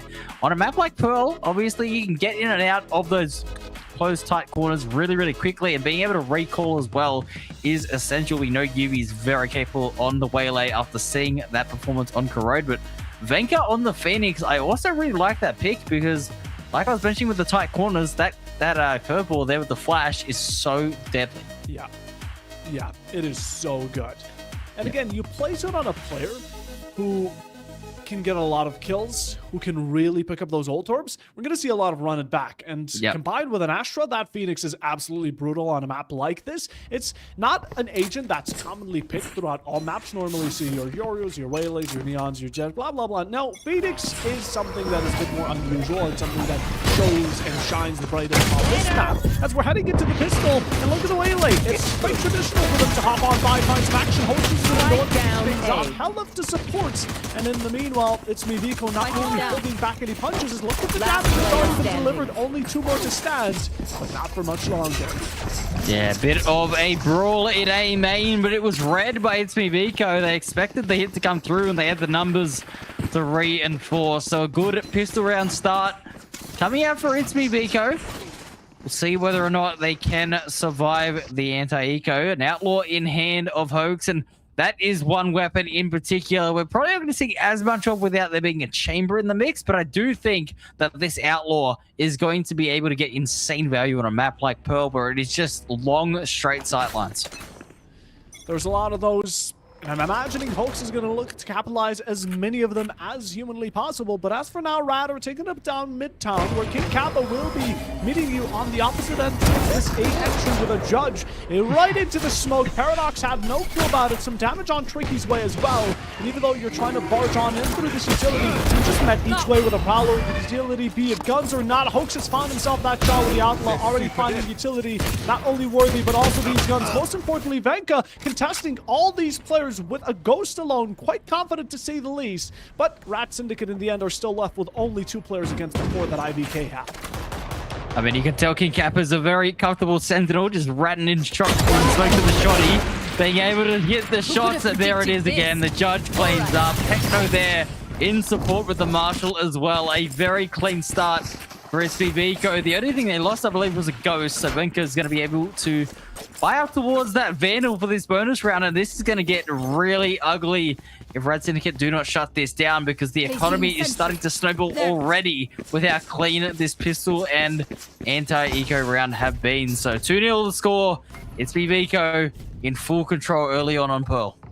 Yeah, the sugarcoating here really is the fact that it's only because of the pistol that these 2 rounds have been claimed. But again, with how RAD Syndicate have played in the past, it's not really the best of signs. And considering this is ItsMeViko's map pick, yes, it's a best of 5, which doesn't allow too many bans. But in the meanwhile, it's still something they find themselves at least comfortable on. As Venka is going to swing out with that flash right around the smoke is absolutely brutal, as Garv just has to accept his fate. But now he's tempted to go for another swing, this time crossed out, not expecting Yuvi to be so wide out towards that left. But already a kill goes back and forth. Now both these teams given a bit of headspace. Yeah, Venka feeling himself there, wanting to go out for just that one extra pick, but good discipline by RAD Syndicate just to hang around and punish. And I think you can expect a lot of that as the smoke starts to dissipate. Here, the judge up in the face is going to get good damage. It allows Helef to get the trade, but that is a lot of utility lost here. The Killjoy going down, obviously towards the A site, where Hoax is already posted up, means that it's not going to cause too much panic just yet, but it is going to allow this rotate to come through, and it is just going to have to be this face check from the defenders to confirm the presence. Yeah, but ItsMeViko are getting ready for it, right? We have Helef towards that mid side, which is going to be an instant rotation. Timing. The Astra here, yeah, Techno going away. No, this is not the greatest for ItsMeViko. It could not have been more perfect. RAD Syndicate to step onto the site, gonna send out that Haunt to seek information, and only now, even through sound calls, it's not coming through. ItsMeViko are just gonna have to wait for the spike to be planted. All 3 players now just charging on back, but too late to deny the spike. The timing goes the way of RAD Syndicate, and now the clock is on their side, but Hoax on this Neon has the Owler in here. Not the most ideal weapon for this retake, but it's going to have to make do with it. As you can see, Helef on this flank. They're trying to buy time for it, but the Fade, Tricky, has his opposite number in that round. It's going to be tricky again to find another, and it is all down to Techno. UV cleans things up. RAD Syndicate, a very, very well-played anti-burst there. The patience in towards A main, combined with the rotate and a good post plan in that 3v3, leads to a round win, and it's 2-1. Don't want to base that round victory being on a fluke, but ItsMeViko, their timing could not have been more unlucky. You just have to feel bad for the players. Again, they were looking so solid in those first 2 opening rounds, and players such as Venka's flashes around as well to find those openings really do compliment it. But in this case, ItsMeViko, now you're only 1 round ahead. Do you want to keep that distance between yourself and the opposing? You're going to have to do it right now. Again, the guns are back on even sides. Both of them at a tier 1 standpoint as Techno trying to challenge a couple of players. We find a minor amount of damage. For now, though, we're just going to split ourselves apart with the smoke. The shorty coming out from Yubi dashes on into the backline. But Techno being very resilient, staying patient, finding 2, good spray, and able to drop the spike as well. Yubi attempting to make a bit of an entry here, but only good for 1 as of now. This challenge gets pushed. There's just too much to handle, and now it's all up down to Deadly, who might as well be better off saving. Yeah, trying to play anti-flash here, but there is no curveball for Venka, so Deadly is going to have to stand and face the music. Minute on the clock as well, so a lot of time to hunt if it does come down for that for ItsMeViko. Deadly is getting challenged up in towards B-Link, trying to find the angle, but it's just a bit of an awkward fight here at the moment. Venka just continuously popping, swinging, and then running back, so have a bit of fun with it potentially, and here comes the triple swing. Helef cleans things up, and it's 3-1. I mean, we gotta say, we were, you know, feeling for IVK in the round previous with that timing, but a little bit of timing going in their favor in that smoke on that occasion. Yeah, balanced as all things should be. As now, again, IVK going to keep it consistent with the distance they've been able to track along. But will they once more continue to try and find that streak they did in map number 2 the second half? Again, those 7 rounds they were able to win continuously. They could begin it once more, but RAD Syndicate, again, they've been good at shutting those type of momentums down in map number 1. And that's the type of tempo you want to swing back into, get yourself into a position where you're kind of the puppeteer of how the match goes. But as of the current moment, IVK going to play it safe with the Astra. Techno has been repositioned towards this B side, or rather A, to hold it alone with Venka. Venka with a run it back. Hard enough to kill him once. Got to do it twice on this occasion if it's used. That is definitely a daunting task, as it looks like ItsMeViko. They have the read for now. They are going to be holding this anti-eco, and the rifles at range find their mark. So a couple of picks going through here. Looking a bit difficult now for the attackers, as it looks like they're potentially just going to go in, look to try to get a pick or two, but this round might as well be good as done, unless there is something massively wrong that goes that happens here. Yeah, I mean, unless Deathleton pulls out a catalyst, unlike any we've seen, it's going to be a result that's expected 4-1 here. RAD not able to pick up this round again is going to set the economy down to a worse standard. Actually, no, they're going to be able to pick it up. It was this previous round that was maybe a bit rough on their end, but in general, they should be able to even things out battle-wise. ItsMeViko, on the other hand, they're still playing confident, right? We saw Venka keep on going for those flash swings, with one already claimed the kill, then went for the second as well, just to clean up what remains in the backside. But in general, I mean, RAD here just can't find themselves a good position. I'm going up. My concern for RAD here is similar to what my concerns were originally on Corrode, where it did look a little one-dimensional here. We haven't seen anything other than straight hits. This is a little bit different though, as we do see a bit of art pressure coming through, and I like the fact they're going to play in towards mid, but Techno in the smoke is going to be good for one yet again. This time traded out, and King Kappa also does fall, so that means the A side will be opened up. ItsMeViko's hold over the side has been loosened. Now it's RAD with the first plant, I do believe, going into this one, or the second in this matchup. But again, in round 6, that isn't too feasible of an accomplishment. Tricky missing a couple of shots. Quite scrappy here towards Venka's side, as Hoax is able to pick up one of his own. And now it's time to run it back, trying to challenge out these players. You have a bit of a time limit on how long it persists. You might as well just throw your body at them. But for now, you're trying to keep it at bay so the defuse can be coming around. The Hoaxy has been stuck on through. Hellup will be finding one, and Venka to come around and support the cross, and also find himself the defuse, so that running back and circuit can slowly recharge.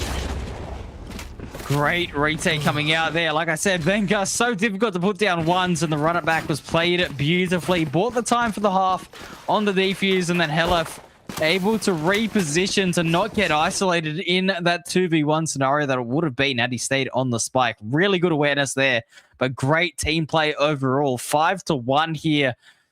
The defense, they seem to have the answers. That was better, though, from RAD Syndicate. They definitely had those extra layers and that crunch potential on the A side.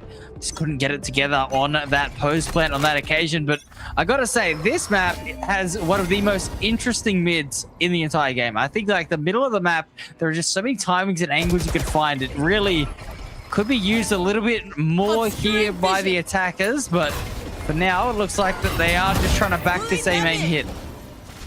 Yeah, we do have the Cosmic Divide here from Techno, which could be getting tempted for the moment, but I think Guns alone will be able to clean up the rest. King Kappa there to first contact it out. 5-3 already, and ItsMeViko right now have been having the perfect spots. RAD Syndicate just lining themselves up nicely. The spike being dropped, and Garv investing that dimensional drift to capture a bit of information, but again, what does that matter? You're still in a man deficit, and Deadly's trying to hunt down one enemy remaining. Hoax right around it. Hellup with another one just to kick a man while he's down, as Deadly 10, last one standing. Killjoy right below Hoax, who doesn't seem to realize that position, but the crowd will give it away in just a moment, and there it is. The Outlaw sings out the last. Out of charges.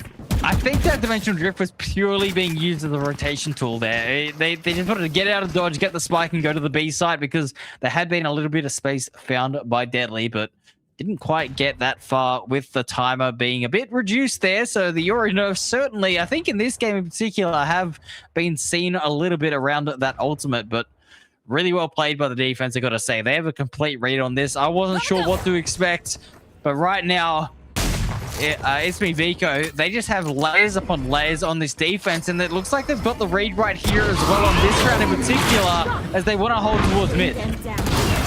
Yeah, the Paolo's come forward again. UV there in support. The puck keeps a bit too close for Venka to handle, and that's the first one gone off board. Now picking up the Vandal to find yourself once more in a situation where RAD Syndicate can't start picking things for the battle. But the swing from Techno to claim 3, the quads!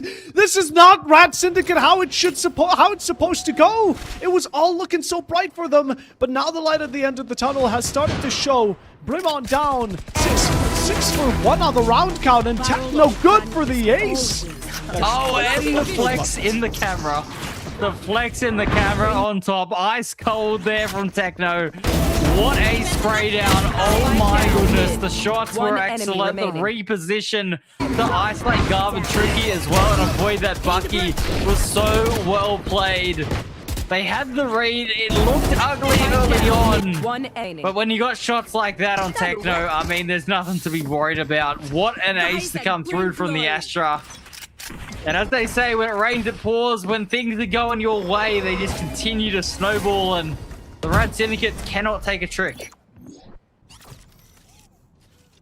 Still a good long shot from that one. I mean, Techno just spray transferring onto 4 players for the rest of the team to open it up towards mid so he can find the ace as well. But 7-1 is looking empty-handed for RAD Syndicate. They haven't been really doing the best, to say the least. Again, compared to the previous results, this is unlike anything we've seen before. But Deadly opening up a bit stronger towards Techno. Taking out the talent of the previous round is definitely a great beginning, as Yubi's now looking to set himself towards the continuation. Deadly with a second already. This is more like a round of RAD Syndicate that we expect. Absolutely. Here at clean A site take. We've seen this before. Can they survive? It looks like for now it's just King Kappa left, and with an operator at hand, I think you get this pick and probably look to save or don't even go for it at all. 7-1, probably going to be 7-2 here. It looks like King Kappa has no intention of retaking. So this is the second round on the board, and that is so good from what RAD Syndicate did there. So for anyone here who's, you know, watching that and sort of trying to understand what the push and pull was, why they went back and forth, they could smell a trap there on A main, and they tried to bait it out. It was really smart, I've got to say, from IVK as well. Hellf, instead of it being Venka or Hoax just swinging out trying to be quick and aggressive, Hellf used the Prowler to try and get the space back instead of revealing how heavy that stack was. But once the Prowler found no info, they still went exploring, and it was Deadly 10 waiting on the other side. Scope trained on the angle and got the headshot, and that just opened up the A site because the stack had already left. So really, really smart play from the RAD Syndicate. That is the type of level of gameplay that we've come to expect in this grand final, and it is back on display. But 7-2, a long way back. A long way back. Again, RAD Syndicate do want to get as many rounds within this first half as possible. They were the ones who ended up picking attack as the opening, and it's something that we've seen them do quite well on when it came down to Corrode. Not as much on Haven, but still nonetheless, ItsMeViko are a couple more ahead, and now they hold that vantage point, which they can definitely expose RAD Syndicate for if they continue just kicking it down deeper, nailing in each one. Venka swing it out. Flash in hand is just going to try to free ball. It takes a couple of shots, heavy damage. Can heal himself up though with those firing flames, as now even blocking out the vision, and RAD Syndicate stuck him on mid. Big signs of confidence there from Venka, just willing to swing into that despite the numbers advantage. We can see here IVK being proactive on the map now. Now they recontest in towards mid. Is this going to be expected? They're going to find the first, but it's Techno, and he's not missing at the moment. Finds a couple of picks. It goes back and forth. And the RAD Syndicate, again, left just in a 1vx scenario. And, I mean, Paradox, what are you going to do here? Revealed towards the B side. King Kappa's operator trained on the angle. And it's an 8th on the board. Saved from the previous round as well. I mean, ItsMeViko, they're looking phenomenal here. Still double digits, very possible within this first half. And RAD Syndicate just can't find themselves even ground. Yeah. They're in such a difficult spot. I mean, we have players like Venka constantly challenging you at each corner, swinging out, having you pressured and wondering when he's going to challenge you next. But then the rest of the team from ItsMeViko follows along, and it's just a bloodbath, be it on mid, be it on any side. I mean, but all the gunfights go for ItsMeViko. I'm surprised we haven't seen more of this sort of attempt approach. It's the B split coming out, pressure in towards Link, stop the players from reinforcing the site.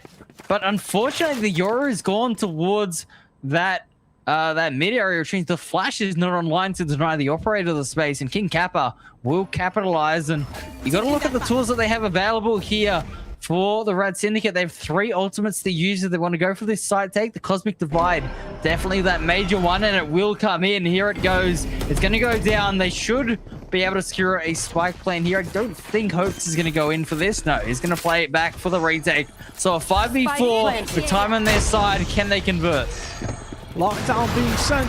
Are we going to try and deny it? No, when you challenge King Kappa, the result is most of the time the same as Venka, now double of his own. But Tricky still trying to keep things even. Although, again, at this point, you might as well just give it up. Throws down the gun, is detained. There's not a choice. And waiting for the knife to strike. There it is. Hoax puts it, stabs him in the back. ItsMeViko, 9th round for themselves. Played extremely well around not only the double kills coming around King Kappa and Venka, who were the only ones to fall, ironically, but also that lockdown so major. Last round before the switch. I'm extremely surprised, though, that Deadly didn't use the lockdown to counter that. I thought that was going to be the entire play. You know the Killjoy's playing there. They know they're playing retake with that Cosmic Divide. Pop your own lockdown down on the same timing there and just go, well, I mean, if you're going to fight us, you've got to go do it on our terms. And they could have probably played a little bit more passive towards main if they had done that. But that clearly wasn't the thought process there. They want to save it for whatever they got cooked up on this A execute. So we'll see whether or not that gamble pays off here in the 12th round of the half. Catch them. Now we're going into the very last zone of RAD Syndicate. If you want to find anything, it's right now and right here. You want to do it. Garb is going to find the opening contact, but look at the push up here from Hellevan. Catches him off guard. Techno supporting, but Paradox quick enough to react to punish the 2 players that I got. Overzealous in the moment. RAD Syndicate has spread themselves out thin across this A side push, and they should be able to overtake it easily. Nightfall sent, not finding any value, but Hoax has been repositioned and might be able to find someone. Unlucky timing now, pulling out the overdrive and ready to just fully send it on. Finds the stun, maybe not, but still has any damage. Can we pick off Paradox? No, goes quite the other way around. King Kappa has been quite the thorn in the side of RAD Syndicate in the past couple of plays, but now you have no information. Basically zero. You're gonna have to check everything by yourself. King Kappa finds Tricky now. Last player low HP, and just insult to injury, pulls out the shorty and wins out the round in fashion. There it is. King Kappa's impact felt on the server as double digits are found inside the first half. ItsMeViko, a 10-2 scoreline. Excellently played here on Pearl. And that flank timing was so well done there. There was just a couple of seconds of a window of opportunity there for ItsMeViko to be able to abuse that timing on that flank. King Kappa found it and clutched up big time there. 10-2 is the score now. And I mean, RAD Syndicate, it kind of goes without saying, this is a must-win pistol. This is a must-win pistol. Otherwise, you might be already facing down the barrel of an overtime or match point. Overtime, very unlikely. Not impossible, but again, it seems we've been kind of following a bit of a trend going through all 3 maps. It's been getting worse and worse for RAD Syndicate. They've been able to win out map number 1 just by a very, very long round count. Going into the second one, a bit rougher. This one, just not looking the best at all. Yeah, looks like it's a very similar start to the pistol, though. The RAD Syndicate fight in towards a main, exactly what we saw previously. And Paradox playing behind this box, able to bait out a couple of picks.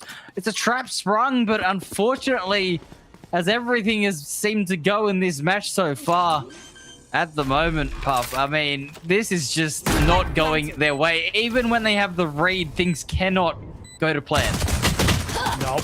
Deadly looking to make the most of what he's given, but Beckers not choosers, specifically not when King Kappa has a say about it. And ItsMeViko now 11th round theirs. Still 3 players alive, carrying over a couple of guns, and mostly the investment going into this next round bound to be a lot more major than for RAD Syndicates, but what do they do, right? They can pull out a couple of sheriffs. They're going to be up against Outlaws, most probably. Hoax pulling it out as he did in the previous half, and Venka good enough for a Vandal as well. This is not looking like it's going to be an even gunfight. Indeed, it's looking a little bit dicey here as scoreline is 11-2. See what they can produce. It's Venka going to open up with a beautiful first blood. Tricky trying to get it on the angle, but looks like UB was attempting to catch some sort of a timing. The turret was watching though, and that trap, or that surprise play is now expected. In towards mid. Deadly 10. What can he produce here on the Sentinel roll? The Killjoy, can you hold the site? That's going to be the question as the smoke fades. And the attackers get a bit more information. They've spotted the Killjoy towards backside now. Deadly alone as of now. RAD Syndicate are repositioning themselves to support the lonely Killjoy. Although Garv still sticking back towards A just to make sure no rotations come around in the last possible second. ItsMeViko waiting for the smoke to pass on by so they can dump a bit of utility of their own while setting Venka up towards this midpoint. Possibly open up a last moment switch, but no, Hoax is going to find the opening here onto this execution. Deadly will fall, followed UV in the grave. Similarly, Skull open and cracked. Now, 2 players from RAD Syndicate. What can they do against the 5-man roster that can only carry better guns or have handed you down this post plant? It's a rough situation. Paradox and the Classic, the Sheriff as well, are looking to make the most of it, but you're just looking to like deny the inevitable at this point. Yeah, this does feel very inevitable indeed. Oh, he's gonna go for the knife? No! Oh, no! He's attempted it. Luckily not punished in the end too badly. The rifle will be recovered, and that is a sign of confidence. You're in a grand final. It's 11-2, and you're going for knife plays. That just shows IBK, they've hit flow state here on Pearl, and I've got to say, right there in that round, it's exactly what I was talking about that middle of the map being the most interesting. You could find so many timings. There's 3 or 4 different avenues you can take on your lurks, and it was found absolutely perfectly there. Despite it being a Phoenix on the lurk, Venka still found the space and was able to get a pretty easy read on that retake going on. So no risk or reward so far for ItsMeViko. Oh. And if that doesn't sum up how this game is going, I don't know what does. Just from bad to worse, you thought it wasn't good enough already from ItsMeViko, but look, they're already posted up with a judge as well. Hoaxes are getting ready for it all. The amount of utility sent towards Tricky, who has just been taking so much damage. The shield's gone, now being able to take out the second chance of Venka's as he's sent right back to where the ult initiated. Paradox with a second, but now you're up against a judge that is just claiming the majority of your teammate. Techno there for the third, and RAD have not much left for themselves. Standing will be UV, the last opposition between map number 3, as ItsMeViko clean up what remains, and it will be Pearl in extremely dominant fashion going into this grand final, as you just have to wonder, like, what do we do as team RAD Syndicate at this point? Well, you just gotta wonder what is going on in this series. The game's getting shorter and shorter as we go. I mean, it just keeps on getting more and more dominant here, but 13-2, wow, that is a statement by ItsMeViko. Very, very well played there in the end. But, I mean, I got to say, I mean, they just had the read. Straight up, they had the read on that map. We said it at the start, right? It hadn't been played all tournament. People probably didn't quite understand what each other were doing. It was kind of just your homework against theirs. And I've got to say, ItsMeViko definitely had the cheat sheet in that scenario. They just had every read on that defense. And, you know, I know hindsight's 2020, but I go back to that round 11, second last round of the half, where they had the ultimate, they had the ability to use their own Killjoy lockdown to counter the retakes, and they opted not to use it. What happened in the next round? The Killjoy got first blooded, and he didn't get any value. It's just a shame. Some of these rounds were very doable for RAD Syndicate, but in the end, they didn't really use all they had. But for now, I mean, it's going to be map number 3 quickly done, and we have ourselves ItsMeViko with series points. I mean, it's in their own hands, and currently, I'm just wondering, how the hell are we going to go into this map number 4? Are we really... I mean, K-Man, it's going to be your prediction just hitting its mark with a 3-1 if the next map is theirs.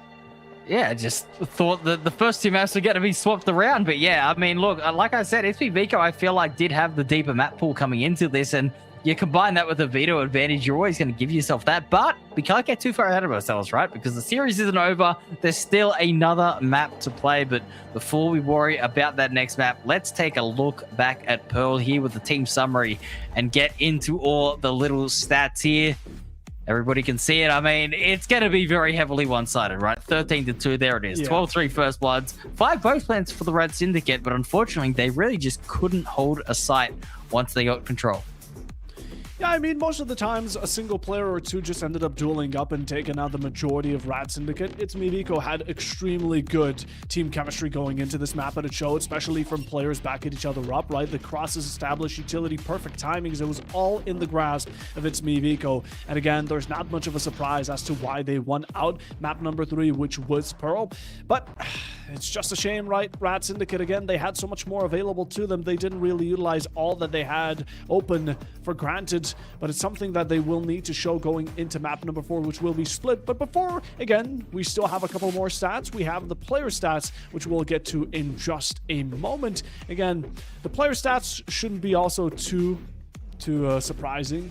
The players from RAD Syndicate as well, they did try their best. Some of the rounds did end up getting close, but in the end, it was mostly ItsMeViko just being kind of the dominating opposition that couldn't be challenged at most. And yeah, here it comes with the Astra Techno here being an outstanding player with, I mean, again, just consistency.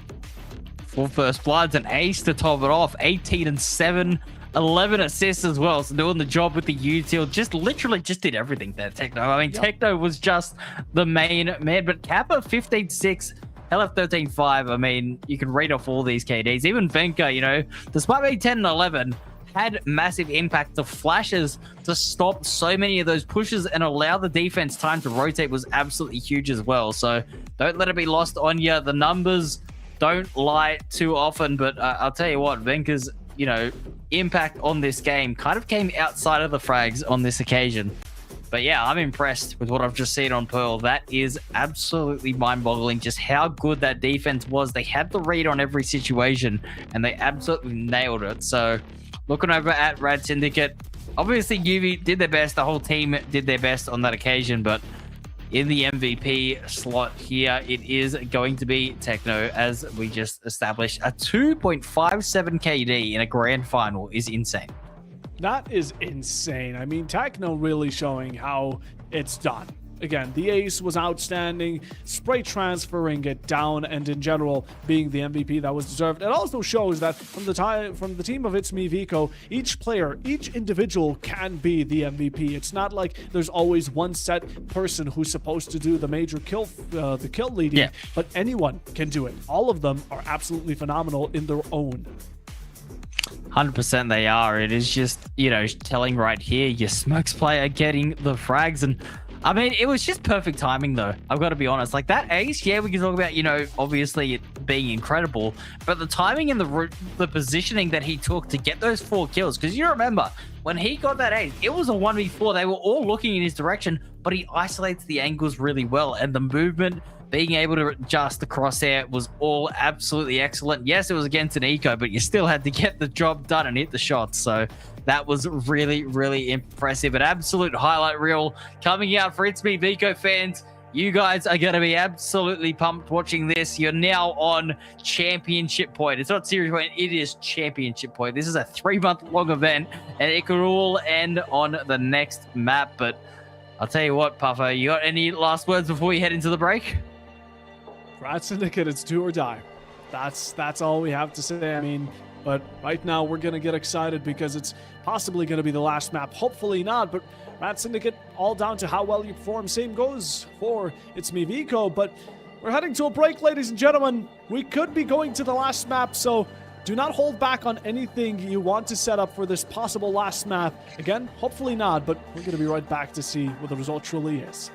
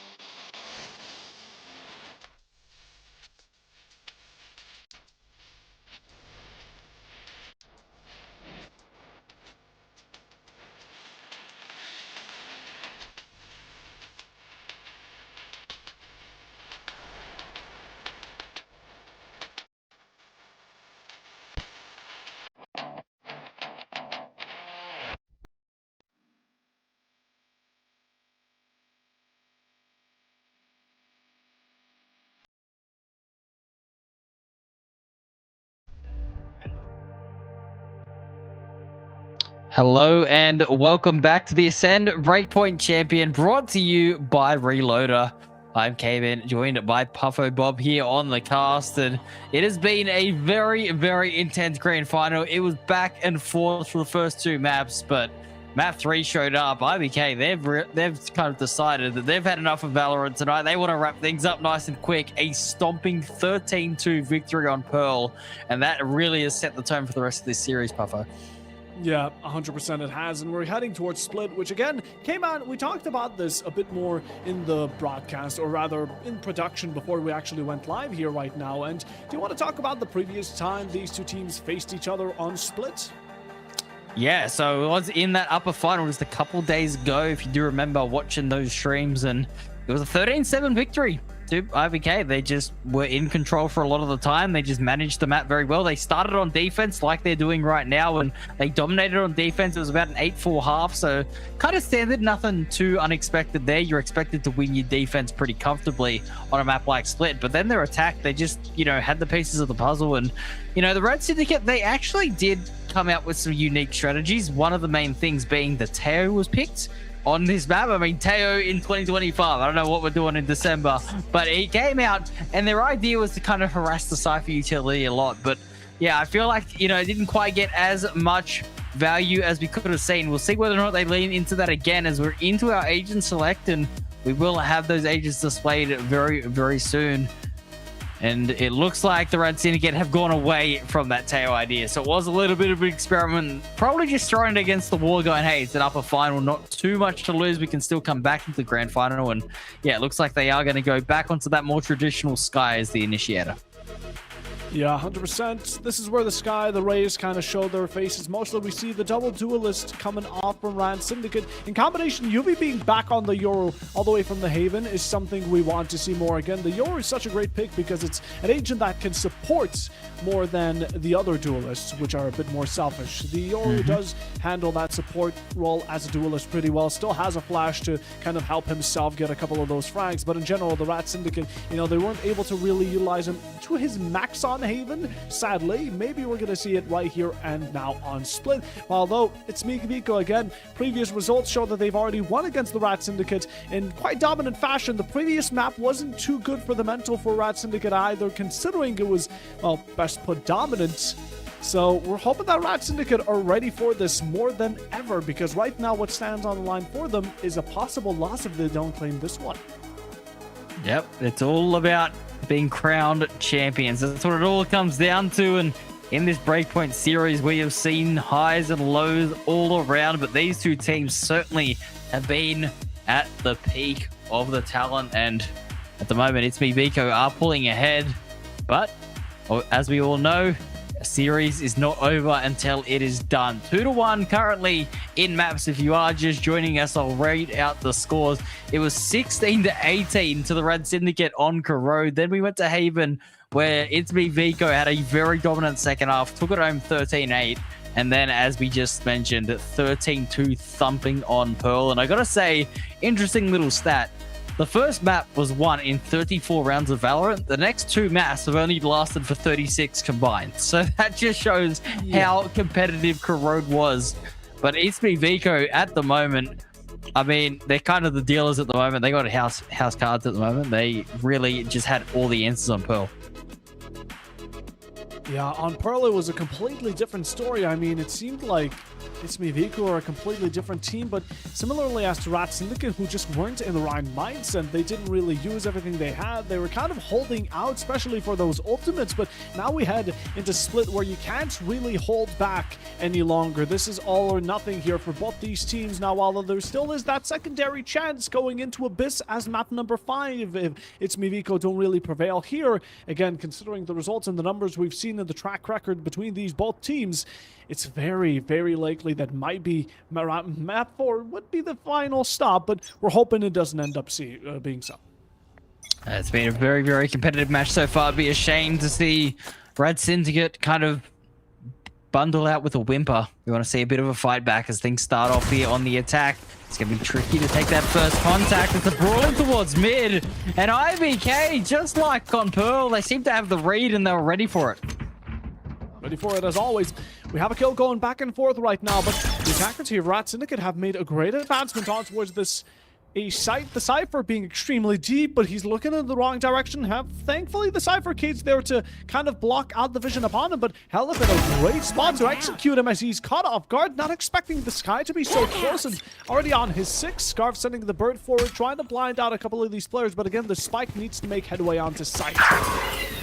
Indeed it does. Yuvi through the smoke. That's going to help take down Venka, but The spike gets isolated, and now it's dropped down on the side. It allows the rotate to come through. The flank on the way as well.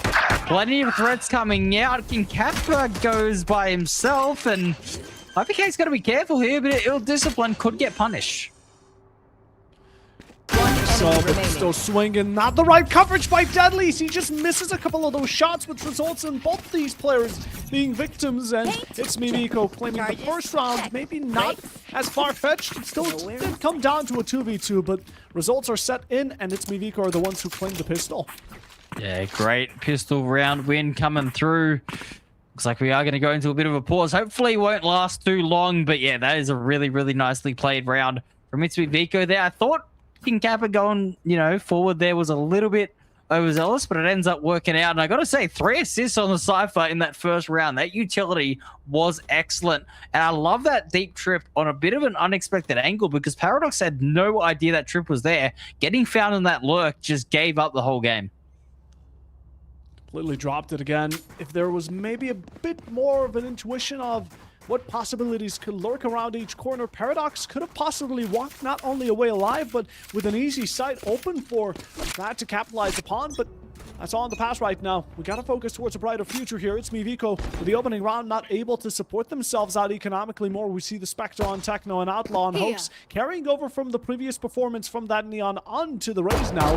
King Kappa's position here. Major right behind the sky as well. They're holding down a pivoting point, but with all these shots, none seem to connect. Yeah, spam for spam's going to come through. It's actually going to be the classics at range through the smoke to find first blood as well. Hell Effort's gone. That means there goes your flashes, which is a pretty important part of any defensive arsenal to stop these hits. But the weapon superiority, surely you'd think that's still in the box seat. They're going to re-explore towards Ramp Center. May have cast the curse them because they've lost another 2 members here. King Kappa, it's been such a good and dangerous Sentinel at the best of times here in this tournament. A big task ahead of him now.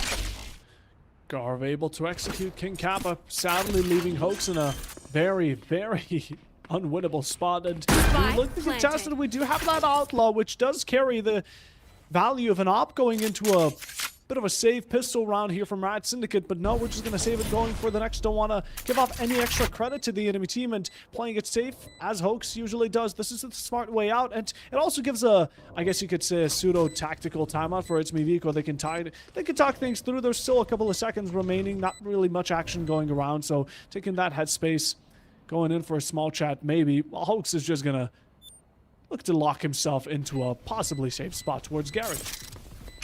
Yeah, it's certainly a curious anti-eco round there from ItsMeViko. I mean, they had all the information, right? They knew that the players were around that A side. The re-exploration in towards ramps came a little bit early. The players were all looking in that direction, and they ended up getting picked apart there. So, obviously, it's easy for us to say as the casters having the access to all the information, knowing where everyone is, but I feel like that timing it felt a little bit rushed there from ItsMeViko, which we saw a little bit of that on Haven, I think, especially that rush defense type, try to contest that space as early as possible. And yeah, hopefully for ItsMeViko fans, they can just calm things down a bit, because you got to remember, on defense on split, the more patient you play, the harder it is to break open these sites. Oh, what a shot from Yumi there, just to find Venka off guard again. Great opening here for RAD Syndicate. It's something to get you kickstarted into this round. Right, it so the Outlaw's going to make its mark onto the kill feed once more. And now with Hoax falling, your raise is gone against that explosiveness. The combustion of you trying to open things up towards the enemy team gone off the table.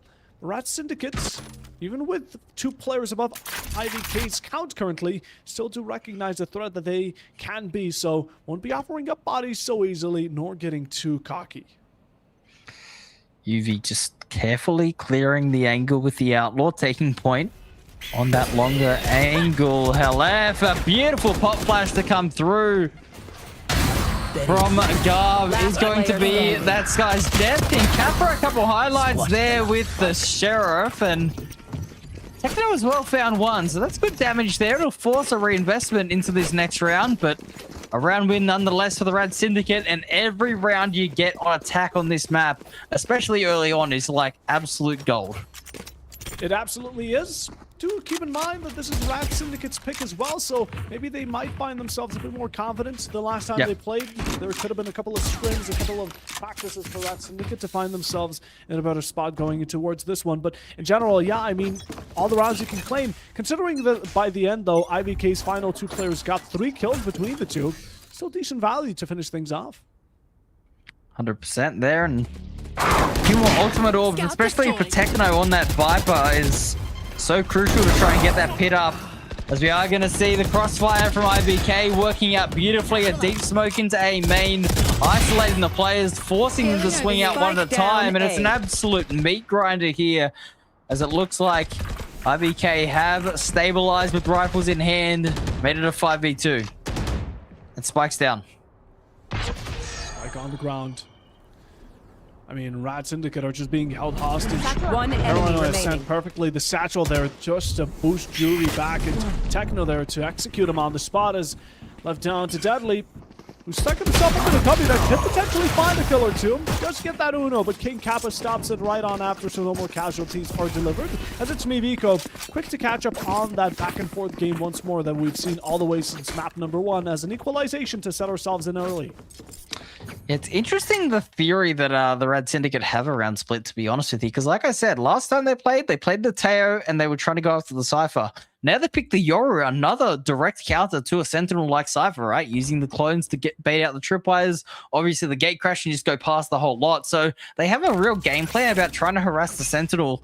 It's just, at the moment, you know, they probably weren't expecting King Kappa on the A site immediately to start the game off, whereas now with this tripwire in towards mid, they've identified that Cypher is going to be towards B heaven. Maybe we can see a bit more of their game plan start to come to fruition. Satchel popped easily, not being allowed too much traversing. As for now, ItsMeViko are holding RAD Syndicate back extremely solidifyingly. Although in the meanwhile, in this rotation, you recognize it's not worthy to take that gunfight nor any battle, as it might go heavily against you. So you're just going to try and focus your entire push towards A, where only one sky remains. And if fast enough, RAD Syndicate could easily claim this. Yeah, not sure how much information that was worth with that guiding light, because they are aware it could have been the Cypher, but that peek there is going to identify the danger that Hellf is in and will end up falling to Paradox there. So with A site opened up, a nice little bit of mid pressure, allowing themselves to walk into this A site in a nice 5v1. Now it's up to IVK to try to dig their opponents out of these positions. Tick-tock, Vanka finds one, that's tricky, but again, Jarvan's going to be instantly there to refrag it. Good for one, the second as well, maybe not the third, but again, that's why the man still matters here, as Deadly puts another one down to his grave, and the rest will follow, as now RAD Syndicate claimed the round back. They took opportunity, they took it all in their hands. They're one player that they had to carry. Hellf couldn't handle all the heats, they got the plan down, and then they just played it off of refrags. Yeah, to watch King Kappa could have done there. I think he was sitting directly behind Hoax, and the tap fire was just hitting him instead of the raise. So a bit unlucky for him there, but 3-2, the RAD Syndicate. I've got to say, they have looked, when they're on, they have looked on another level to what I've seen from them, especially from the upper final. But, you know, we've obviously seen the highs and lows in this series already. You can see here on Split, 3-2. It's an impressive start to this map, but you got to keep going. Techno holding quite the dangerous position here towards Connector. Just held that right-click opportunity, but will be ignored as of now. Tricky, passing himself towards the challenge on Hoax to win it out. Techno in the meanwhile sneaking on the backlines to pick up an upgrade on the gun for that Vandal to possibly deal more damage in the backlines. While I know exactly picking out the counter Cypher as the plan is attempting to be going down. Counter for the meanwhile, as the Poe, the showstopper, makes its headway onto the kill feed. Tricky with one on towards Vankna. Now 3v2. The Sheriffs can only do so much again, although we've seen IVK. They've gotten to a better position as they were at the beginning, but now in a tricky spot. Looking to find a couple more of these racks. Techno looking for the refract to set himself in a 1v1, but just not happening. Yeah, just a nice hold there, a bit of a higher low. Tricky gets 3 on the round. And it's the 4th attacking round going the way of the RAD Syndicate, so they are continuing to find ways to open this up. And like I said, that Yoru is really a key part to that. Putting that pressure on, deep flashes, using the gate crashes, the clones, whatever you can to deceive your enemy. Breaking up those crossfires is essential to winning it here on Split. As we can see here, 4-2, the RAD Syndicate. They played really, really well this far, and I mean, it's a big, big improvement and a real testament to this team after what we just saw there on Pearl. Here.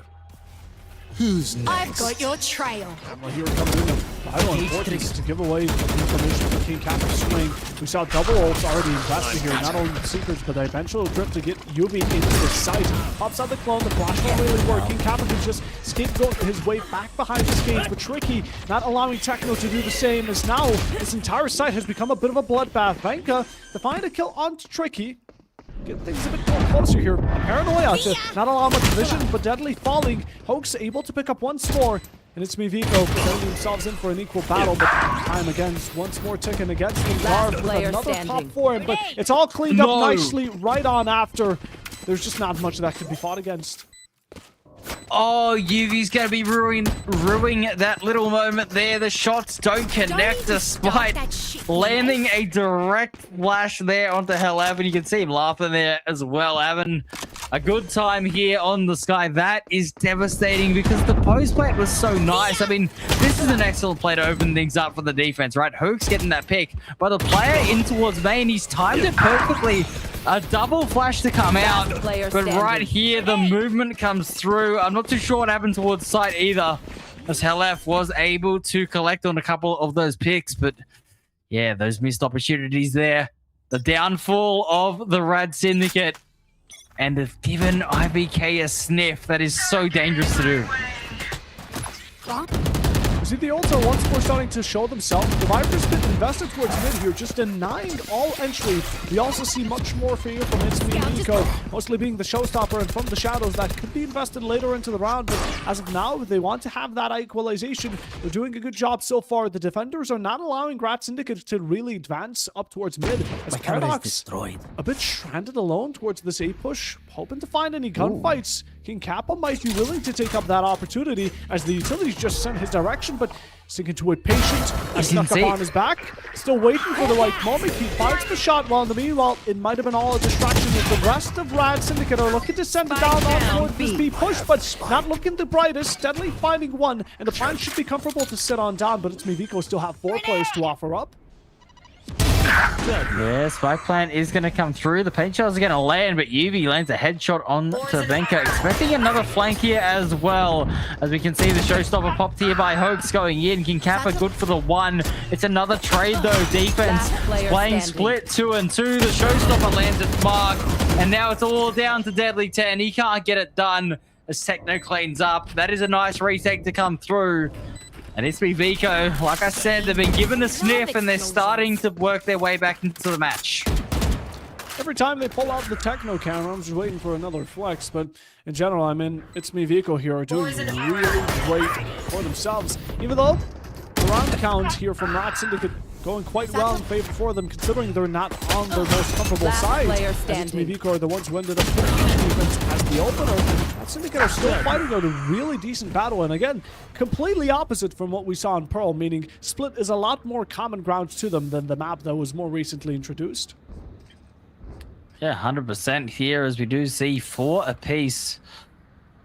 The real tug of war here, but I gotta say, the RAD Syndicate, I mean, they're probably going to be feeling pretty good at the moment, right? Because, I mean, if you're looking at the way that this match plays out, generally on Split, like we said, we're expecting defense to be really, really potent here, especially with the team comp here of the double smoked, right? That is an absolute, you know, an absolute defensive comp. So they really do want to get as many rounds as they can in this situation. But what I've really got to say that is impressive is the fact of how many times the site has been opened up here by the RAD Syndicate. And that's one thing that they're really going to like seeing and probably going to be talking about at the moment. I mean, Paradox having a word to his players as well during this little pause, and hopefully this issue will be resolved. But I really do think that it's impressive to have conceded 4 rounds to the defenders, and half of those you've gotten the spike planted against such a defender-sided comp. They've got to be feeling very confident here, the RAD Syndicate. Yeah, 100%. might be in the right mood to kind of bring this back into map number 5, still within very much a range of possibilities. ItsMeViko, on the other hand, we're not seeing that tempo. They seem to have exhausted themselves a bit going into that map number 3. Again, a lot of energy went... Actually, no, I'm lying to myself. Pearl was such an easy swoop for them. I don't think there was much energy invested at all, but however... maybe the split is going to be the place for RAD to find themselves in comfort zone once more. And Halef already being quite aggressive, close to the Cypher King. A bit too close for comfort, but it seems to have led a false sense of security down for RAD Syndicate as they just completely ignore Halef and Venka's duality here as they set the entirety team to dust. Yeah, a bit of a rush play there. Paradox thought he caught a timing with that cage, but unfortunately, there was the raise in heaven to back up Halef. I mean, you look at it there, see Paradox running through, timing on that boom. You could see to the left of the screen, but it was Hoax up in heaven that just had it all covered. So, unfortunate there that the eco round doesn't go their way, but Rifle's back in hand. This is where we're going to see a bit more of a response here. The RAD Syndicate, can they pull something out? Looks like they want to do a bit of a ramp stake here, at least by the looks of things, with the Omen positioned up towards sewers. Probably prepping a paranoia. He's still contesting the Heaven player, trying to get him out of that comfort zone, but yep, they're going to be sending it all 4 players towards Lamb, on towards Tower. Should be able to contest it, but again, there's just so much utility that at this point, you're going to have to stall out for a moment. Techno setting himself into a dangerous spot. Again, if it going unnoticed or unchecked, that corner could be a deadly spot for RAD. Speaking of deadly, yep, there he goes. Speak of the devil, he's going to be able to pick up the Viper, who sadly didn't expect one to be so close. 100%, a great lurk to come through. Paradox winning that fight as well. We'll have the neural theft revealed. Where do they want to go? It's a 3v1 regardless of which side they take. And they're going to go to where they already are. But Halef with a very nice pre-fire will take Paradox down. The trade comes through and it's all down to King Cap. It doesn't look like he's got any interest in going for this, to be honest with you. So this is going to be another round on the board for the RAD Syndicate, unless he wants something else to do with it. No, he's just readjusting his tripwires. You know, that's what us Cypher players do, man. We just want to hold down our own side. You know, you guys lost the other side. It's your fault. He's got it all locked down for himself. It's his little cozy corner, you know. I completely... Cyphers are in their own world, but yeah, King Kaba here. Yes, we are. And you can't blame him. I mean, it looks comfortable. You know where anyone's going to be coming from. You have complete control of everything, but you know, sadly, for ItsMeViko, King Kappa here is going to sit in his own home while RAD take over the opposite side of the map here with the post plant now 5-5. And again, this is another map where it's a bit more even. Both these teams, as we've seen, the last time ItsMeViko played RAD, even though they won at 13-7, RAD, there's a reason they ended up picking here. And again, they seem to have improved since the last time.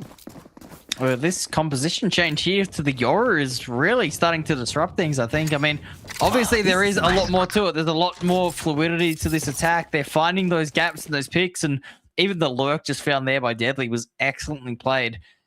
But yeah, this Yoru pick is definitely causing a bit of concern because you can see even just on the setups that King Cap is doing, you can see the tripwires. They're in unorthodox positions, and that's because you don't want to put it on a linear angle to where a clone can be put because it just immediately get broken. Apart from this mid trip here that's obviously so valuable, other than that, for a Cypher player, it makes it really difficult to confidently hold your side and, you know, be able to play those ready angles because you want to swing out to break the clone, but you don't want to reveal your own position and get locked down. So, yeah, this Yoru is causing a big headache for ItsMeViko, and it is showing on the scoreboard. RAD Syndicate with a 3-2 split right now. Opposite ends of the map, but trying to cover a lot of ground, which can work out in its own deal. For now, Yoru and Cypher being merely just a distraction for the B push to have a lot more value. And speaking of which, there isn't really any player anchoring down on B up until now, where the Cypher and Techno have nicely escalated on back. They realized that it could be dangerous leaving such a large amount of ground just vacant. But now the push has already been set in motion. Garden Tricky have been able to pick off what stood there, and even better for the third, Venka will fall similarly apt to it, as now ItsMeViko with 2 players rather than 1, only Halef to stand for it, and not a single caveat on the side of RAD, as they're just able to cleanly finish things off in flawless fashion. This harassment of the Cypher utility is perfect. This is just how you use and abuse those distraction tactics. Obviously, As I was saying, the Yoru is such an obvious threat to any Sentinel player. When that fake was coming out towards a Revs, maybe the Cypher thought, oh, okay, we got a chance to hold this site down. Maybe it's not too big of a hit coming in behind it, but no, it was the full brunt of that attack to come through. The Cypher utility was dealt with very swiftly. Even the spy cam towards the back of that B site was immediately destroyed, which caused that one-way to be used so early. And it's causing real headache here. ItsMeViko trying their best to hold on, as we're going to see Techno swinging out on a timing to find one. But now the Viper's gone, and that will leave a 4v4. 4v4. Things have been set to ground zero, but now Venka is waiting for the hopscotch. No, he didn't expect Garf to be so quick on those moves, although Helif, on the other hand, able to recollect back an equal point as the spike drop instantly picked up. ItsMeViko still being defensive, and we have Helif trying to hold things down, apply some pressure over towards RAD so they don't get themselves an easy entry, and even then, maybe possibly cut off this post plant if any of the players from RAD want to walk out against into a territory that is unwelcome. King Kappa finds UV. That's 2 now remaining for RAD Syndicate, as they are looking to hold it into their own. Enemy Doesn't make it any help, but more helpful as it cuts off the 2 players isolated to the last, and Paradox just overwhelmed in the moment. 6-6 is going to be the split that we've seen in a map or 2 before as we head into the second half. It's all split on split here. 6-all, as you said, and a pretty good half from the attackers. I gotta be honest with you, I'm impressed with the ideas, and I love the fact that they've had the guts to really change up their team composition, right? Instead of playing that Teo, they go to the Yoru, and it seems like it's a little bit more... There's a little bit more flexibility to their attacks and their strategies, because like I said, the Teo's kind of primary goal was just to break tripwires, whereas with the Yoru, they're running fakes, they're able to get deep dives in, they're just using flashes just for contacts and swings. There's a lot more potential that UV is able to have on this Yoru player. It is shining through at the moment. It's a very evenly balanced game here. Obviously, ItsMeViko, they actually did manage to win this map on the attacking half. So, you know, they've obviously got the potential. They got the firepower behind them. But it's definitely going to be a little bit more difficult with the scores all tied up. I love just with the Ghost looking to do as much damage. A bit of ticks over towards the side of the defense, but again, you have that Sky to kind of re-heal you back to your former state. As in the meanwhile, the kill onto Helif not really going to support ItsMeViko's cause, as the push is still being attempted towards the A site. We do have the smoke screen being set down on behind them while the smoke, the poison cloud, to allow Paradox maybe to sneak around this pillar in the default plant and catch people off guard. We have players like King B Kappa. Yep, the plant is going to get denied. And Paradox making his great entry, just sneaking around it, going uncaught, and now the plant being delayed. It's all left down to Techno and Hoax, who just can't stand a chance. Again, they're completely discombobulated in the moment. Yeah, they tried to pressure that Cypher, but luckily for Paradox had the awareness to wrap around on that plant and get the value required, just slowing down the planting process, of course, and making sure that there is no extra credits to come through. 7-6, the RAD Syndicate, they're starting to wake up into this series, and it looks like we are going to have another nail-biting finish here on split, but winning the pistol on your defense, I mean, that is a huge momentum boost. For sure it is. I mean, the RAD Syndicate want to win out this map number 1, or map number 4. We're already so far deep, time has flown by, but in general, ItsMeViko, right? They're still not out of it yet. Even though they have lost out the pistol, it seems they're still looking to force buy into this. We see Helif with quite the buy, to say the least.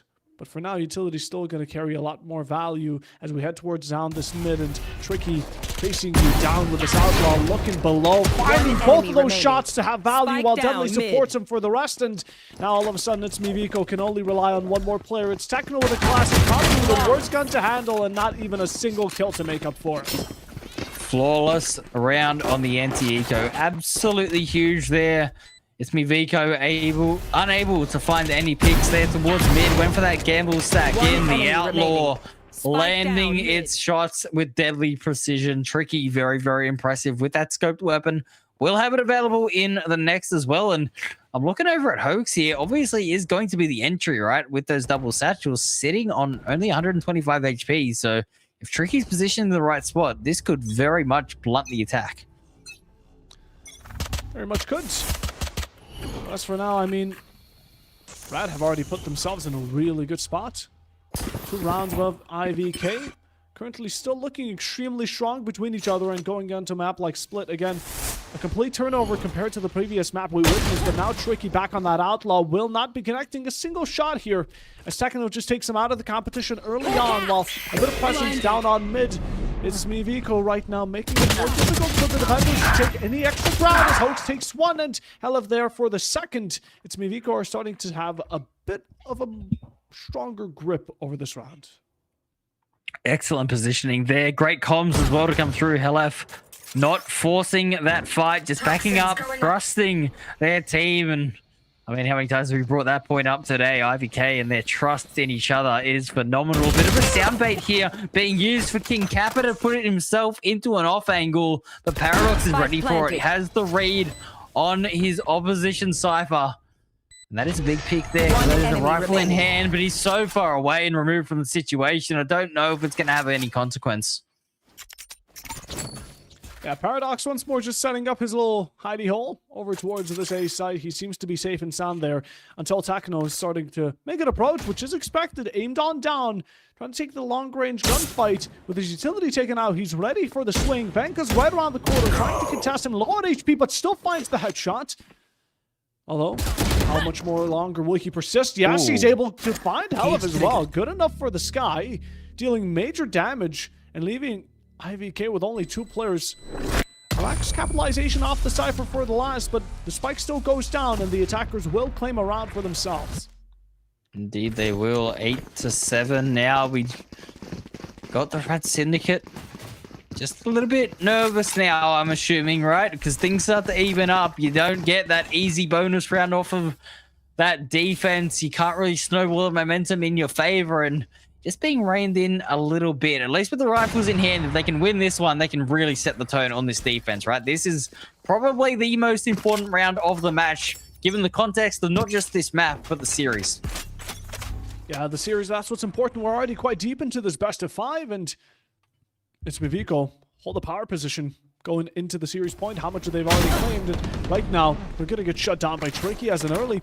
They're raised now out of the competition. It was a worth gambit as now you can pick off the opening. But again, ItsMeViko, it doesn't just stop there. They've had a bit of presence towards mid. Tekno is going to take the fall for now. 3 players for the attacking side who are looking to make up for the early mistake. And Venka, the first one to catch on to it. King Kappa's position here, major to possibly open up the site. Just going for a ring around the rosy, around the Cypher cage, and setting himself in a position where maybe he's looking to challenge out a possible contender. Paradox, I don't think he has the full information backed up that someone stands close, but definitely confident in his decision to stand still. See the pings on the map here as well. Pinging out that Cypher tripwire and calling for the smoke. King Kappa now can hold a much more active line and fully clear this A site. So now the attackers are going to know that it is secure. Just got to be careful of that tripwire. Great comms there from the team. But they need to put those comms into bullets now. 4v3 on the post plant. Like I said, this round is going to have big consequence. Can ItsMeViko snowball this momentum and take the map away? And Kappa finds Paradox. Is this where IVK find their group back? No, UV with the shorty again, just up close and personal about it. Now Helen trying to deny that extra. Ladder being stopped in each step they take. The last one going to be up on heaven and exposed as you try to throw yourself with that satchel forward. Tricky going to surpass a couple, a bit too fast to catch. Finds Helev, paranoia his way, trying to stick down that 50, but no, pros don't fake. And Venko recognizes that as IVK now even things out. 8 apiece, and as we see, I mean, the operator shot in mid just going wide really cost them in the end because it allows ItsMeViko to have the numbers still equal. I gotta say, that mechanical skill to have the satchels going that precise was insane by Tricky. I can't do that, but that was very satisfying to watch. Great movement there, unable to get the clutch in the end, and we can see, I mean, even on the scoreboard right here, I mean, we're looking at it right now on the frags. It is just so even. It's 1 or 2 frags per player separating them.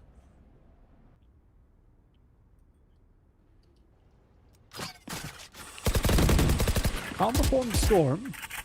Again, these smokes towards mid have just been kind of a tiebreaker here for both these teams to test out the limits of each other, throwing in a bit of utility to see if anyone's on the opposite side. As for now, though, the blind catches King Kappa. He will be almost finding the shot as well, throwing another flash just to reposition onto an opposite end of that site. Though ready for the aggression, able to catch Deadly, swinging in a lot too heavy, a bit maybe even too fast for himself. And I mean, RAD right now not looking the best eco-wise, as we see Garv with the Sheriff just looking to find a couple of head taps. Will miss his first, now being pushed up forward, but mid-air catches one off guard. Paradox with another, and where did that shot land? Absolutely nowhere, as IVK now, two players who have overtaken the site, do have the spike, so should be comfortable getting it down in any second. But Paradox and Tricky can still do this. 2v2, but it comes down to it. King Kappa swings off of the information. Tricky goes down, but that does allow Paradox to slip into position. He gets the timing on B main. Now the issue for him is Hellf is just buried so deep towards his own spawn, and there's a tripwire covering that flank, so there's just so much information denied. And King Kappa knows he can just sit and hold the angle. Paradox, a good attempt there. A nice little hold in towards A main as well. I was noticing on the map. They had that position of the camera very deep, and I believe it was their raised player up in towards ramps that was kind of playing off the info of that camera. And once the hit came through, the pressure in B main was established. They pushed out A and got the pick, and that's why the neural theft came through. So I really do like the overall strategies I'm seeing from the RAD Syndicate. Their defensive setups are extremely creative, but ItsMeViko at the moment, they don't really care about creativity. They're just using brute force and taking sites. Yeah, now we're kind of going into contested territory where ItsMeViko in the previous map, right? We've seen those 7 rounds in a row. They're kind of starting to lead into that type of gameplay once more. As Venka just swinging in unexpectedly. Yuvi thankfully picks it up, but I know will we see ourselves a convergence? Nope. King Kappa gonna make it better for IVK, and now RAD are just looking a bit desperate to try and take as many of these challenges and find themselves in a better spot. The Wolf is sent by the sky. The Showstopper in response and gonna be able to track on through that Cypher King. That's only 2 more remaining for RAD Syndicate. This could be the 4th or maybe even 5th round in a row for ItsMeViko, as they're starting to get back into the groove of things. Positioning is crucial. Out of charges. Okay, it's all good. Reset the aim here, my friend. Look for the shot. There it is. King Kappa goes down. Yuvi with it all to do now. Needs to land 3 headshots to pull off what would be an insane clutch, but only 5 bullets left here. Can't afford to reload. So close. Needs to try to hit the shots. Does find Hoax. 2 bullets left. He's going to swing out with 1 bullet. He's trying to aura farm me. I don't know what's going on, but he's going to swap out the rifle now and head back in towards this site. We'll see whether or not he's able to do so, as the spike is planted for Heaven. This should be an impossible clutch. 15 HP in this scenario is never going to look too good. You can see here, does have the clean if you want to try to do some sort of sound bait, but instead he is just going to tap. The jump spot comes out, and they're fully aware of the time ticking, so Yubi unable to clutch. A good effort in the end, gets his 4th, but yeah, those missed opportunities on the shots really did end up costing him. 10-8. ItsMeViko. Yeah, 4 rounds now gone back to back.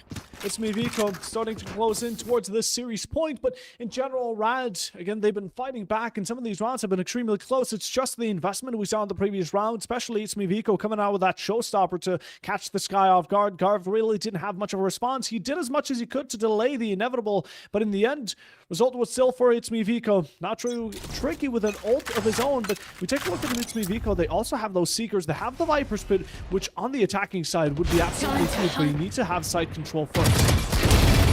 Absolutely. Here is Paradox is going to find King Kappa. That is a huge pick to remove the Cypher early on.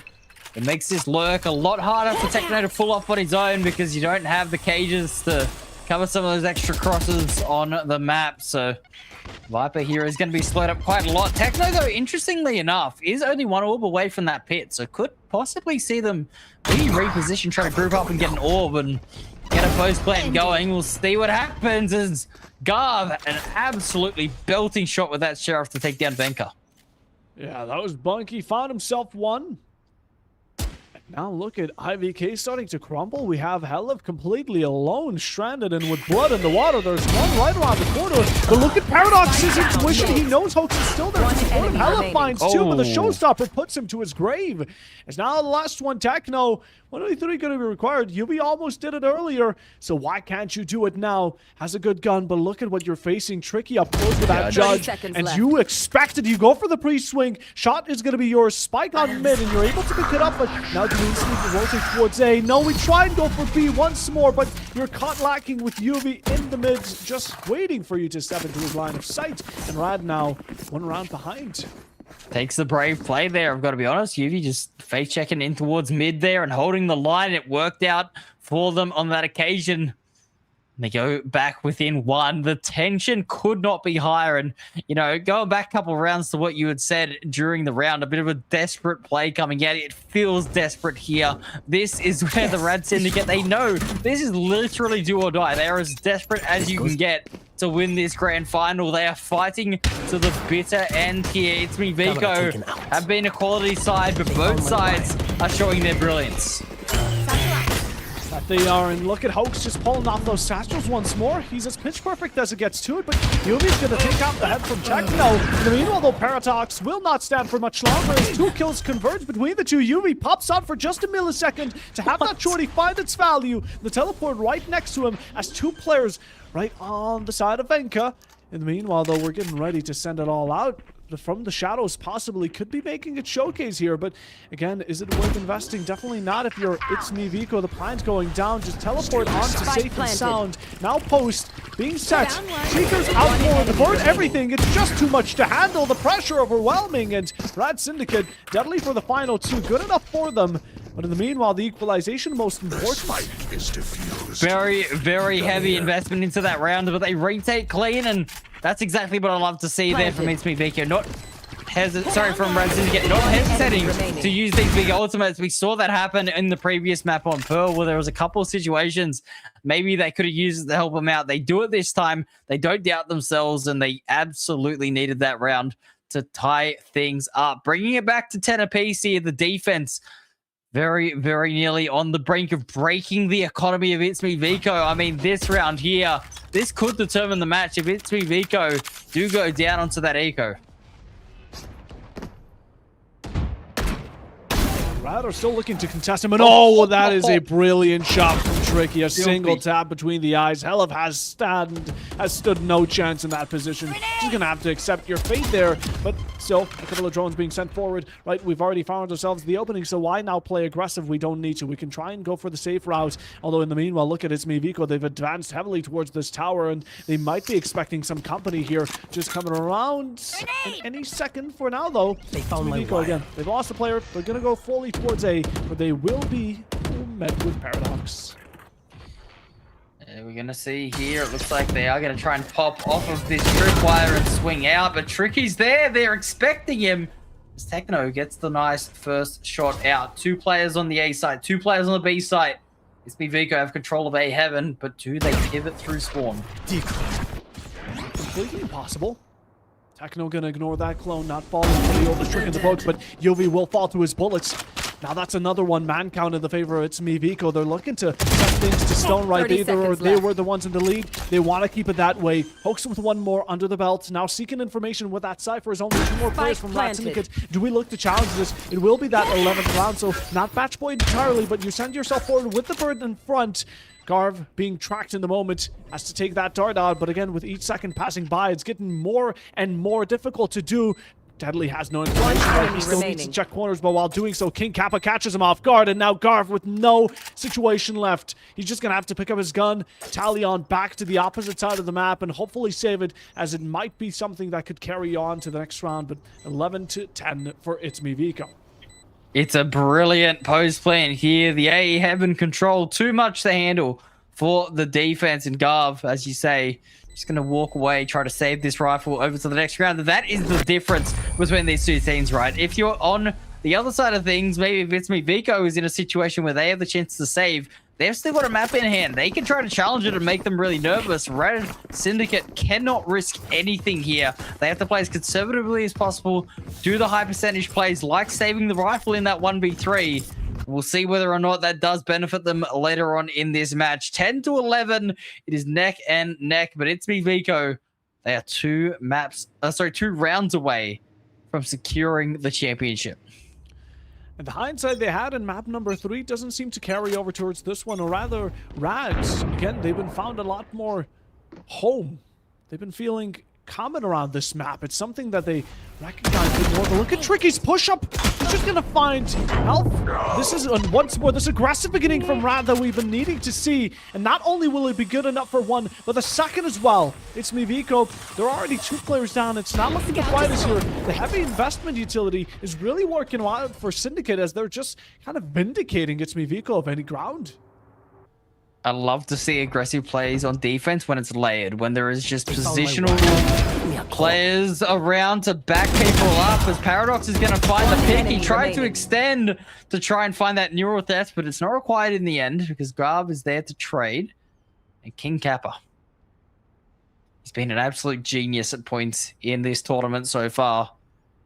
This one would be next level, especially up against a judge here, Deadly. Sitting in towards Mail, just jiggling the angle here. It's going to be King Kappa to find him. 60 HP in a 1v3, 30 seconds on the clock. I mean, 30 it's not seconds looking left. likely. No, definitely not, but you gotta respect King Kappa, right? He still has the mentality, the fortitude, thinking that he can make it happen. The knife is pulled out, doesn't expect the raise. It's a single tap between right into the back of the skull, but look at the position of RAD. This is starting to look possible. The dimensional drift going to be instantly popped. RAD Syndicate do not want this to come over to its match point. He's gonna hop on out to try and deny it, and you'll be fast enough to catch King Kappa while he's still mid-animation going into that post plant. It was a bit of an investment-heavy one, but they didn't want to risk a 2v1 going south. So for now, RAD Syndicate equalize things out once more, and they have the opportunity to still finish things out within regulation.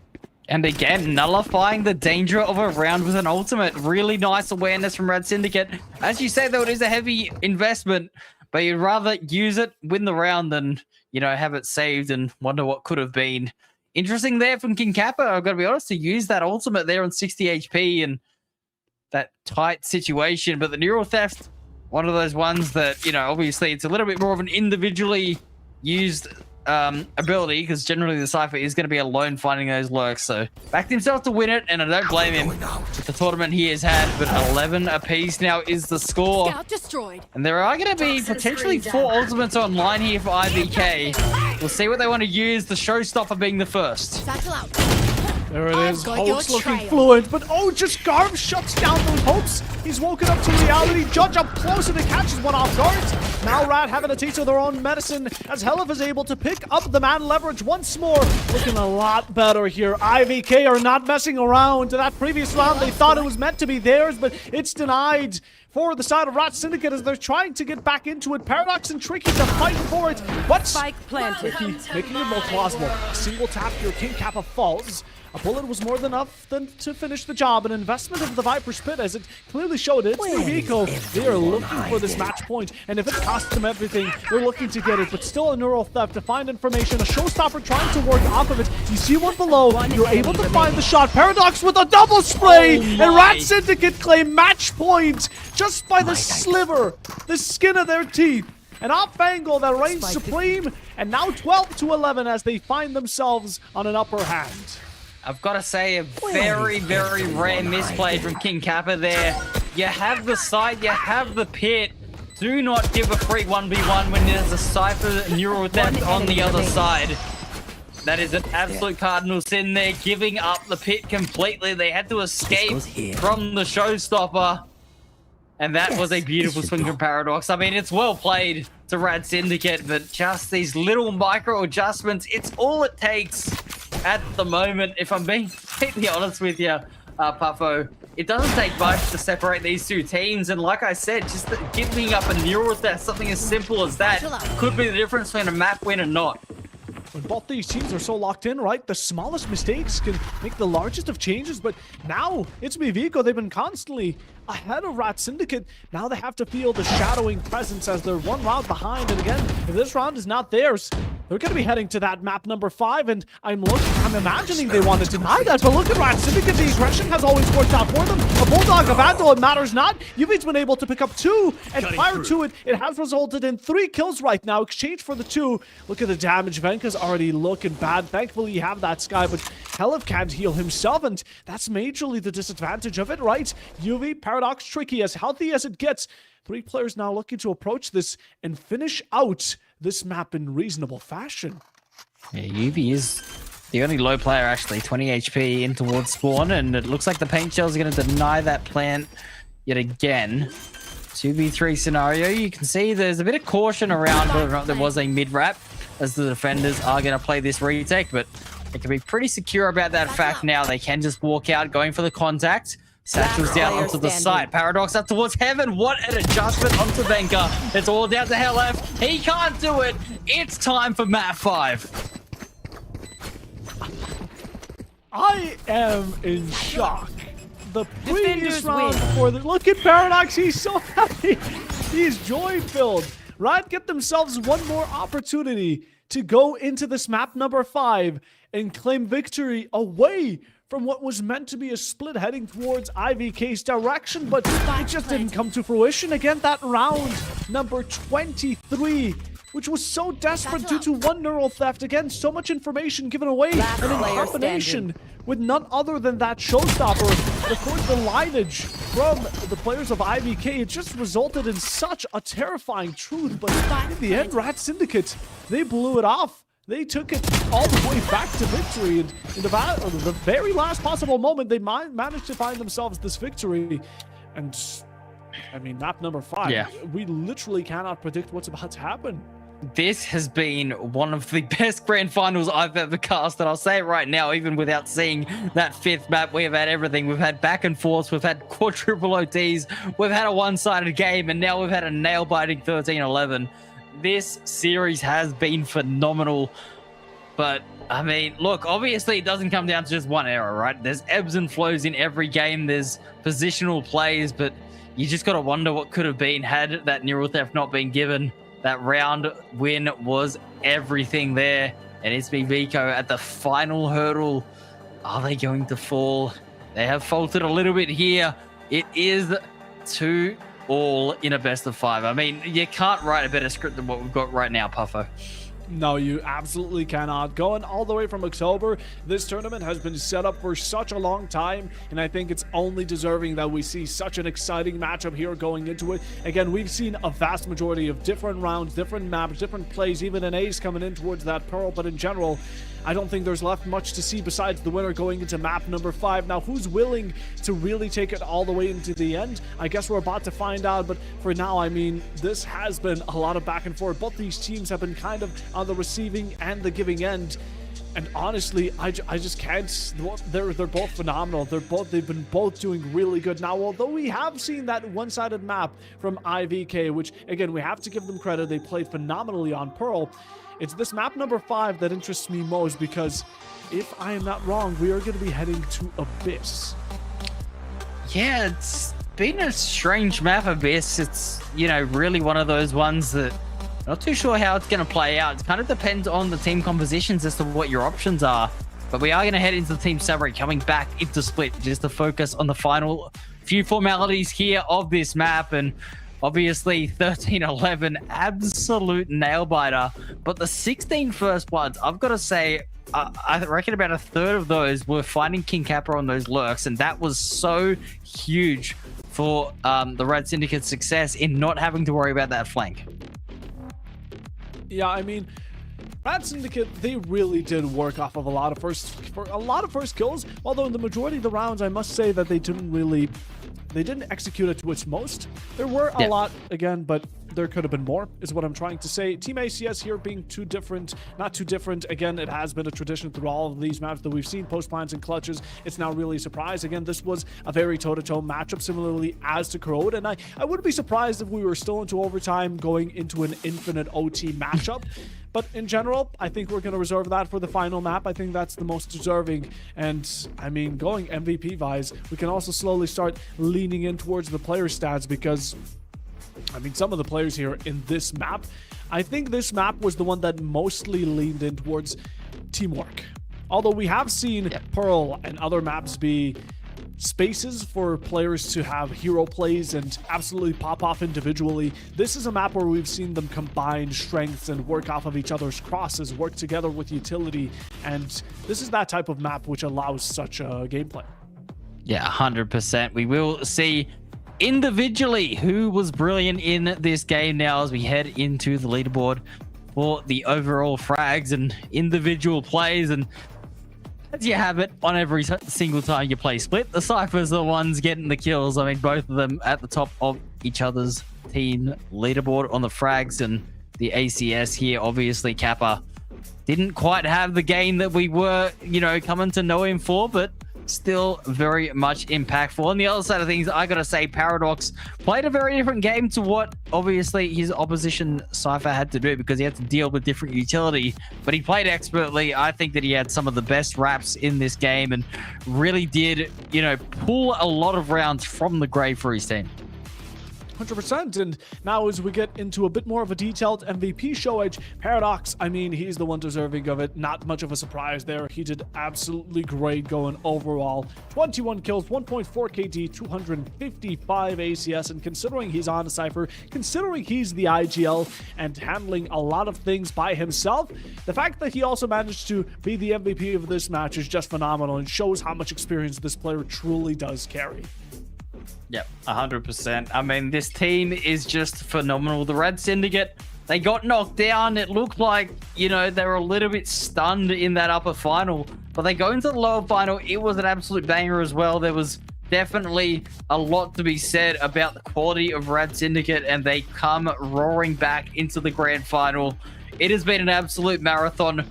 After an absolute smacking on Pearl, we do see the RAD Syndicate come back here on Split, stand tall in the key moments, and win it out in regulation. Round 24, and it was a 13-11 nail-biter. That is going to be absolutely insane. I mean, we've got 5 maps here in a best of 5. You can't ask for any more Valorant than what we are providing with you guys here today. I mean, we're heading to our final map of Abyss, and I am very, very curious to see what's going to come out in that one.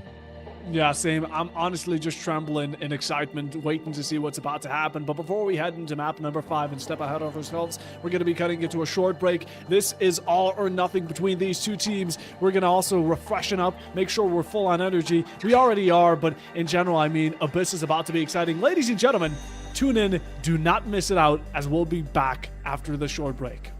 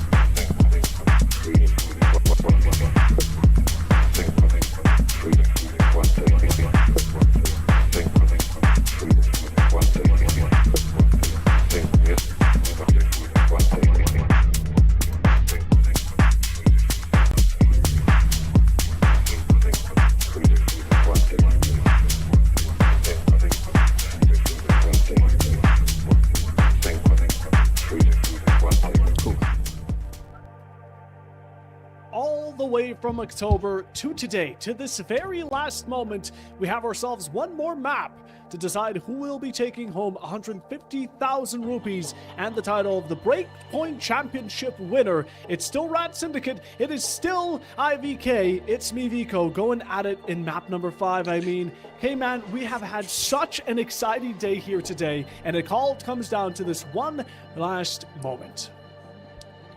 I mean, I don't know what to expect because we've literally had every outcome so far, right? We've had that quintuple OT that just went absolutely insane. We've had a comfortable win that was a bit back and forth. We've had a nail-biting 13-11. We've had a map stomp. Like, we've had everything so far you could possibly ask for in a best of 5. So this map, it is going to be insane. You know, just quietly looking at the stats here, Yuvi has 83 kills, currently leading in the series, 17 away from bringing up 100 frags in one series. That is an insane stat. So we'll see whether or not Yuvi can do that here in map 5. But yeah, in terms of the stats and the notes, I mean, I love my stats, but there isn't too much to go off here because there really hasn't been a lot played on Abyss. The only, I mean, ItsMeViko played it once. They won 13-9 against Asterisk. They're playing a pretty standard composition there of the Jet Yoru double duelist that we've seen quite a lot of. And, you know, it makes sense to be playing that, right? Because obviously such an open map. There are so many areas that you can especially put a gate crash in with the Yoru. But it's also just so big. Being able to rotate very quickly with your duelist is so key here. So we really are, I'm really interested to see what compositions are going to come out as we get into agent picks. Yeah, let's get over into the agent picks, right? We are very much curious on how this is going to go, but we're going to have to base our expectations on the previous results. And oh, for a moment, I thought I was looking at a mirror matchup, but no, there are slight changes here. We do see the double duelist from both sides. The Jet and Yoru you talked about, the Atra for the controller, swapped out between the Chamber and Sova, which is extremely interesting. Actually, no, we have the Sentinels, which are swapped out. So the Chamber and the Cypher, which, again, is going to be interesting. I do support Kappa sticking to that Cypher. We've seen him do extremely well on it. Even in the previous map, he ended up being that MVP. And of course, to lock down sites, it's extremely vital to have your side for that Cypher, to have that information. And take a look at ItsMeViko, right? Okay, man, we have so much, and I mean so much information. We have Kappa, we have Sova, and comparing that to the Chamber on RAD Syndicate, we're going to have to see how it really works out, but I imagine Deadly's going to be looking to pivot himself on towards that midpoint. I mean, yeah, Deadly is a very capable operator user, so I mean, that is very much expected to see him coming out here on the Chamber. I mean, he's proven his worth in so many games. I mean, even the match previous, I believe it was against DC, who was going insane on the Chamber. They were able to match up to it with the Chamber operator shots going out. making it all, you know, just the shots landed when they needed to. I'm very much not surprised to see the Chamber coming out here on such a long-range map. That's going to be your anchor sentinel that has an operator. Very textbook stuff coming out. Obviously, the Cypher, it's an interesting one, Cypher, because you get a lot of information on the map. The tripwires can provide a hell of a lot of value, but actually holding the sites with tripwires, with just how many avenues of entry there are to each site, makes it very, very difficult to do as a Cypher player. But I'll be honest, if anyone's going to do it, it's going to be King Kappa. It's going to be King Kappa, right? We can set our expectations for him extremely high, but going on towards that A site, it's mostly because controllers, right, they like to place down their smokes. Having a bit of utility for that Cypher to be locked on in for anyone maybe trying to cheek on through that smoke and possibly find an off angle is something that can find value, but for now, we're going to set ourselves back to as we always do. Square one, onto pistols, we can kick things off. We already see some aggression being pulled out. Deadly with a headhunter to pick up the first. Venka entering in on quickly to set it back down to even standards, and Tricky, of course, returning the shots right back to where they first came from on the side of RAD Syndicate. Now 4v3, IVK to get that plant down, another kill to add to the tally, and as the cherry on top, they also find themselves the man advantage. Now Garvin Paradox, the only ones to try and find the breaking point through. Hoax extremely low on HP, so should be one bullet good enough. Last player standing. One One enemy remaining. Paradox leaving himself in a 1v1, but good enough to claim them all. The MVP from the previous map continues to reign into the last. Paradox, as you say, the MVP split coming out big here with a 1v2 clutch. And I mean, again, it's IVK having that little bit of panic that we've seen here and there on occasion in this grand final. In the post plant, Rush of Blood swinging out, taking the gunfights to, and you can maybe play the time a little bit more there. The double swing was good, but right there, King Kappa, a rare miscalculation from the Cypher leads to a round lost. And I mean, look what it's going to do here to the economy, right? Obviously, you've got Deadly. We were talking about going to use that operator and the scopes, but you've also got the Jet on the other side of things. That is two agents that thrive off of long range, and you've given them an economic advantage early. Recon dart is out. Got spot on all these players. Every single one of them. Garv even potentially can find one swing. The second one, yep, the Bulldog keeps on claiming its marks. A bit overwhelmed by the amount of players, but still good enough for three. Now swinging out with your melee. You don't bring swords to gunfights. Hoax, you should know that by now. As now Half able to at least find one for IVK, but that's about all they wrote as RAD Syndicate easily to clean up this 8 point. Why is it so cute? Yeah, so the only real damage that came through there, I believe, was one martial loss. So they're really going to be too big of a deal. They got the sheriffs recovered, so they can share those around. This is a strong RAD Syndicate coming out here on Abyss to start things off. We've been here before, though, haven't we? I mean, we've seen Radiant Syndicate just get up to early leads, win these pistols, but it's always been these rifle rounds, you know, rounds sort of 4 to 8, where ItsMeViko have really come back in. Early swing here. Very tricky. Now he backs off towards side, but look at UV's position. He could potentially get with a lot of danger on their back. TP's gate crashes. Paradox to follow along, and now IVK have been set 2 players back. Still attempting to make this breakthrough off the site, but you're looking in the wrong direction. Hoax is able to make up for that one single kill, although the final 2 players spread about. One towards mid, one still pushing side. Deadly on a possible flank with a headhunter looking to catch one off guard. Places down the trap, which has been spotted. Now backlining for him. He goes for the re-swing and is punished for it. King Kappa at least able to claim the second kill. Now numbers are looking a bit better. Yeah, King Kappa able to get some early space in towards this A site, and those stars are not going to have any consequence in this one because the Astra has already been taken out. So Garv going to take this line, but the timing is excellent for King Kappa if he can wrap around. But I don't think he will. Looks like it is going to be Hoax, though, who actually makes that sound. Spooks Garv, forces him back into the crosshair of King Kappa, so that works out beautifully for ItsMeViko. 2v2 scenario, spike planted, and it is crucial now that they can convert.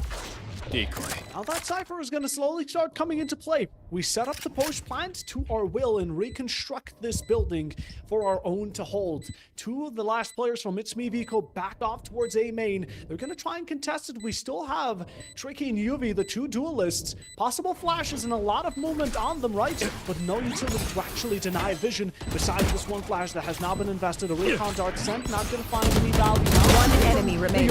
Gets expected. King Kappa able to find his one, and all left out that has Tricky, who's caught out. Hoax good enough for the last, and now IVK with a round back for themselves.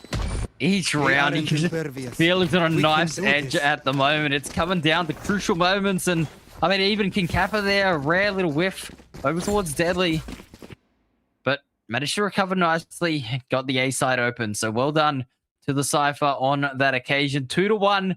Things are as even as they could be after 3 rounds, and we expect nothing less here, right? I mean, we are expecting this match to be an absolute slugfest. There is going to be a lot of scrappy fights coming out here on Abyss. Map number 5, players' fatigue is going to be at an all-time high, but they got to keep pushing forward.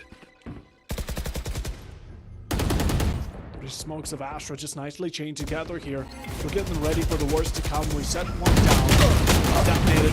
We let go of it for a moment. Astra finds an opening to become dark. That's your solo down. The Nebula to nicely catch you in, just for Paradox to find the refrag. Blood has been shed both ways, but both teams now decide to back off of any aggression. Yeah, I was going to say, calling an immediate rotate is exactly what I'd be doing here, because you forced out 2 of those Nebula smokes, which means that these smokes are going to be on a very, very long cooldown. So you can hit this B site with pretty much no cover because you're going up against a chamber, right? I mean, it's not really the Sentinel with util. So potentially rotating towards this B site is going to be the answer here. But Deadly does have this operator, and they got to make sure they're aware of that chamber threat. As drone is going to come through. It is going to find the chamber, and they actually don't like what they've seen. They're going to go back in towards this A site, and Venka has walked all the way up and has all the space. It's been left open, vacant. 30 seconds left. By RAD. And now they recognize the grave mistake they've let open.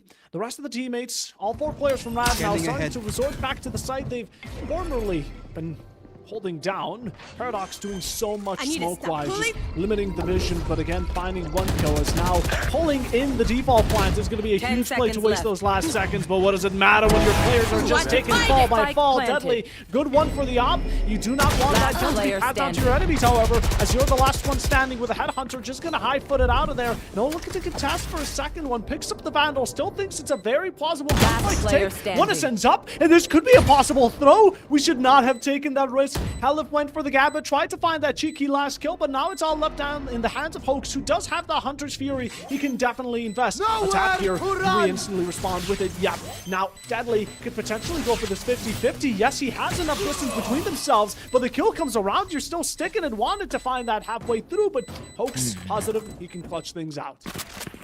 Yeah, 2 apiece now, and it is going to be the server to clutch it out with that Hunter's Fury. I'll tell you what, that Cosmic Divide was kind of a double agent in a sense there, because they heard Deadly run away, thought they were saving the op, but he's gone and picked up that rifle, making all that noise. LF had absolutely no idea. Obviously, the sound muted on the other side of that divide and got punished in the end. So I suppose you could take that as a small win for RAD Syndicate. Obviously, not going to be ideal on the eco, but they have forced out the Hunter's Fury early on. Wallbangs here by the Guardian. Look at Vanka's HP dropping down to that filthy 9. Not going to be confident going into any future gunfights. Wishing he had a Sage on the team. Maybe a Sky from the previous map, but woulda, shoulda. Right now, Vanka's looking for a retaliation shot right now. A couple coming in from Guard, just trying to find an easy pick. Chunks the Shock Dart could be dangerous, but Deadly even more so. Finds Helif on the opposite side of the map. A second one for the Sheriff. Vanka finds Retribution. A refrag as well, surprisingly with the amount of HP. Able to escape the Shock Dart for a second time. Although IVK and less, King Kappa makes up for it, however. Now we're set back down to a 3v3 neural theft to find information of where it would be most possible to find yourself site overtake, and seeing as how open B is, you're gonna instantly capitalize on it. And look how open this plant is going to be as well. It's planned for about 4 angles, and Venka's going for a wrap, a flank here on 9 HP. A genius move here, if you ask me. I mean, just go for as much damage as possible. Going to find one. Has now got the Outlaw online, trying to take this line, and really make it difficult for the defense to retake here. It looks like the attackers have flipped this round on its head, as we are going to see the defenders. They're going to try and accelerate their retake and deny that flank's impact, but the time is ticking, and I don't know if they're going to be able to dig these players out.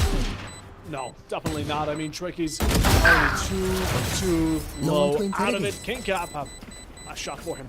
IVK there played it really well. Again, that small investment of the neural theft normally doesn't end up being such a drastic, or isn't considered to be an S tier ultimate.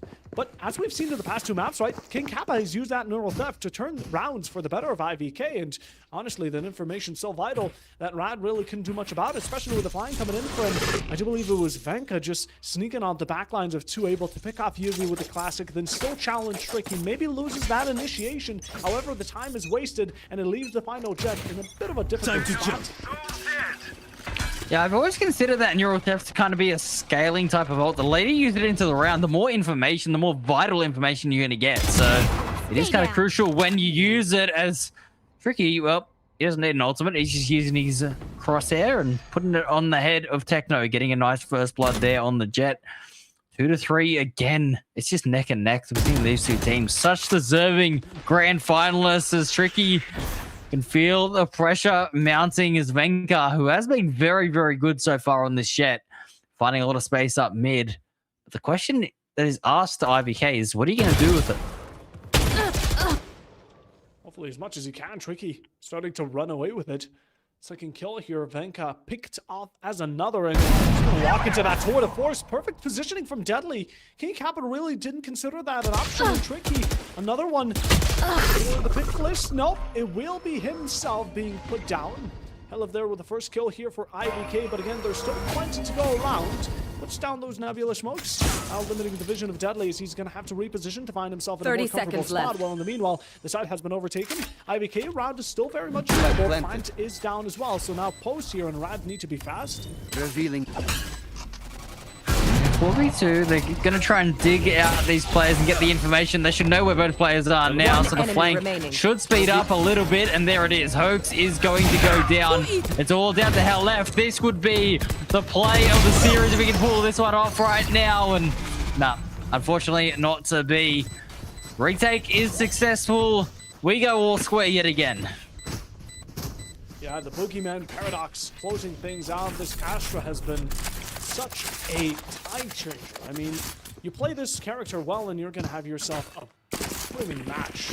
Although 3-3 again, returning to how the majority of the maps here have been played, like you said, deserving grand finalists, making not only an exciting matchup, but something close and worth seeing all these months of progress. Something to look forward to again. Although we've already seen all 4 maps played out, this 5th one is still about just as unpredictable as the rest. Yeah, I guess we are seeing another one of those nail biters, but we'll see whether or not this attack could cook something up on this eco round. Deadly has the operator online and will be taking that mid space, so that is a lot of real estate being taken up from the chamber there. Look how deep he can get on that line. Really impressive. Gonna use the rendezvous to come back in to try to help with the site defense, but there's not much they can do. They've come in just a little bit late here, if I'm being honest with you. So this is going to be a retake scenario here, Puff. Give me those. Corrode Blaze haven't found their mark until Venka steps into the battlefield. Straight for 2, looking for the close, hopping around, getting the information, right-click onto Paradox, opening him wide, and again, he's potential still very much there. The Venka falls, Yubi shuts that down. The moment of joy now taken out of consideration as the Yor stepping things up. 2 kills for Yubi here, but still has plenty more to go. Again, the majority of Team IVK still stand in their way, and in a post-plant situation, it doesn't make it much more better. But RAD right now is disappointed as they have been. Yubi with the 3rd needs to make every second count. Halfway through, we do see the cut actually pulling you away. You just can't go forward. Yubi has found himself the quad. Garth takes away the ace. It is an amazing showage of mechanical skills that these players can perform. But in the end, the result is still down to the objective. The spike detonates around back for the attackers. How symbolic of that round, because if you ask me, they were just a little too slow to react, and it was just a little too late to get onto that spike as well from the RAD Syndicate. They didn't quite respond to the threat of that B site in time, and they had to give it up, play that retake, and then it was the Venka show with the Blade Storm. I mean, what a talent this Jet is. To find 3 kills there, absolute huge value to come out. 4-3, and ItsMeViko, they take the lead in this match for the first time. Who's next? It's a way to put it down backside. Get out of jail free card just for now, but Venka being so close makes it a dangerous opposition. Hold that judge, which can deal some damage, but instantly taken out of consideration. Yuvi now once more making an entrance, tricky from the back lines. And denied as they're comboing up here to deny IVK of any type of leverage. All of a sudden, 3 players, 2 of them already gone. Hunter's Fury being pulled out in combination with the dimensional drift here to not only help take out a couple of these players, but make it so much more distorted as Hoax is able to carry his own, take out Yuvi, but again, he's left stranded in a 1v4 here against a real rough wall. Just trying to deal as much damage. Garth, I think he might be low on HP, but again, just waiting for the rest of the players to come and support him. Trying to find the Jet has at least that 1 kill, but Garth denies it. I gotta say, that's a really, really well played round here by the defense. RAD Syndicate, the bait and switch from UV was what really impressed me there. So as the side hit was coming in, put the clone in towards heaven, allowed that to run out, made everyone think that the Yoru is up in heaven, right? Because that's where the clones come from. Instead, he's on the site already, inside of his own teammate's smoke, swings out. They were not expecting it, trying to hold the flank. Venka gets caught out. And as soon as you lose that Jet play, you cannot plant the spike, even in that safe area. You've got to be guns up, and the collapse came onto the side of ItsMeViko. So after winning that Thrifty and sending a bit of a shock down the spines of the RAD Syndicate, it is the defense that hit back and recover. Yeah, not only recover, but continue down that line as well, at least for the beginning of round number 9 here. Yuvi taking off King Kappa. That much more difficult, and you're just walking into his line of sight. You need to prioritize the right player. Spikes down, if you don't, B. Yuvi's going to be getting away with a nasty 3K. In the meanwhile, though, King Kappa as the opening.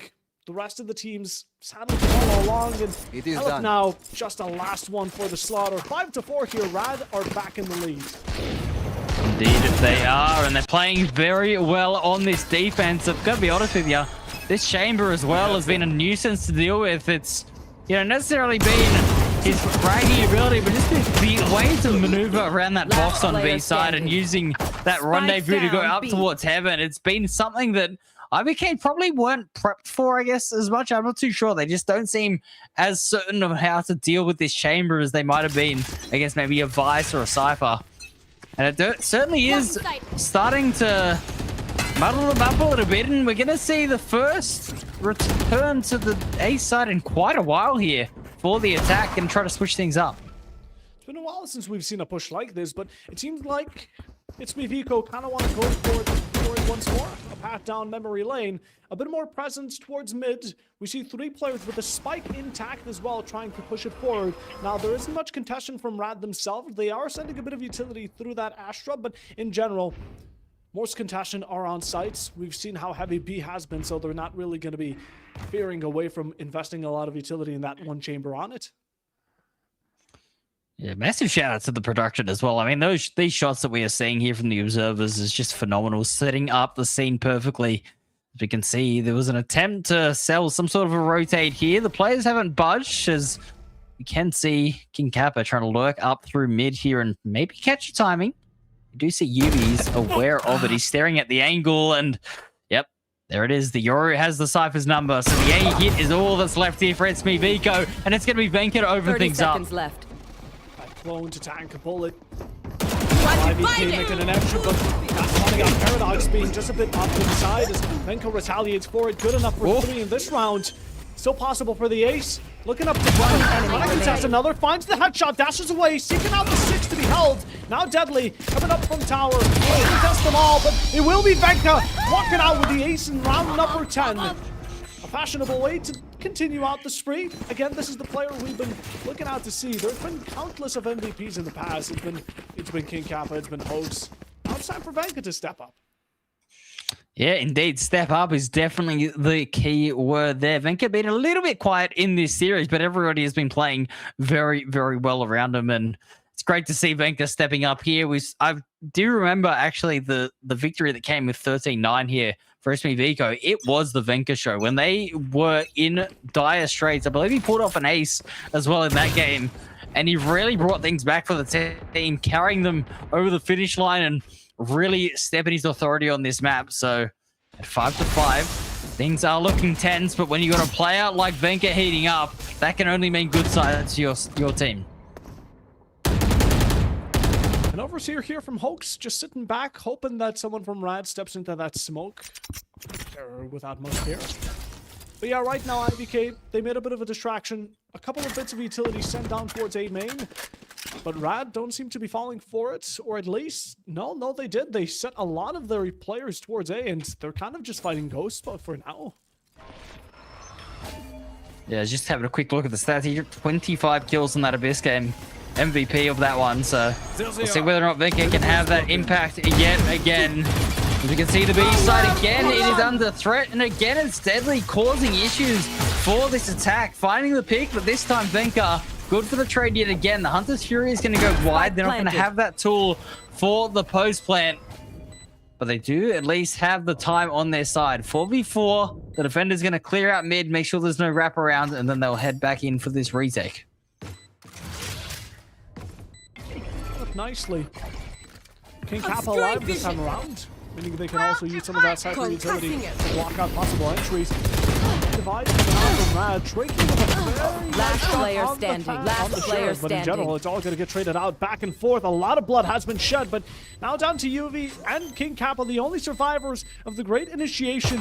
Not the best of guns you're working with. You peek out for the classic. He's already stuck it through 50 way. You're trying to bait him out as much as you can. He seems to have fallen for it, but he can still connect to better than UV. And winning a battle like that is nothing but extraordinary. Last round before the switch. King Kappa.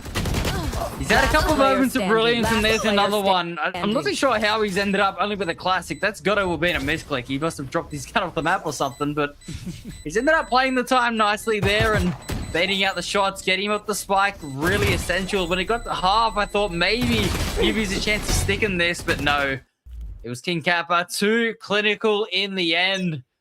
And it's now 6-5. Can IVK find the 7th and make some sort of a narrow lead in map 5 of the grand final?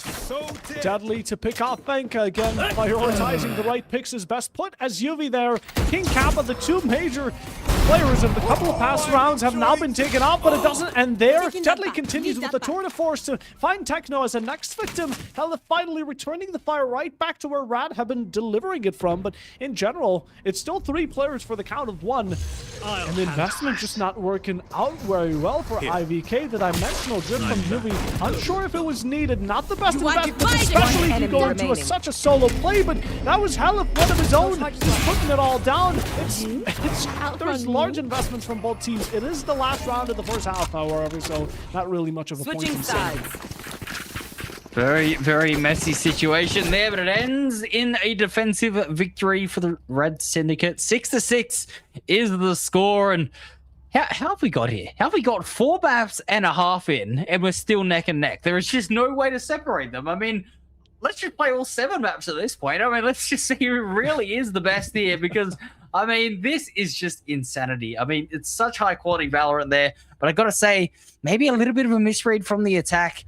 Me personally, when you've lost the numbers there and you know the operator is taken out, you know that B side is going to start to get those reinforcements. I would have liked to see it drift towards mid there, try to isolate a pick, make a 2v3. That's a much more likely post plant than just simply trying to go in for that 2v4 on the B side. But anyway, it's a minor complaint from me. Otherwise, other than that, this has been great Valorant. Yes, it has been, and is going to be continuing down that line as this pistol is starting off extremely aggressive. 2-3 for the likes of RAD, while IVK can't really find much of a response. The last 2 players stuck up on mid and even being held at bay to maybe be stuck and finished off there. UV sends a couple of warning shots, backs up to his team as he doesn't want to play an isolated gunfight that could potentially bring down this round. But the pistol here for RAD has started off brilliantly. Deadly, unable to find the headshot. It's King Kappa, though, to respond. The Sentinel, the sharpshooter. Is this another performance in their hour of need? 2v2 now.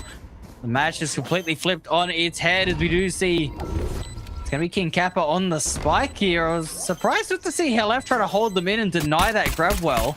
But instead, it is going to be the spam that is required. It's getting stuck, and I don't know if I can deny it. It's going to get diffused in the end, and that is a very anticlimactic finish to that round.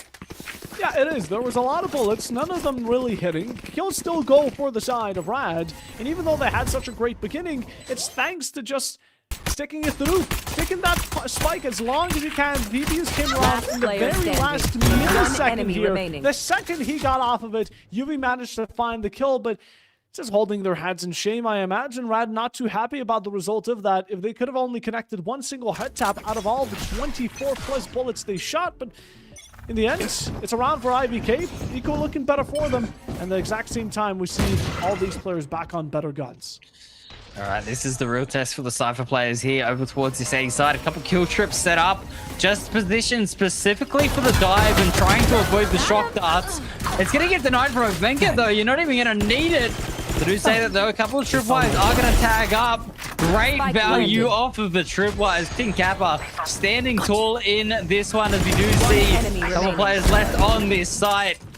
But the defense completely shut it down there. Excellent Cypher setup. The utility gets the value. Venka opened things up nicely as well with that Guardian. Great teamwork.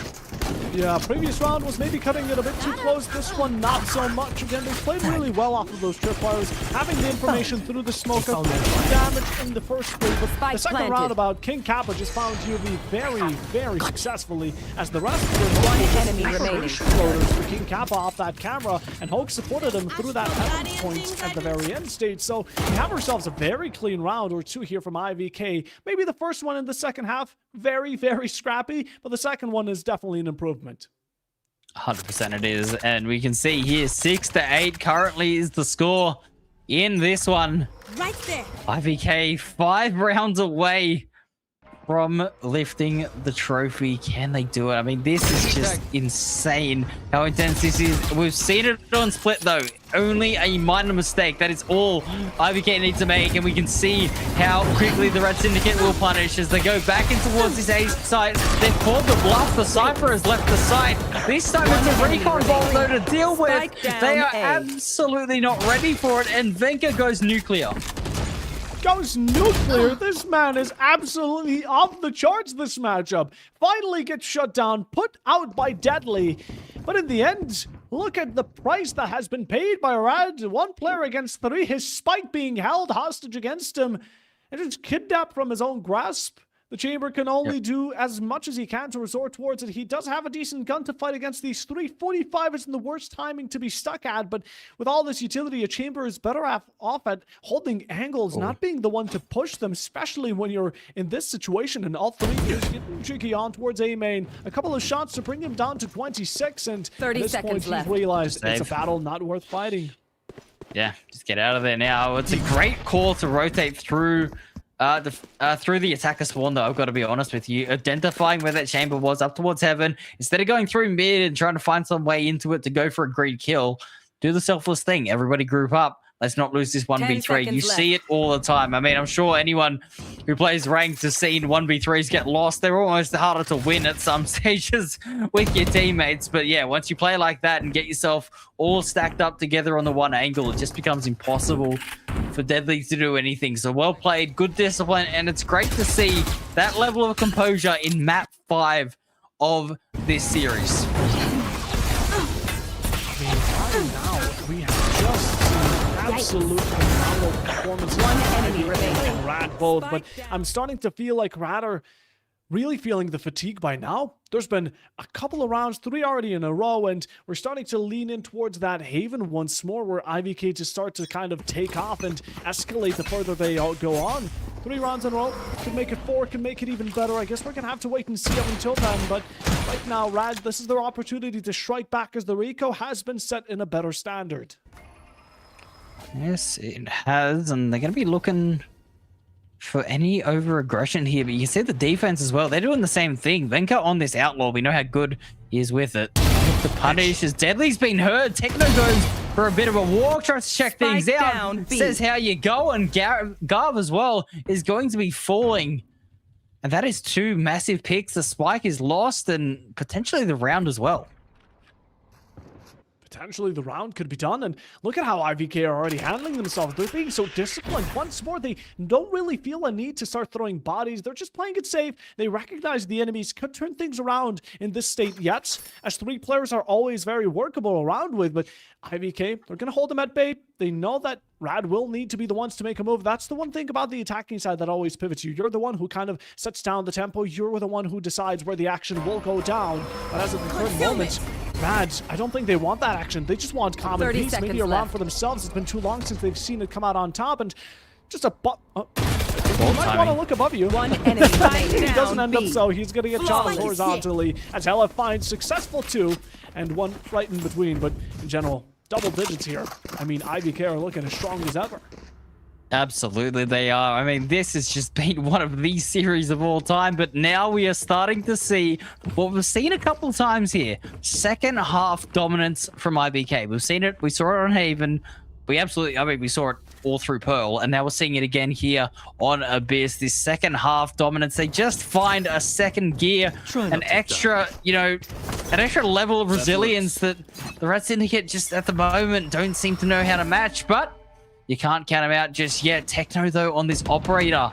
I love this from the defense. While they're on top, they continue to ask questions. Position that could be right now doesn't take it out. The gate crash will get you that get out of jail free card for now, but Tricky looking to rush it on down. Venka's expectancy here that someone might be in vent. Possible sound call earlier. It's gonna be 2 players. You're caught off guard, but he still reacts upon it. A nice little double spray down quote for the third. It's secured. A dash away just to get yourself away out of danger's way as Hoax finishes things off. The blade's still invested, but IVK claimed the round that will get them 1 away from match point as they're starting to set themselves towards this victory with not really wasting any time. This map is Venka's world, and we're all just living in it. Look at the timing here, lining up the double kill. Looks for the third, finds the Bladestorm just out of pure adrenaline at that point, I'll be honest. Completely unnecessary, but absolutely dominating here. Venka, 24 kills in the match already. An absolute thorn in the side of the RAD Syndicate, and you can see the tension here. You can see the pressure is mounting. It's going to be really on Paradox here. I mean, such a good leader, and IGL has that calming ability and a full trust in his team, but you can see even the stresses on his face. It's getting to him right now at the moment here, Puff.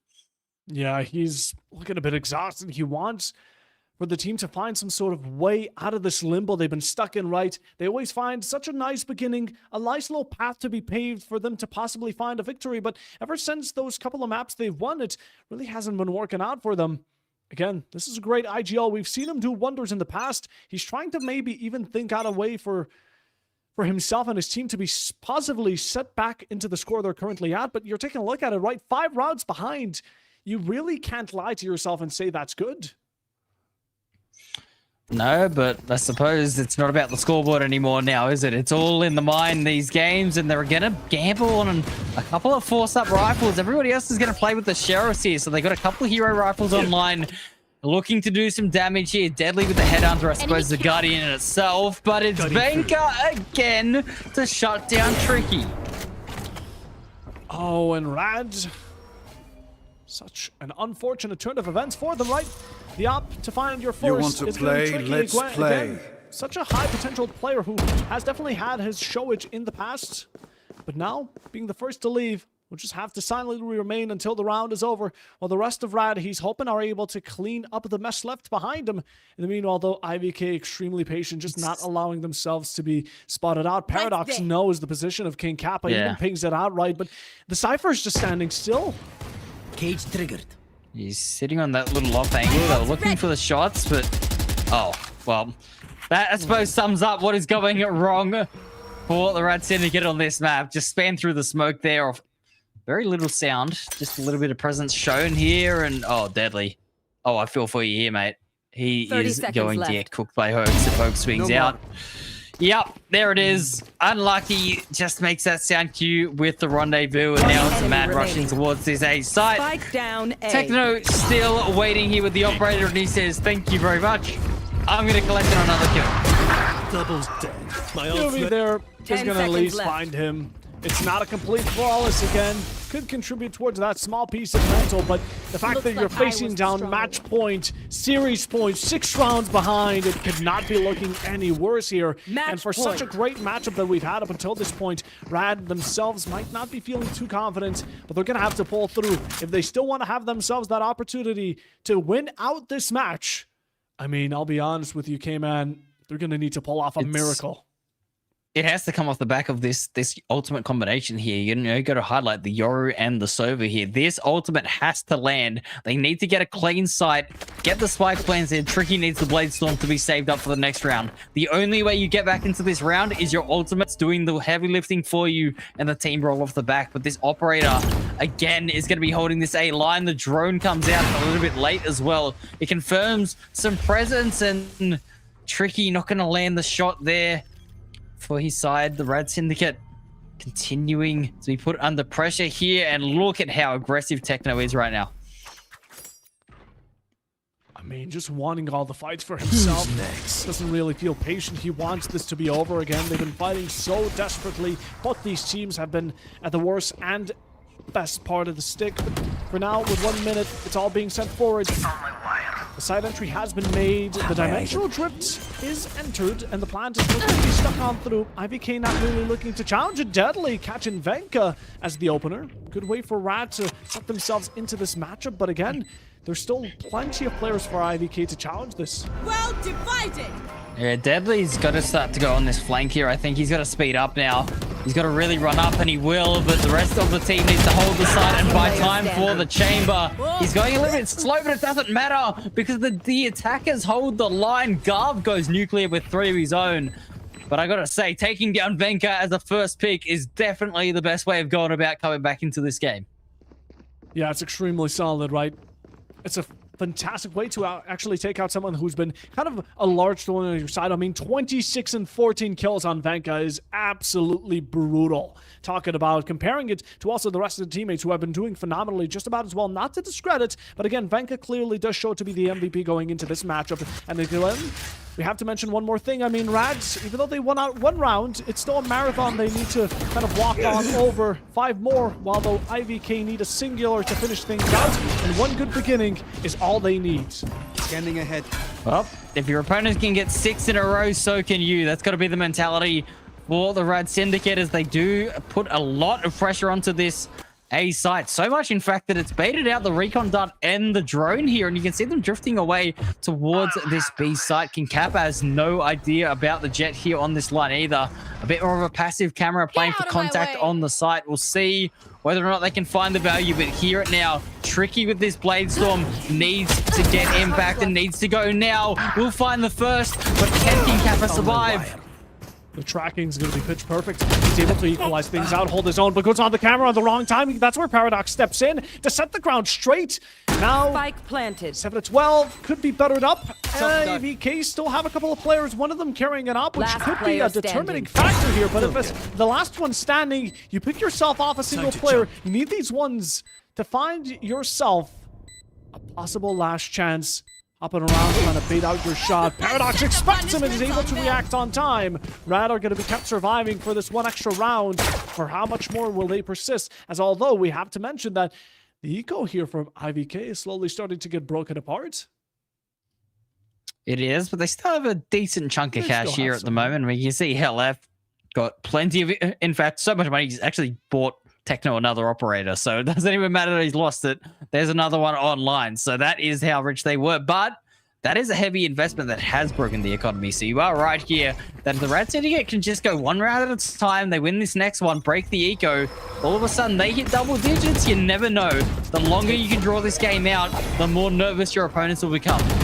That is true. It's all about the mind games currently. And RAD, they're not in the mentality where they're thinking about the loss. They're just thinking, how the hell do we win this next round? What are we going to pull off? What's new? What have they not seen? What will not be expected? Well, right now, RAD are going to go for a complete rotation, right? We've already had the 2 major players from IVK, the duelists, set on towards this A side. So a 5v3 or 4v3 will initiate towards this B. But King Kappa should be instantly up to catch upon it. The camera there spotting you out. You are there to take it. But again, that means IVK know what your plan is.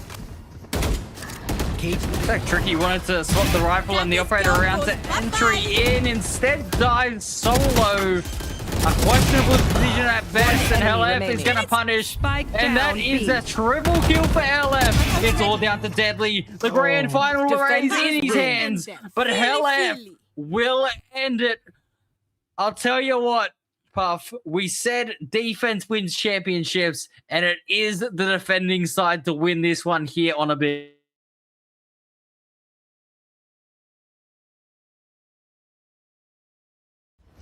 So, the laws being handed down.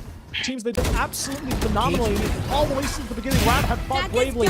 They did all they could. In the end, they might not have pulled through, but they got to this last map as close as ever. Even though there was some dominance by enemy towards that second or third Spike map. down, In the end, this was an extremely good matchup, and both these teams very deserving of the grand finalish spot, but IVK just managing to find that tip over the edge. Spike down, Securing B. the last round here, regulation 13-8. And of course, amazing plays coming in from the Astro. All these players were outstanding. And in general, I think this was a very, very solid grand final. And for the championship, you know, we got to hand it to them.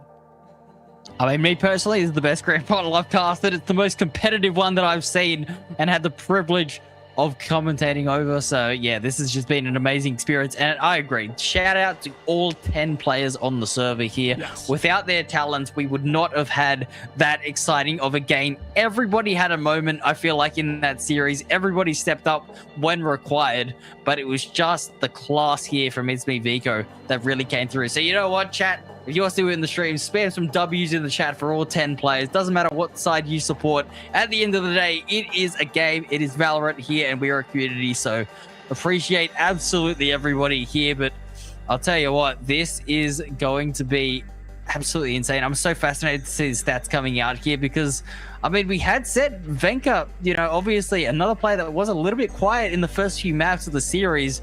This was his map. He stepped up and won the big moments.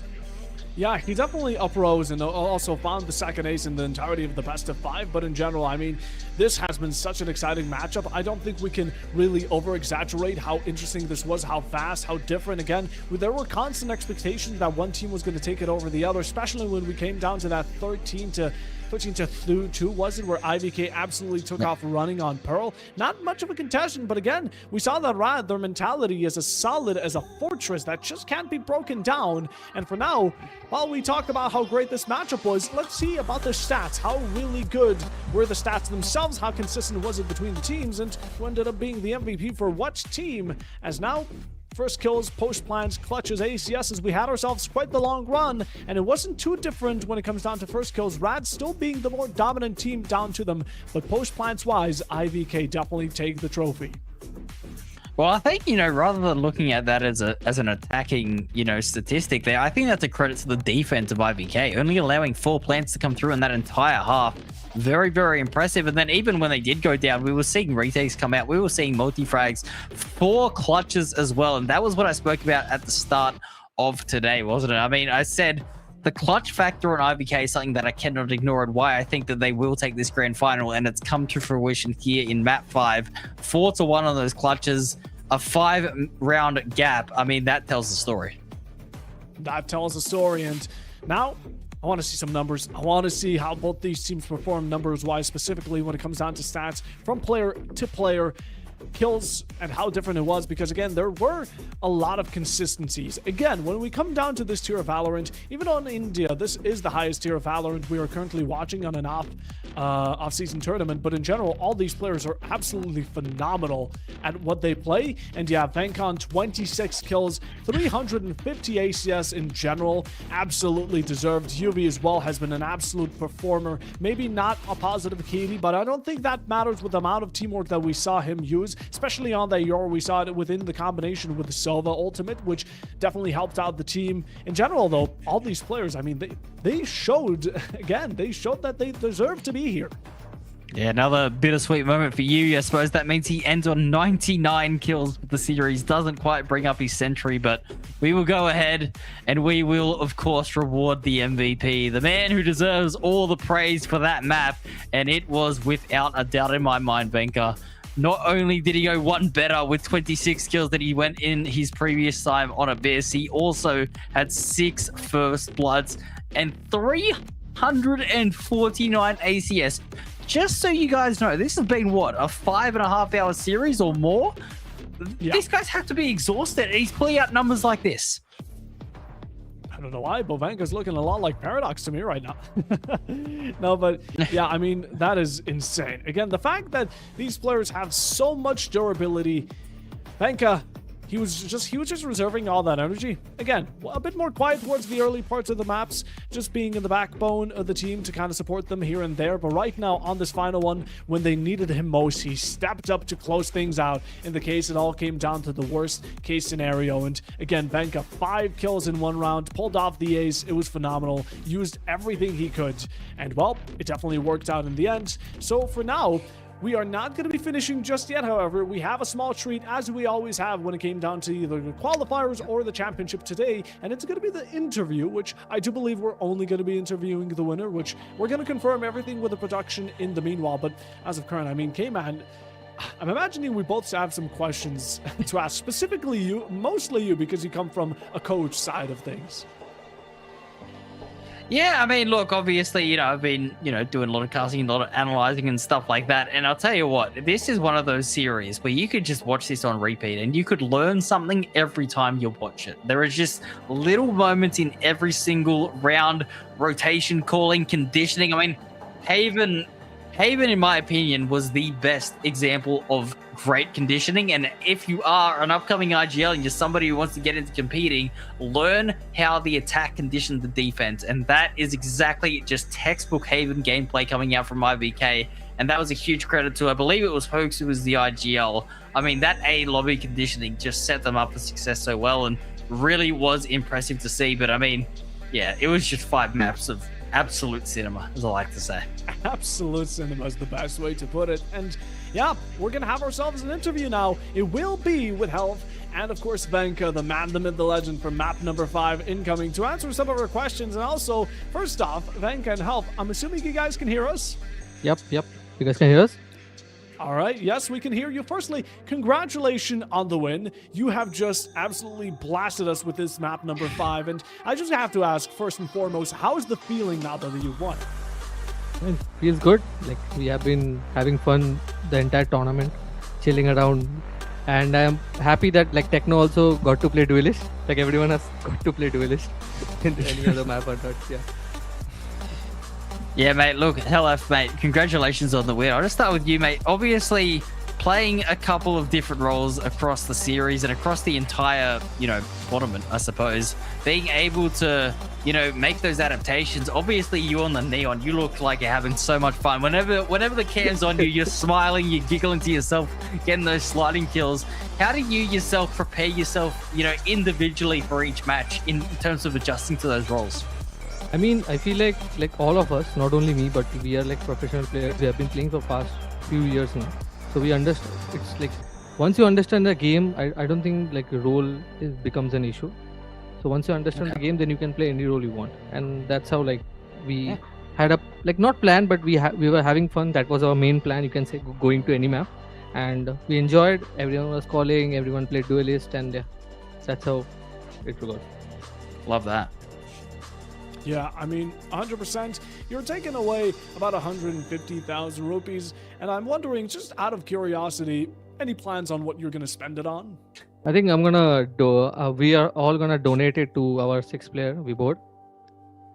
Okay. Yeah, he's crisis right now, so we'll give it to him. Damn, W nice. Team. That's insane. Well done to you guys. Full credit to you guys. Makes me happy that you guys won. I mean, that is just a very, very noble cause for all of you.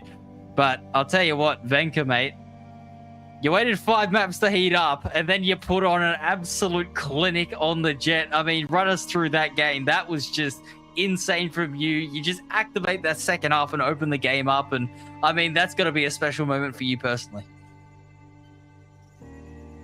Mike, wake up, Mike. It's not working.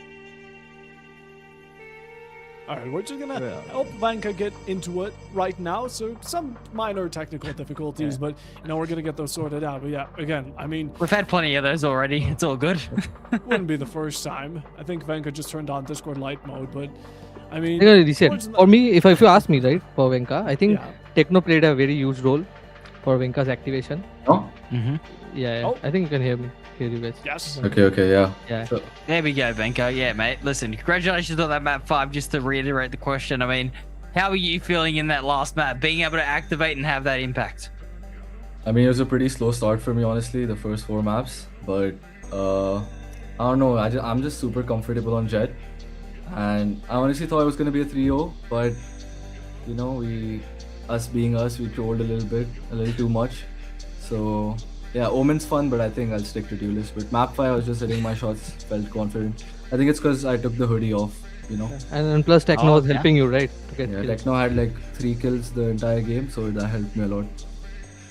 Yeah, fair enough. Just sharing the frags around. I like that. But I mean, look, you guys went through an absolute marathon there. That was 6 hours of grueling Valorant. I mean, all the way back, if you can even remember it, on Corrode, that back and forth gone, just insane amount of rounds. I think it was 34 rounds in total. I mean, that would have taken a lot out of you guys. Did you have like a little bit of a mental reset to yourselves, or did you kind of come together as a team and say, okay, we've just got to go next map, focus up, it's Haven time, or kind of talk us through that kind of transition, if you can remember it, of what the team mentality was after losing such a long game of Valorant? Should I go or? Yeah, go ahead. That was honestly one of the most tilting maps I've ever played on Omen, because I was just retaking every round, and my Viper anchor, I think it was probably Techno, couldn't hold the site for his life, so I was just retaking every round, and when on attack side I'm just getting shot through smokes, so it was like a very super tilting game, so I had to reset my mental after that, but I think it was fine. I think Techno It was needs a to warm-up work on his map for anchoring. us also. I think we will discuss this before. Yeah, first map is always warm-up for us. Yeah, fair enough. Well, I mean, look, obviously, you guys would have been very, very happy to be in that upper final as well with the map vetoes coming in. I mean, obviously, Sunset being banned away, we saw last time you guys played it in that upper final. We got it really into a scrappy match. It was really back and forth. So was that something you kind of just wanted to put away and kind of forget about, not have to worry about it in this final? What was kind of the theory behind the map bans? I think map bans like Sunset, because like they have Breach and we don't have Breach, and no one wants to play Breach in a fun tournament. And they asked me like, nope, I'm going Neon or we are not playing. so we are like, yep, okay, then we don't have Breach and it's going to be hard with Breach. So we're like, leave it, we can play other maps. Let's have fun. We don't like, as a team also, we don't like the map, so like, leave it. Let's go other maps. So that's why we just banned it. Nice. Yeah, I mean, in general, look, K-Man, any more questions from your side? Nah, I mean, look, I think that you guys absolutely deserve a rest, as well as everybody who's been involved today. I mean, that was just an absolutely grueling best of 5. But I got to say, thank you guys for being as talented as you are, because me personally, I mean, listen, obviously, I've come from a region like OCE where we get a lot of one-sided finals and stuff like that. For you guys to be able to pull it back and make it so entertaining was an absolute treat. So, yeah, I mean, look, thank you for sharing your talents and introducing me to the world of South Asian Valorant, because it is crazy, but it is a lot of fun. Props to RAD Syndicate as well. They played well, no crack as well. Yep. So, yeah, well played. And, we had to avenge our GGZ boys. For ItsMeViko, our team name's literally ItsMeViko, so we had to avenge Hacker in the grand finals, The GGZ got knocked out by RAD Syndicate, but yeah, overall well played by RAD Syndicate. My teams, obviously I love my team, except Techno probably because he needs to work on his game. Always a good jab at Techno, but yeah, I mean, in general, once more, congratulations.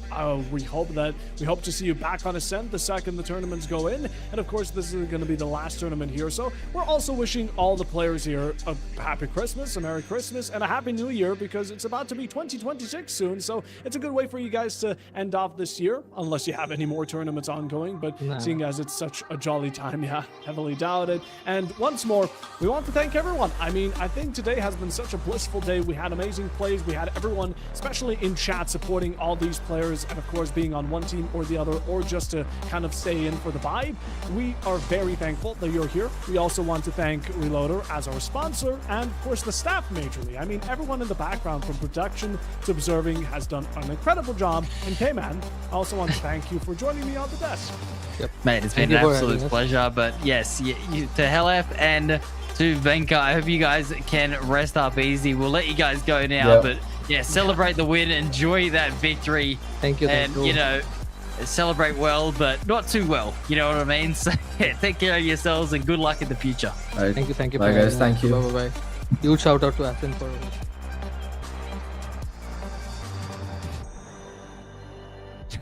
I don't know if this was heard on stream, but the last words we heard was thank you to everyone except no. So that's a good way to close things out. I mean, listen, if you can call out your teammates like that on an interview, it means the team vibes are up at, you know, an all-time high, right? There is no real tension. That is just banter at its finest. So we love that. We love to see that these guys are feeling very, very happy and confident. Now, I believe that they actually won another tournament, which they will be having an international event for early next year. So that, you know, is just another confidence builder for them and trust in their own gameplay. So it's really, really good to see there. But I mean, we've said all that needs to be said, haven't we? It's just been, you know, a million words spoken today in this 6-hour cast. It is an absolute banger to finish things off. And it's exactly what this tournament deserved. Yeah, and I mean, at this point, we only have a couple more things to say, and it's like all good things, this also must come to an end. We wish once more everyone a Merry Christmas, Happy Holidays for you to be together with your family, and we hope that you enjoyed today's broadcast, as of course Ascent is going to be back next year most surely, so stay tuned as for our updates. Follow us on Twitter, drop a like on the video right now, subscribe and share with anyone that might be interested in watching some of these banger matches. Again, this was an insane grand final, and I wouldn't want to miss out on any in the future, but for now, this was all for Ascent. Again, we hope to see you next year. Up until then, we'll catch you in a bit. Oh my god. Hey, just cut the cameras, bro. तू निकल यहाँ से. क्या mic निकाल और निकल चल. Please. निकल यहाँ से. ओए, निकल यहाँ से. In preparation for the Breakpoint Championship series, today we're sitting down with Team GG Easy to guess the Valorant Pro from our Breakpoint qualifiers. The players will receive a stack card with the name and player photo hidden, and they have to guess who it is based on their statistics and roles. Who do you think will have the highest rating? I think me. Probably me. I think DC. Same, I think DC. Because why? Because he's my duo for 1.5 years. Now for the masala. Who do you think will have the lowest rating in your team? I start. I think Kohli. Kohli. Me. Me. Either Rishi or me. Let's start.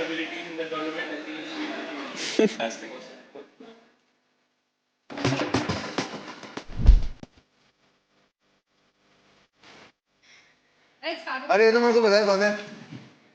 Let me take a big guess. मैं तो मुंह देख के पता चल गया. He's my ex-teammate. मुंह देख के पता चल गया. Ready guys? बोलो कौन है? पता नहीं. Probably Synex. Probably Synex. It's a Sentinel. Bro, it's a Sentinel. Synex. Kevin De Bruyne. Easy, bro. Whoa! Easy guess. Easy guess. Wow. Wow.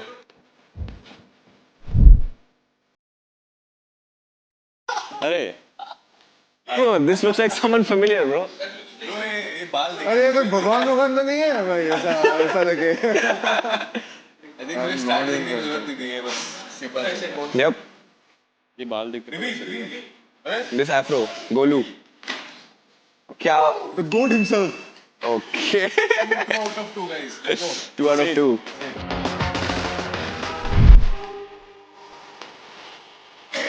That's a initiator. Yep. Yeah, I think that's Paradox. Has to be Paradox. Must be Paradox. Initiator. Yeah. Paradox. Lock in. Paradox. Parabox. Oh shit, guys! Guys, we are like actually insane at this. Oh my god. You guys are actually insane. 3 out of 3.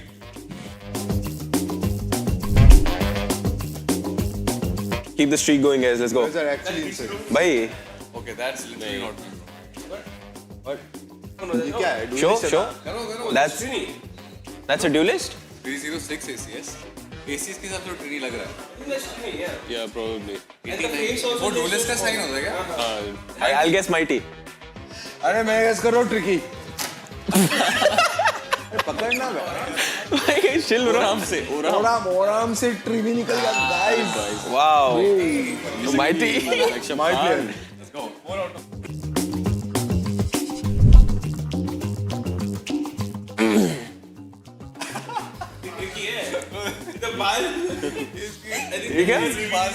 Hair gave it away. Why the fuck this guy has such low rating, भाई? But ये duelist तो नहीं है? नहीं ये initiator है. That's initiator. वो initiator है? हाँ duelist उनकी टीम का is Garv. It's Garv the duelist. हाँ.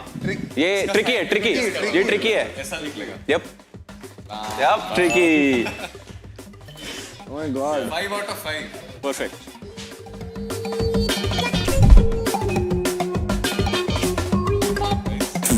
अरे मेरे को पता है कौन है? ये मुझे भी पता है कौन है. 95. Oh, I wonder who that is, bro. I think That's Sentinel. DC, guys. Guy, that's Devik Chauhan. 200% DC, guys. Are we ready? DC rules, obviously. Tesserolls incoming. Team, let's go. Woo! छी, कौन है ये? अरे Rishi, how do you feel having 295 rated players in your team, भाई? ओए, मेरा clutch percentage देखो.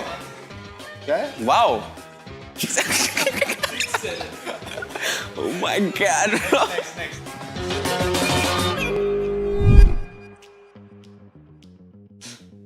'86 controller.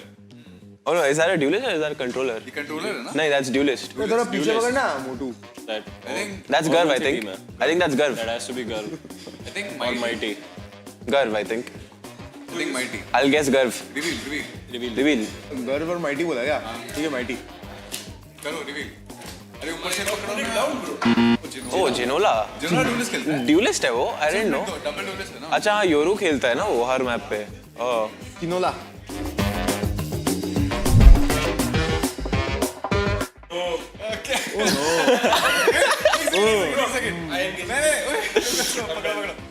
Oh my god! Oh my god, this just Stats दिखाओ. 127 ACS. Oh my god! Bro. नहीं हो सकता भाई. भाई इतना गंदा प्लेयर कौन है? 80% clutch percentage, 42% headshot percentage. 82. ये अपनी टीम में तो नहीं. कौन है भाई? That's Rishi Vijay Kumariam, guys. I even feel You ain't getting any content from me. I feel shy saying the name भाई. बड़े मेरा प्लेयर है कुछ नहीं कर सकता. Wow, young guy.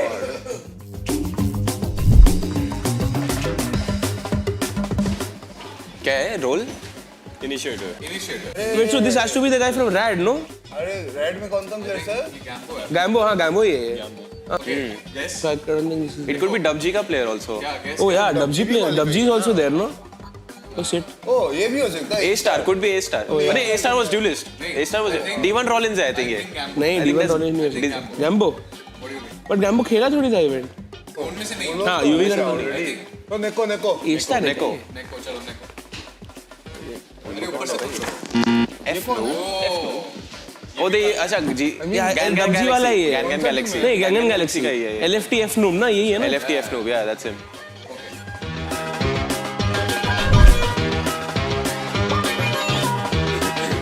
Who can this be? थोड़ा कंटेंट दे रहा हूँ भाई. एक सेकंड. भाई ये तो बहुत डिफिकल्ट भाई ये तो देखा.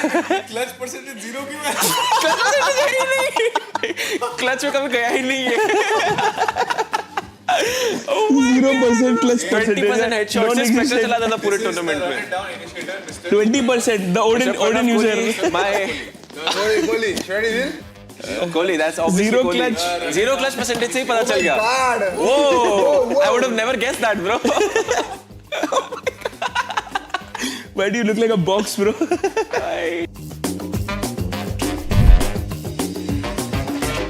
Duelist, that's Garv. Next. That's Garv. That. इसका भी clutch 0 है. ये बाल की वजह से गर्व लग रहा है ना ये. ये Garv है. Has to be बाल Garv. ऐसा क्यों है? 100% Garv. अरे कैसे? ये भी गर्व है. इसका clutch 0 है. ये भी जाके मर जाता है बस. घर में है घर खोलो घर ऊपर से पकड़ो यार वो वरना वैसे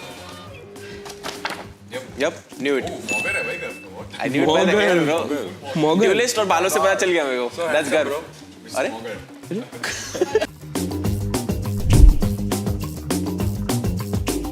लास्ट हिट करते हैं ठीक है Come on. दिखाओ. 99. अरे.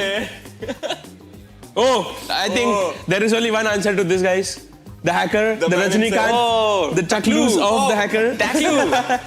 The Chaklus. Is it Gacker? I think it's Gacker. Why is Gacker 99 bro? पागल हो गए तुम लोग. I think deserved, highest rated of the. hacker है ये. Yeah. Bro, where else you think you'll get this shape? Oh my god, what the fuck? Reveal. Taklu Gacker. Oh my god, bro. Vamos. Oh, bro, actually looks good in this.